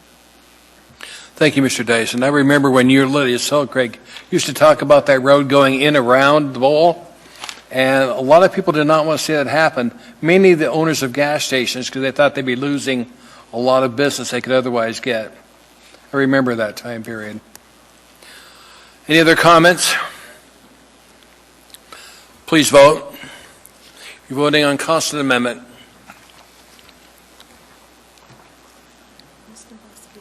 Ms. Dombrowski, ma'am?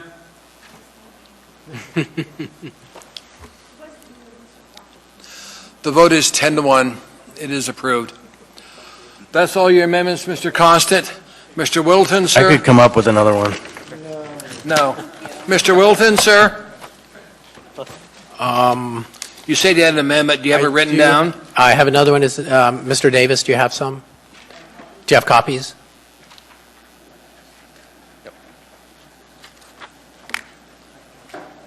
It's not We labeled. have 15 minutes left. Oh, well, I've got plenty of time. Okay, I want everyone pull out your Title 21 books and your large copy of the map. We're going to talk for a bit here.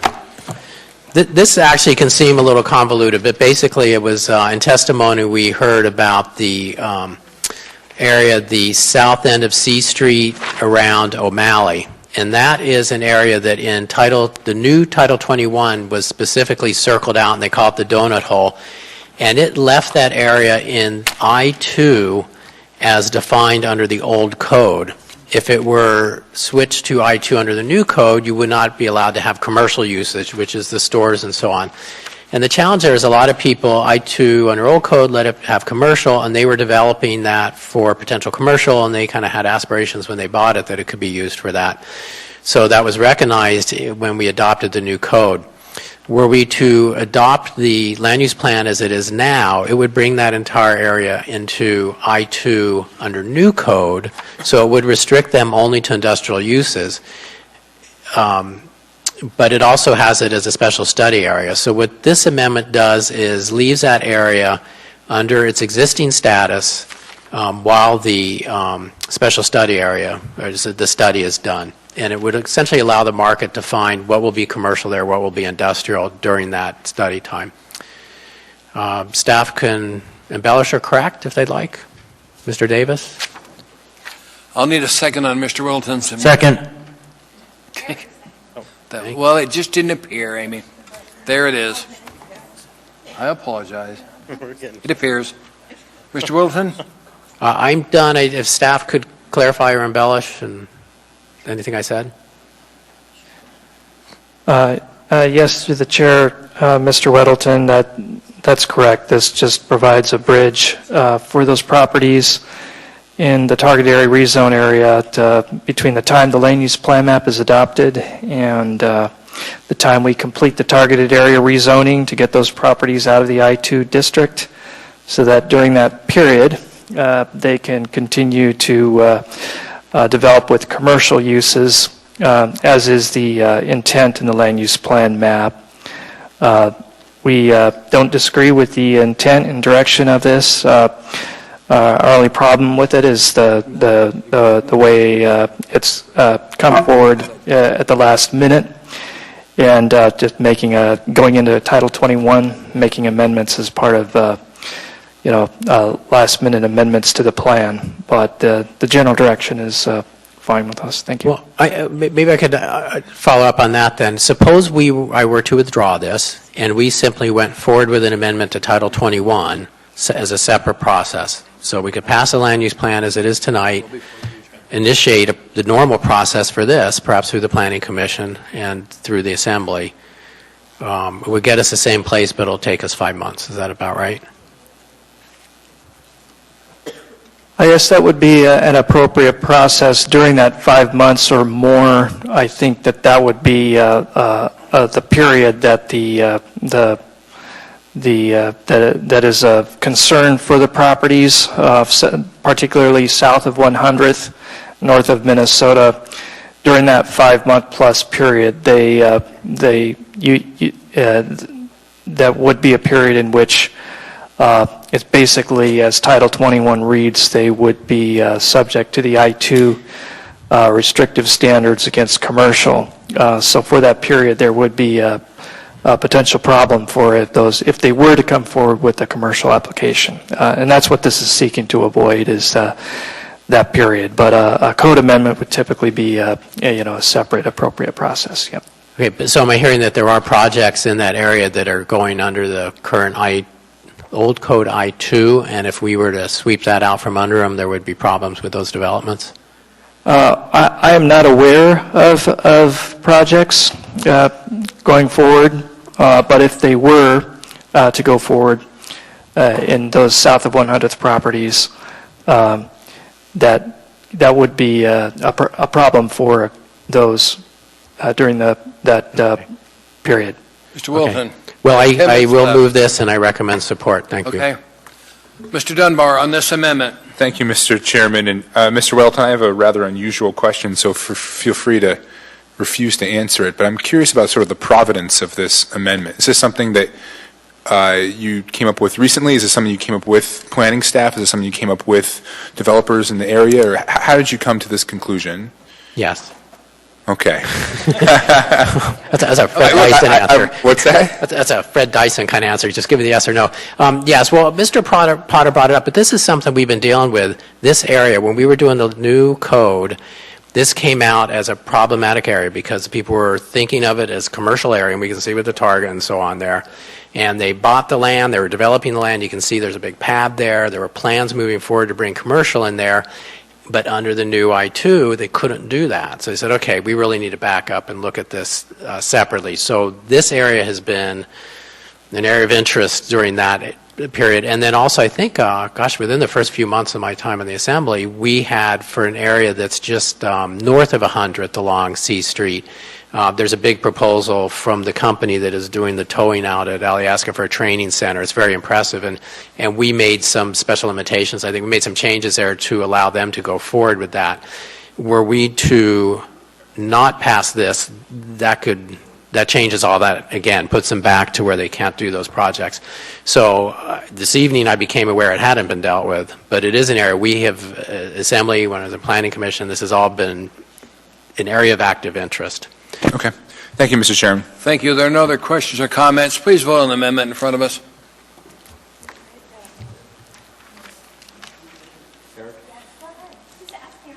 Eric, please vote.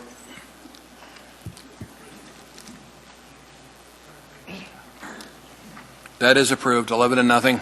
We're now back to the main motion as amended numerous times. Those who want to speak on the main motion as amended, please queue in. Ms. Dombowski, ma'am. Thank you. I'll be very quick. I just want to say thank you to all the planning staff that has put in a ton of time, all the community that has given so many good comments and suggestions.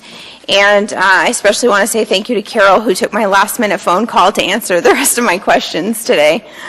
So thank you. Thank you. Mr. Constant, sir. Yep, thank you. Also to the planning department, I give incredible credit, great kudos. This is in fact a visionary document. Every time I read through it, I look to see the problems that I've heard about for the last 10 years. And every one of those problems has been addressed in a very thoughtful way about how we're going to get there, including the important community input. And to my neighbors who are here and the people who you represent, a couple of things. South Addition provided the third most comments on the plan, and I'm grateful for that input. I went through that table. Fairview provided the second most, and the third most comments was the long-range planning section. And so these two neighborhoods are incredibly activated in this process of land use planning. And it's been my great pleasure to represent them and be a member in those communities. There is evident tonight that there's a difference of opinion yet still in the neighborhood about the vision of the future. And I was challenged from both sides. I had people emailing and some screaming at me about, how I'm not representing the neighborhood, but I had two opinions. One is grow up and one is stay where we are and allow targeted development. And I felt it was an overreach of this assembly to push our hands into your neighborhood planning process and try to set the terms on which that was going to be determined. And so I set the challenge to you folks to sort through the tensions in the neighborhood to figure out what the path forward is. Because I guarantee you, with strategy number 12, that this plan will be updated. It will reflect your goals. I have seen that in 100 different ways in this plan from the 8 years of work I've done with my neighborhood. So thank you, Mr. Keep the faith. We're running out of time. Mr. Dunbar, you're next. I've got 6 minutes left. Thank you, Mr. Dunbar, and you're not going to use it all up. No, very quickly. I want to echo the words of Ms. Dombowski and commend our planning staff. Also, Mr. Constant, his allusions to the hard work that was done by the neighborhoods. We're entering a challenging time in Anchorage for development, assuming, I think we're all hopeful that we will enter an economic growth period again at some point in the future, probably after the state finances stabilize. And if that's the case, we're going to be entering a period where we will need to do more infill development, we will have higher and mixed-use development, and we'll have to use a lot of creativity. And this plan reflects that, and so I again want to commend the staff on their job here. Thank you, Mr. Chairman. Mr. Rivera, sir. Thank you, Mr. Chair. So Gosh, back a couple years ago when I was working with the administration, I remember going to some of the first public meetings and seeing a lot of the same faces here in the room, both from the planning and from the public who were engaged from the very beginning of the public comments and the public meetings. And I went to many since the 2015 the first one started. So I just really want to thank planning for all the work that they did. The public input was absolutely stellar. And you reached out, you were intentional, you listened, which I think is really what every community council wants. They want you to listen. And you did that. So thank you. And that's it, Mr. Chair. Thank you, sir. Mr. Wilton, final comments. Well, again, thanks to staff, particularly the ever-patient Mr. Davis, and also the Planning and Zoning Commission, which is a huge amount of work on this. It's been a big issue in my area is about the clarity of the map and its referencing to the various district plans. And when we looked at this a few years ago as a map, then that, I think, was an important point. But now we think of it as a document that includes a map. And this document makes the relationship between district plans and the map very, very clear in more than one place. So I think we're good on that. There were some people who thought this was rushed, and I was cleaning out my shelves, and I found this land use plan map looks very similar to this one we have in front of us. This is dated 2006. So this has truly been a process for over a decade.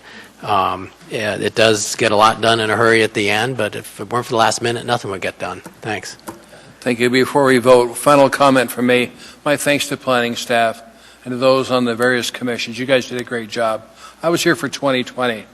I enjoy seeing 2040. No, I'm not going to be here for 2060. Just to let you know. You guys did a great job. You got a lot of public comments, and we're never going to make everybody happy. But you guys did a great job. And my thanks to my assembly colleagues for your amendments. They were good, thoughtful amendments. So please vote on the document in front of us as amended.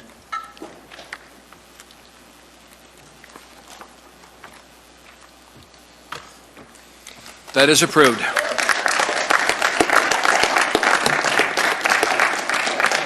On our agenda now, we're down to special orders. There are none. We're down to reserve. There is none. On participation, is there anybody that would like to speak to this amendment, any item, for 3 minutes? Welcome back, sir. You look better than we saw you last time.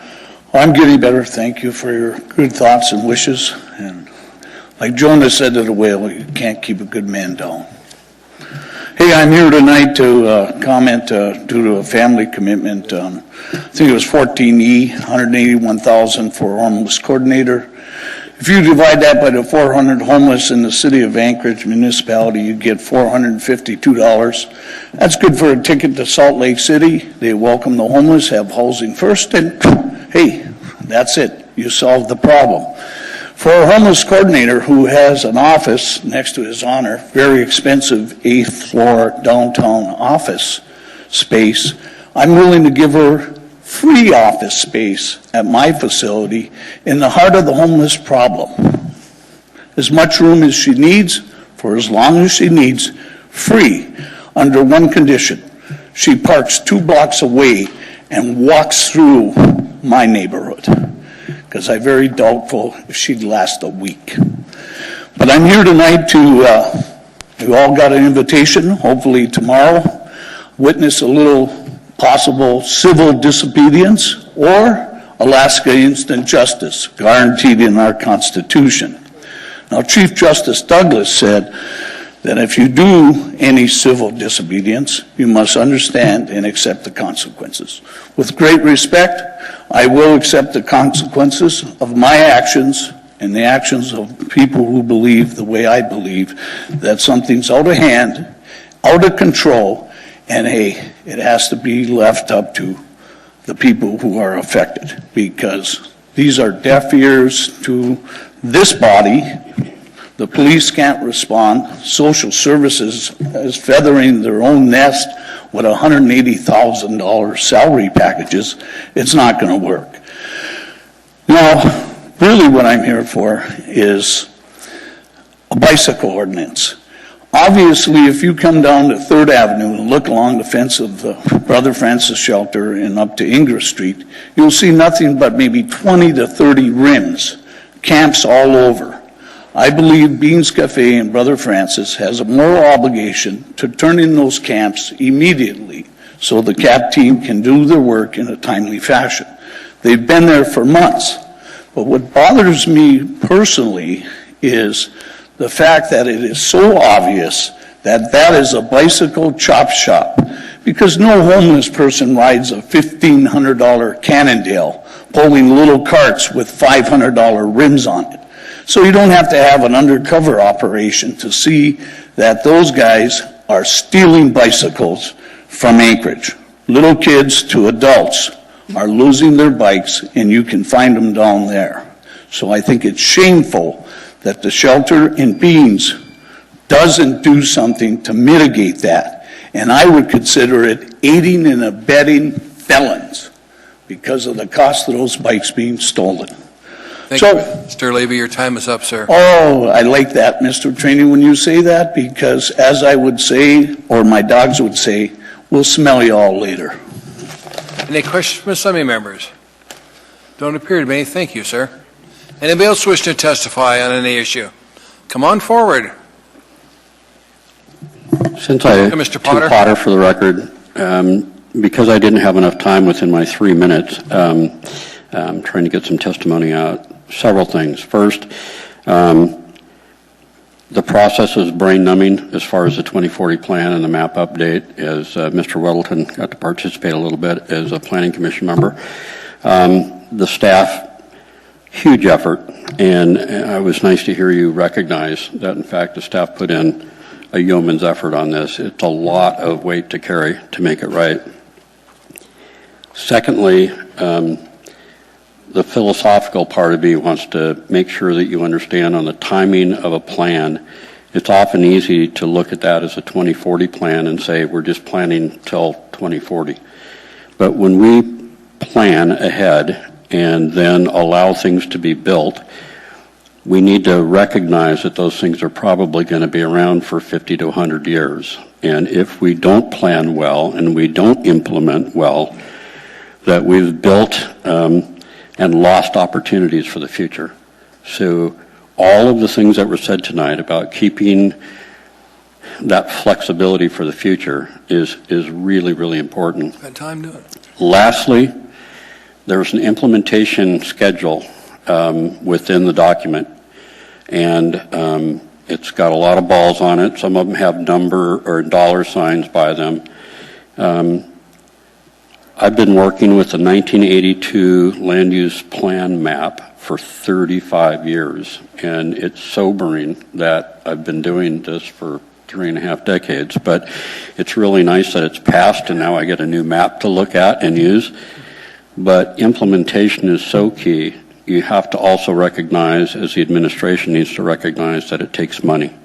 So if the community is going to plan and call this our community master plan, then we need to be willing, individuals all the way through, be willing to fund the work necessary to implement the plan so we can actually move it forward to be the community we want to be. So come budget time this year, next year, the year after, I'd like you to keep that in the front of your minds, and I will be back to remind you. Thank you very much. Thank you, Mr. Potter.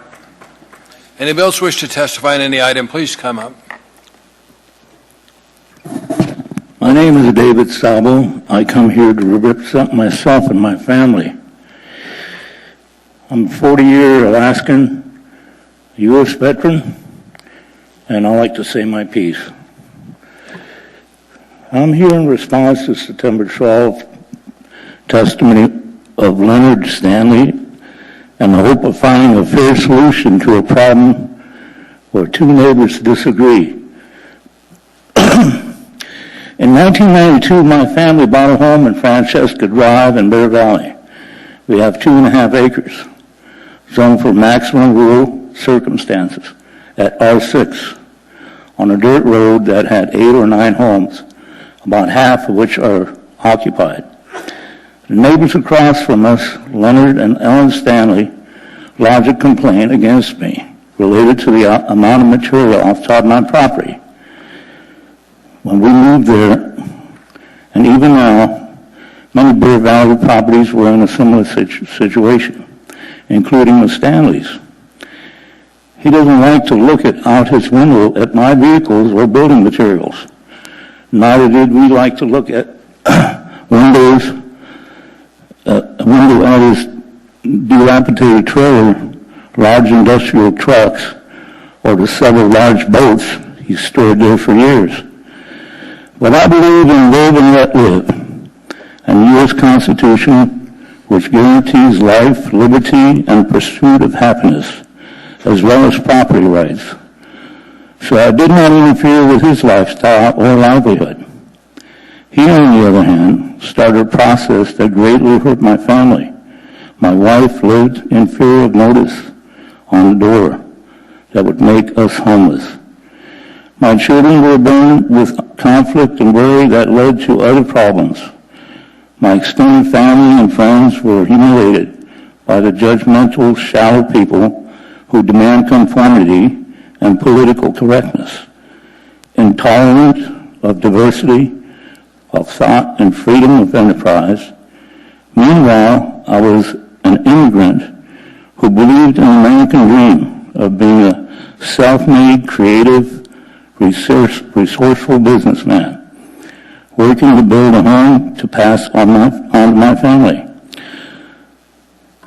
So there was one complaint, then came semi-monthly zoner visits, then dreaded certified letters saying we owed more and more and more per day, eventuating in a ridiculous total that was 10 times as much as we paid for the property.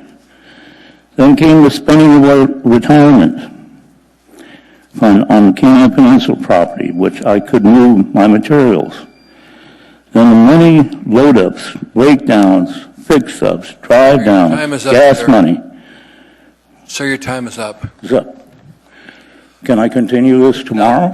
So legal, are we in litigation with this individual currently? Through the chair, we did today file a motion in that outstanding lawsuit. The answer is yes? Yes. Then we cannot carry forward with this because we cannot deal with something we're in litigation with. Thank you for testifying, sir. I'm going to turn this into You need to talk to the administration.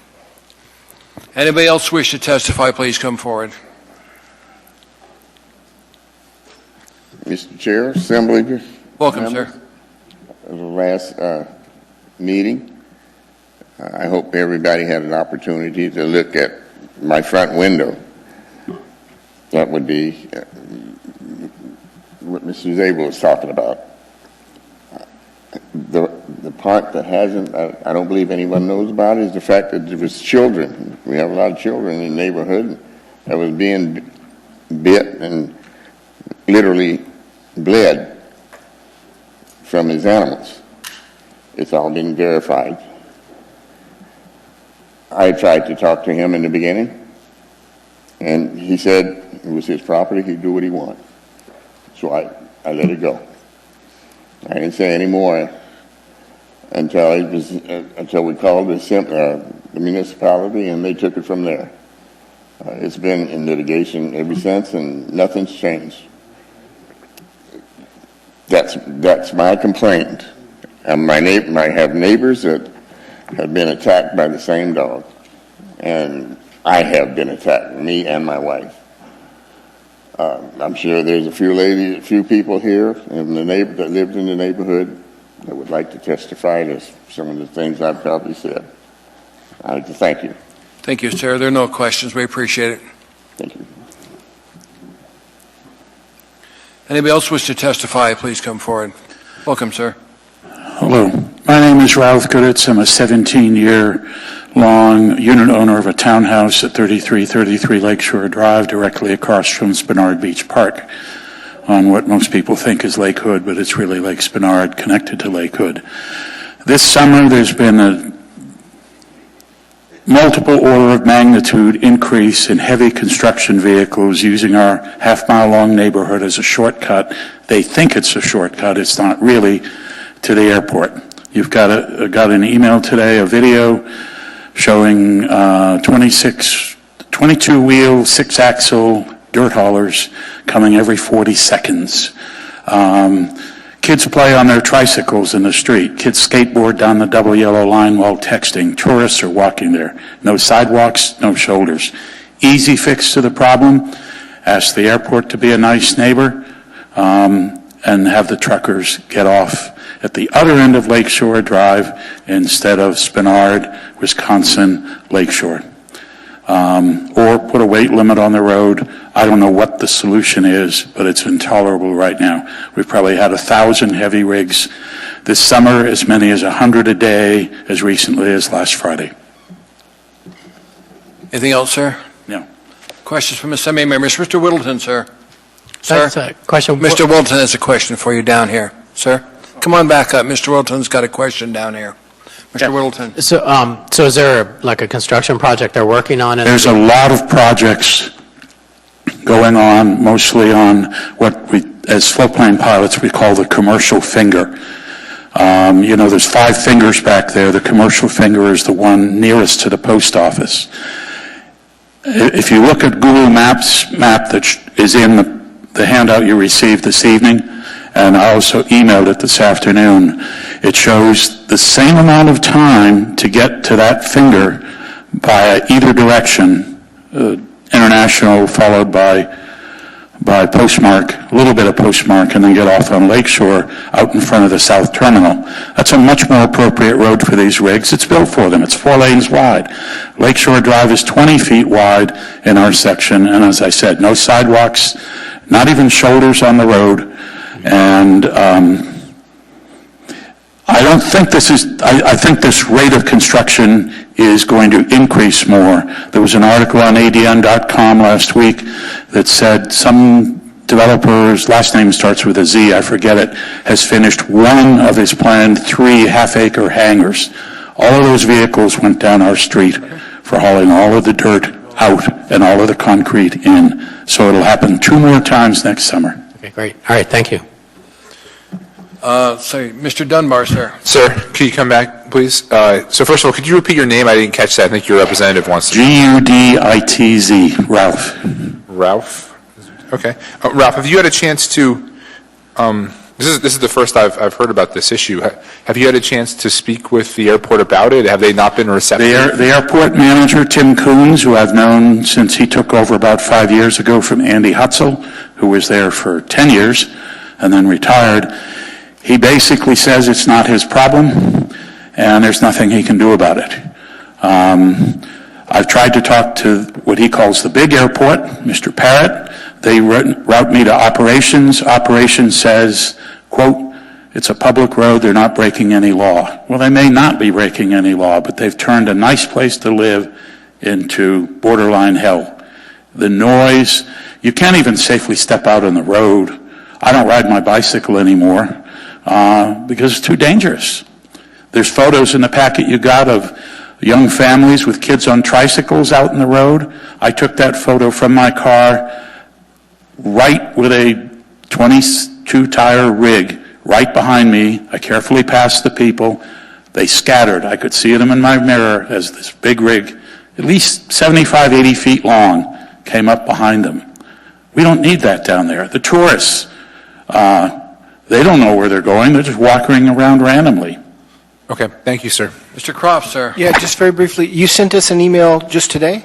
3:46 p.m. It had a 20 megabyte 2-minute video. And that has your contact information so I can get a hold of you. I'm not sure if I put the phone number on, but Amy here has it.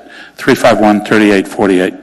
Thank you, sir. We were down here at the time, sir, and unless we had coverage, we probably didn't get it. We were down here at that. Thank you for the questions. Thank you.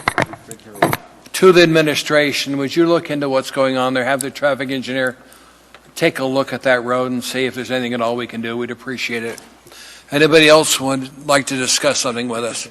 Please come forward.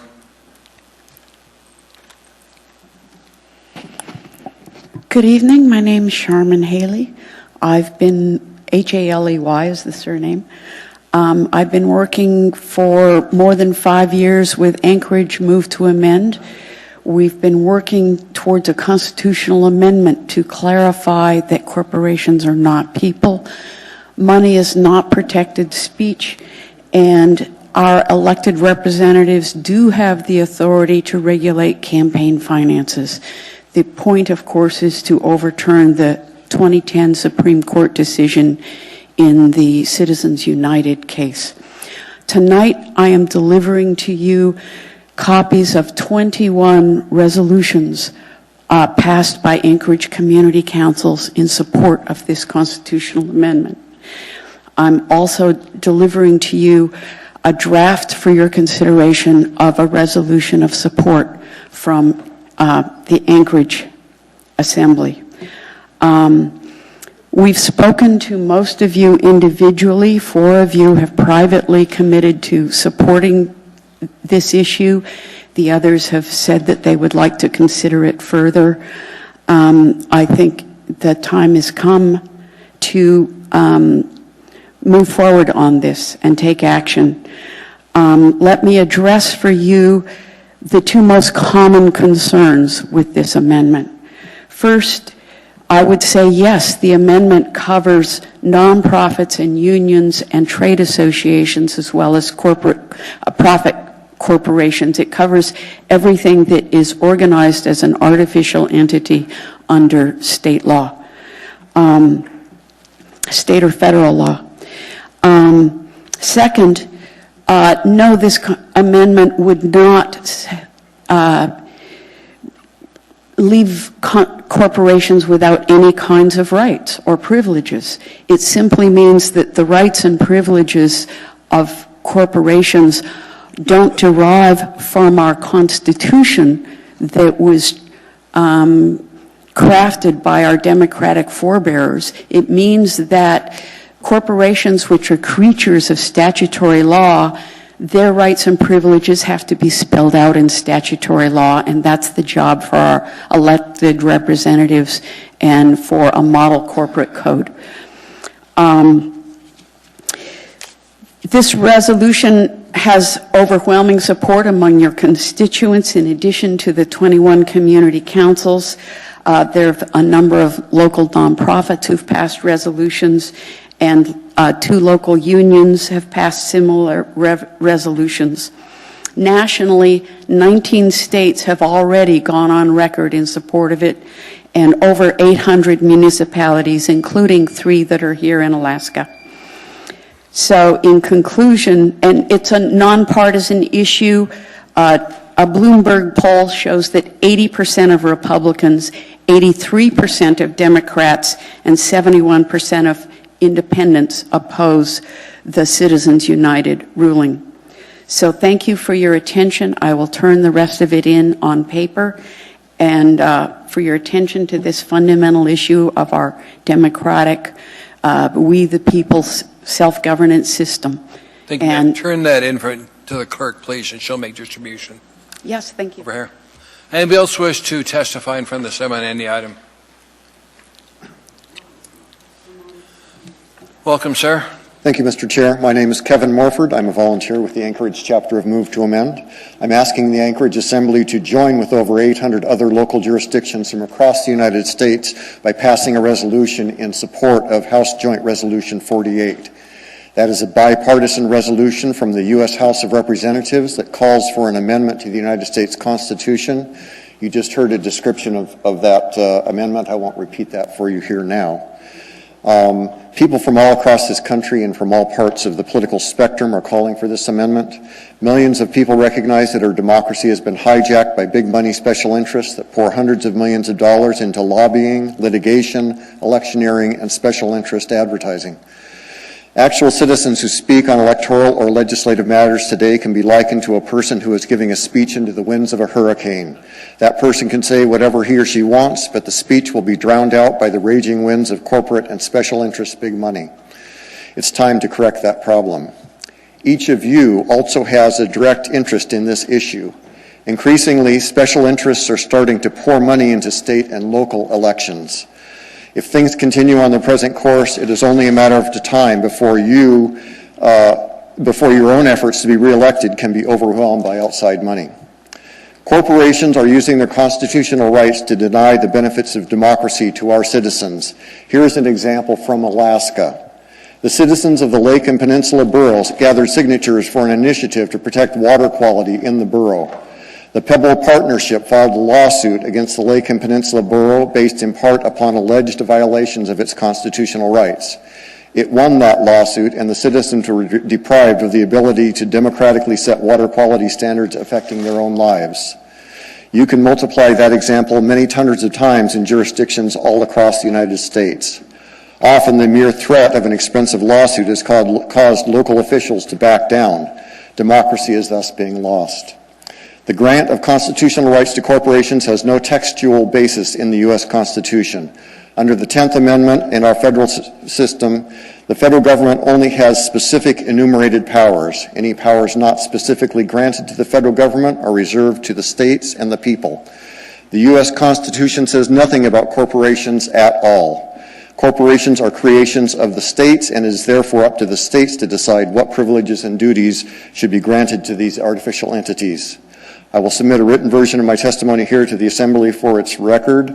I've also appended to that testimony the full text of House Joint Resolution 48, and it will therefore be available for review by the members of this body.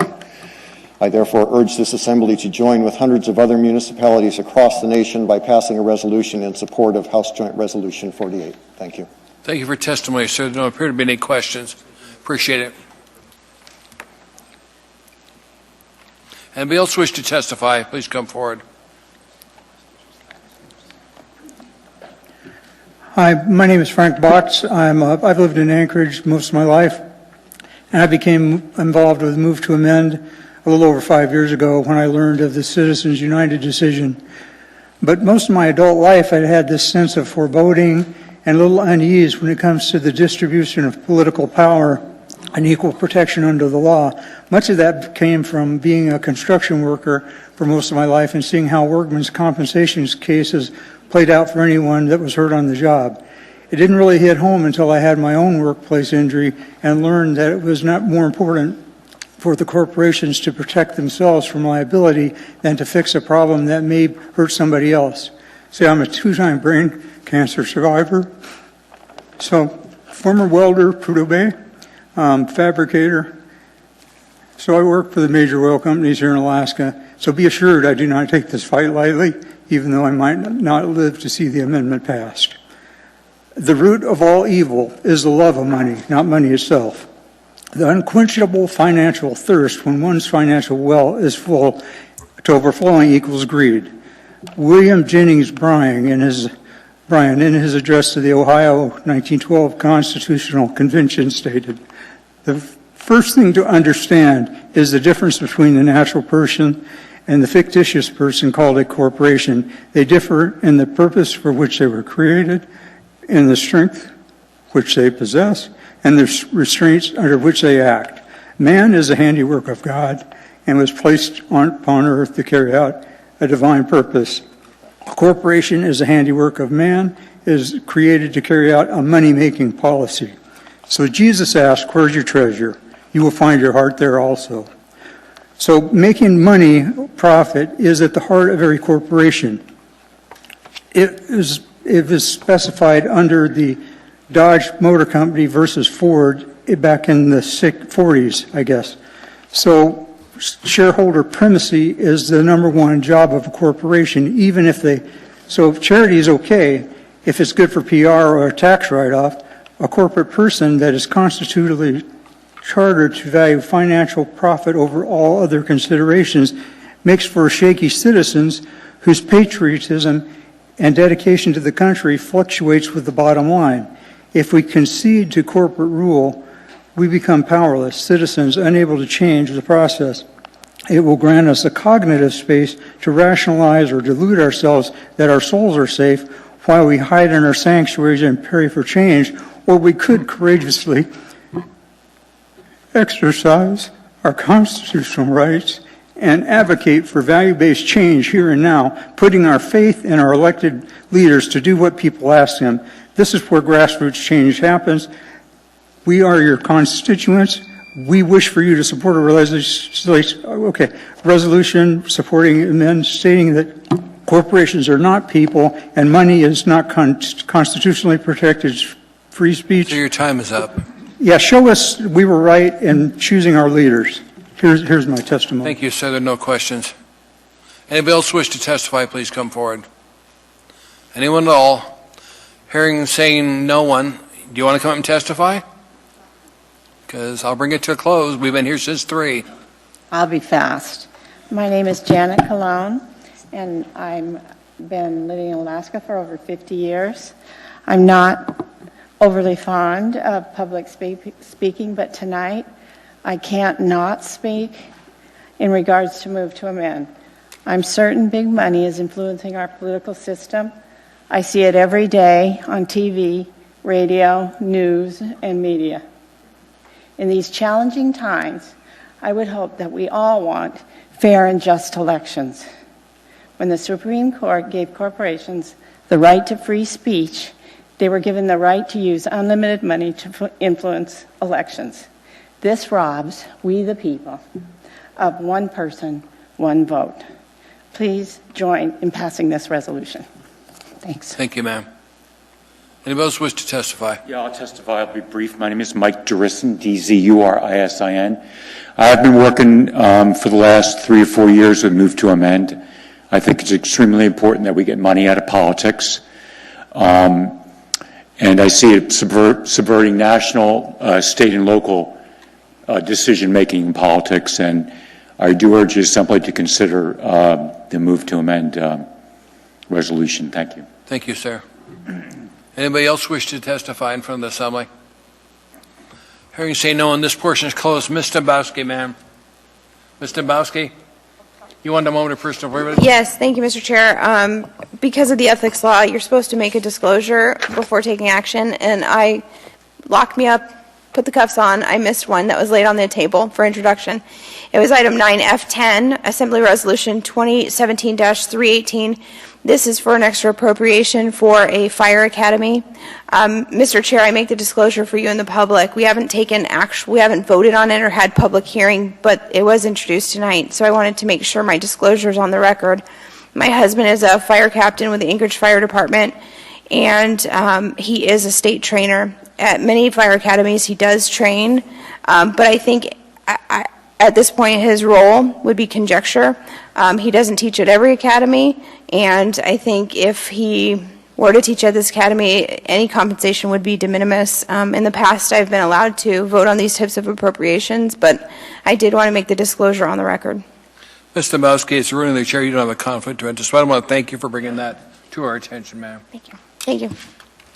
We're now down to the end of the agenda. Mr. Rivera, you wanted a moment of personal privilege to discuss Puerto Rico, sir. Yes, thank you, Mr. Chair. So as many of you know, that I am of Puerto Rican descent, and not that long ago we had in Puerto Rico a devastating hurricane that shook the island to its core.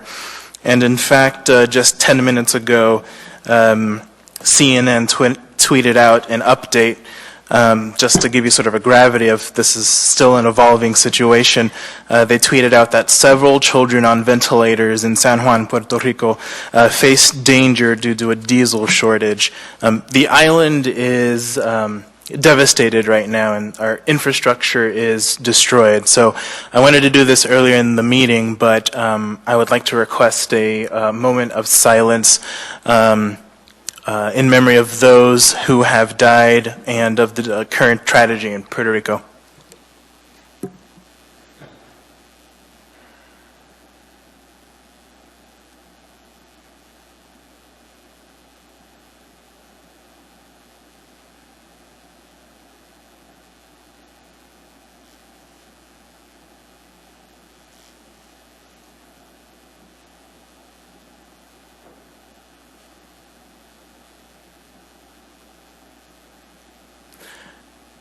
Thank you, Mr. Chair. Thank you, Mr. Rivera. I think all of us share your sentiments towards Puerto Rico. From what I could see on TV, they got slammed. And there's no power down there. I know they had one lady on TV who used a satellite phone to tell her family in Indiana that their 93-year-old grandfather died because the ventilator stopped. And you wonder how many more times in this day and age that sort of thing is going on. no matter what they do, they couldn't prepare for something that major. Just couldn't be done. Other comments from assembly members? I'd entertain a motion to adjourn. Move to adjourn. Second, we're adjourned.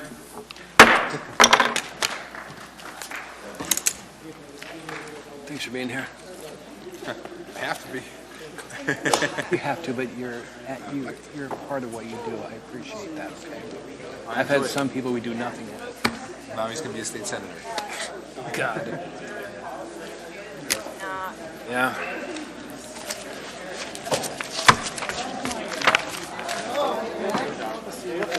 Goodbye, sir. Happy birthday.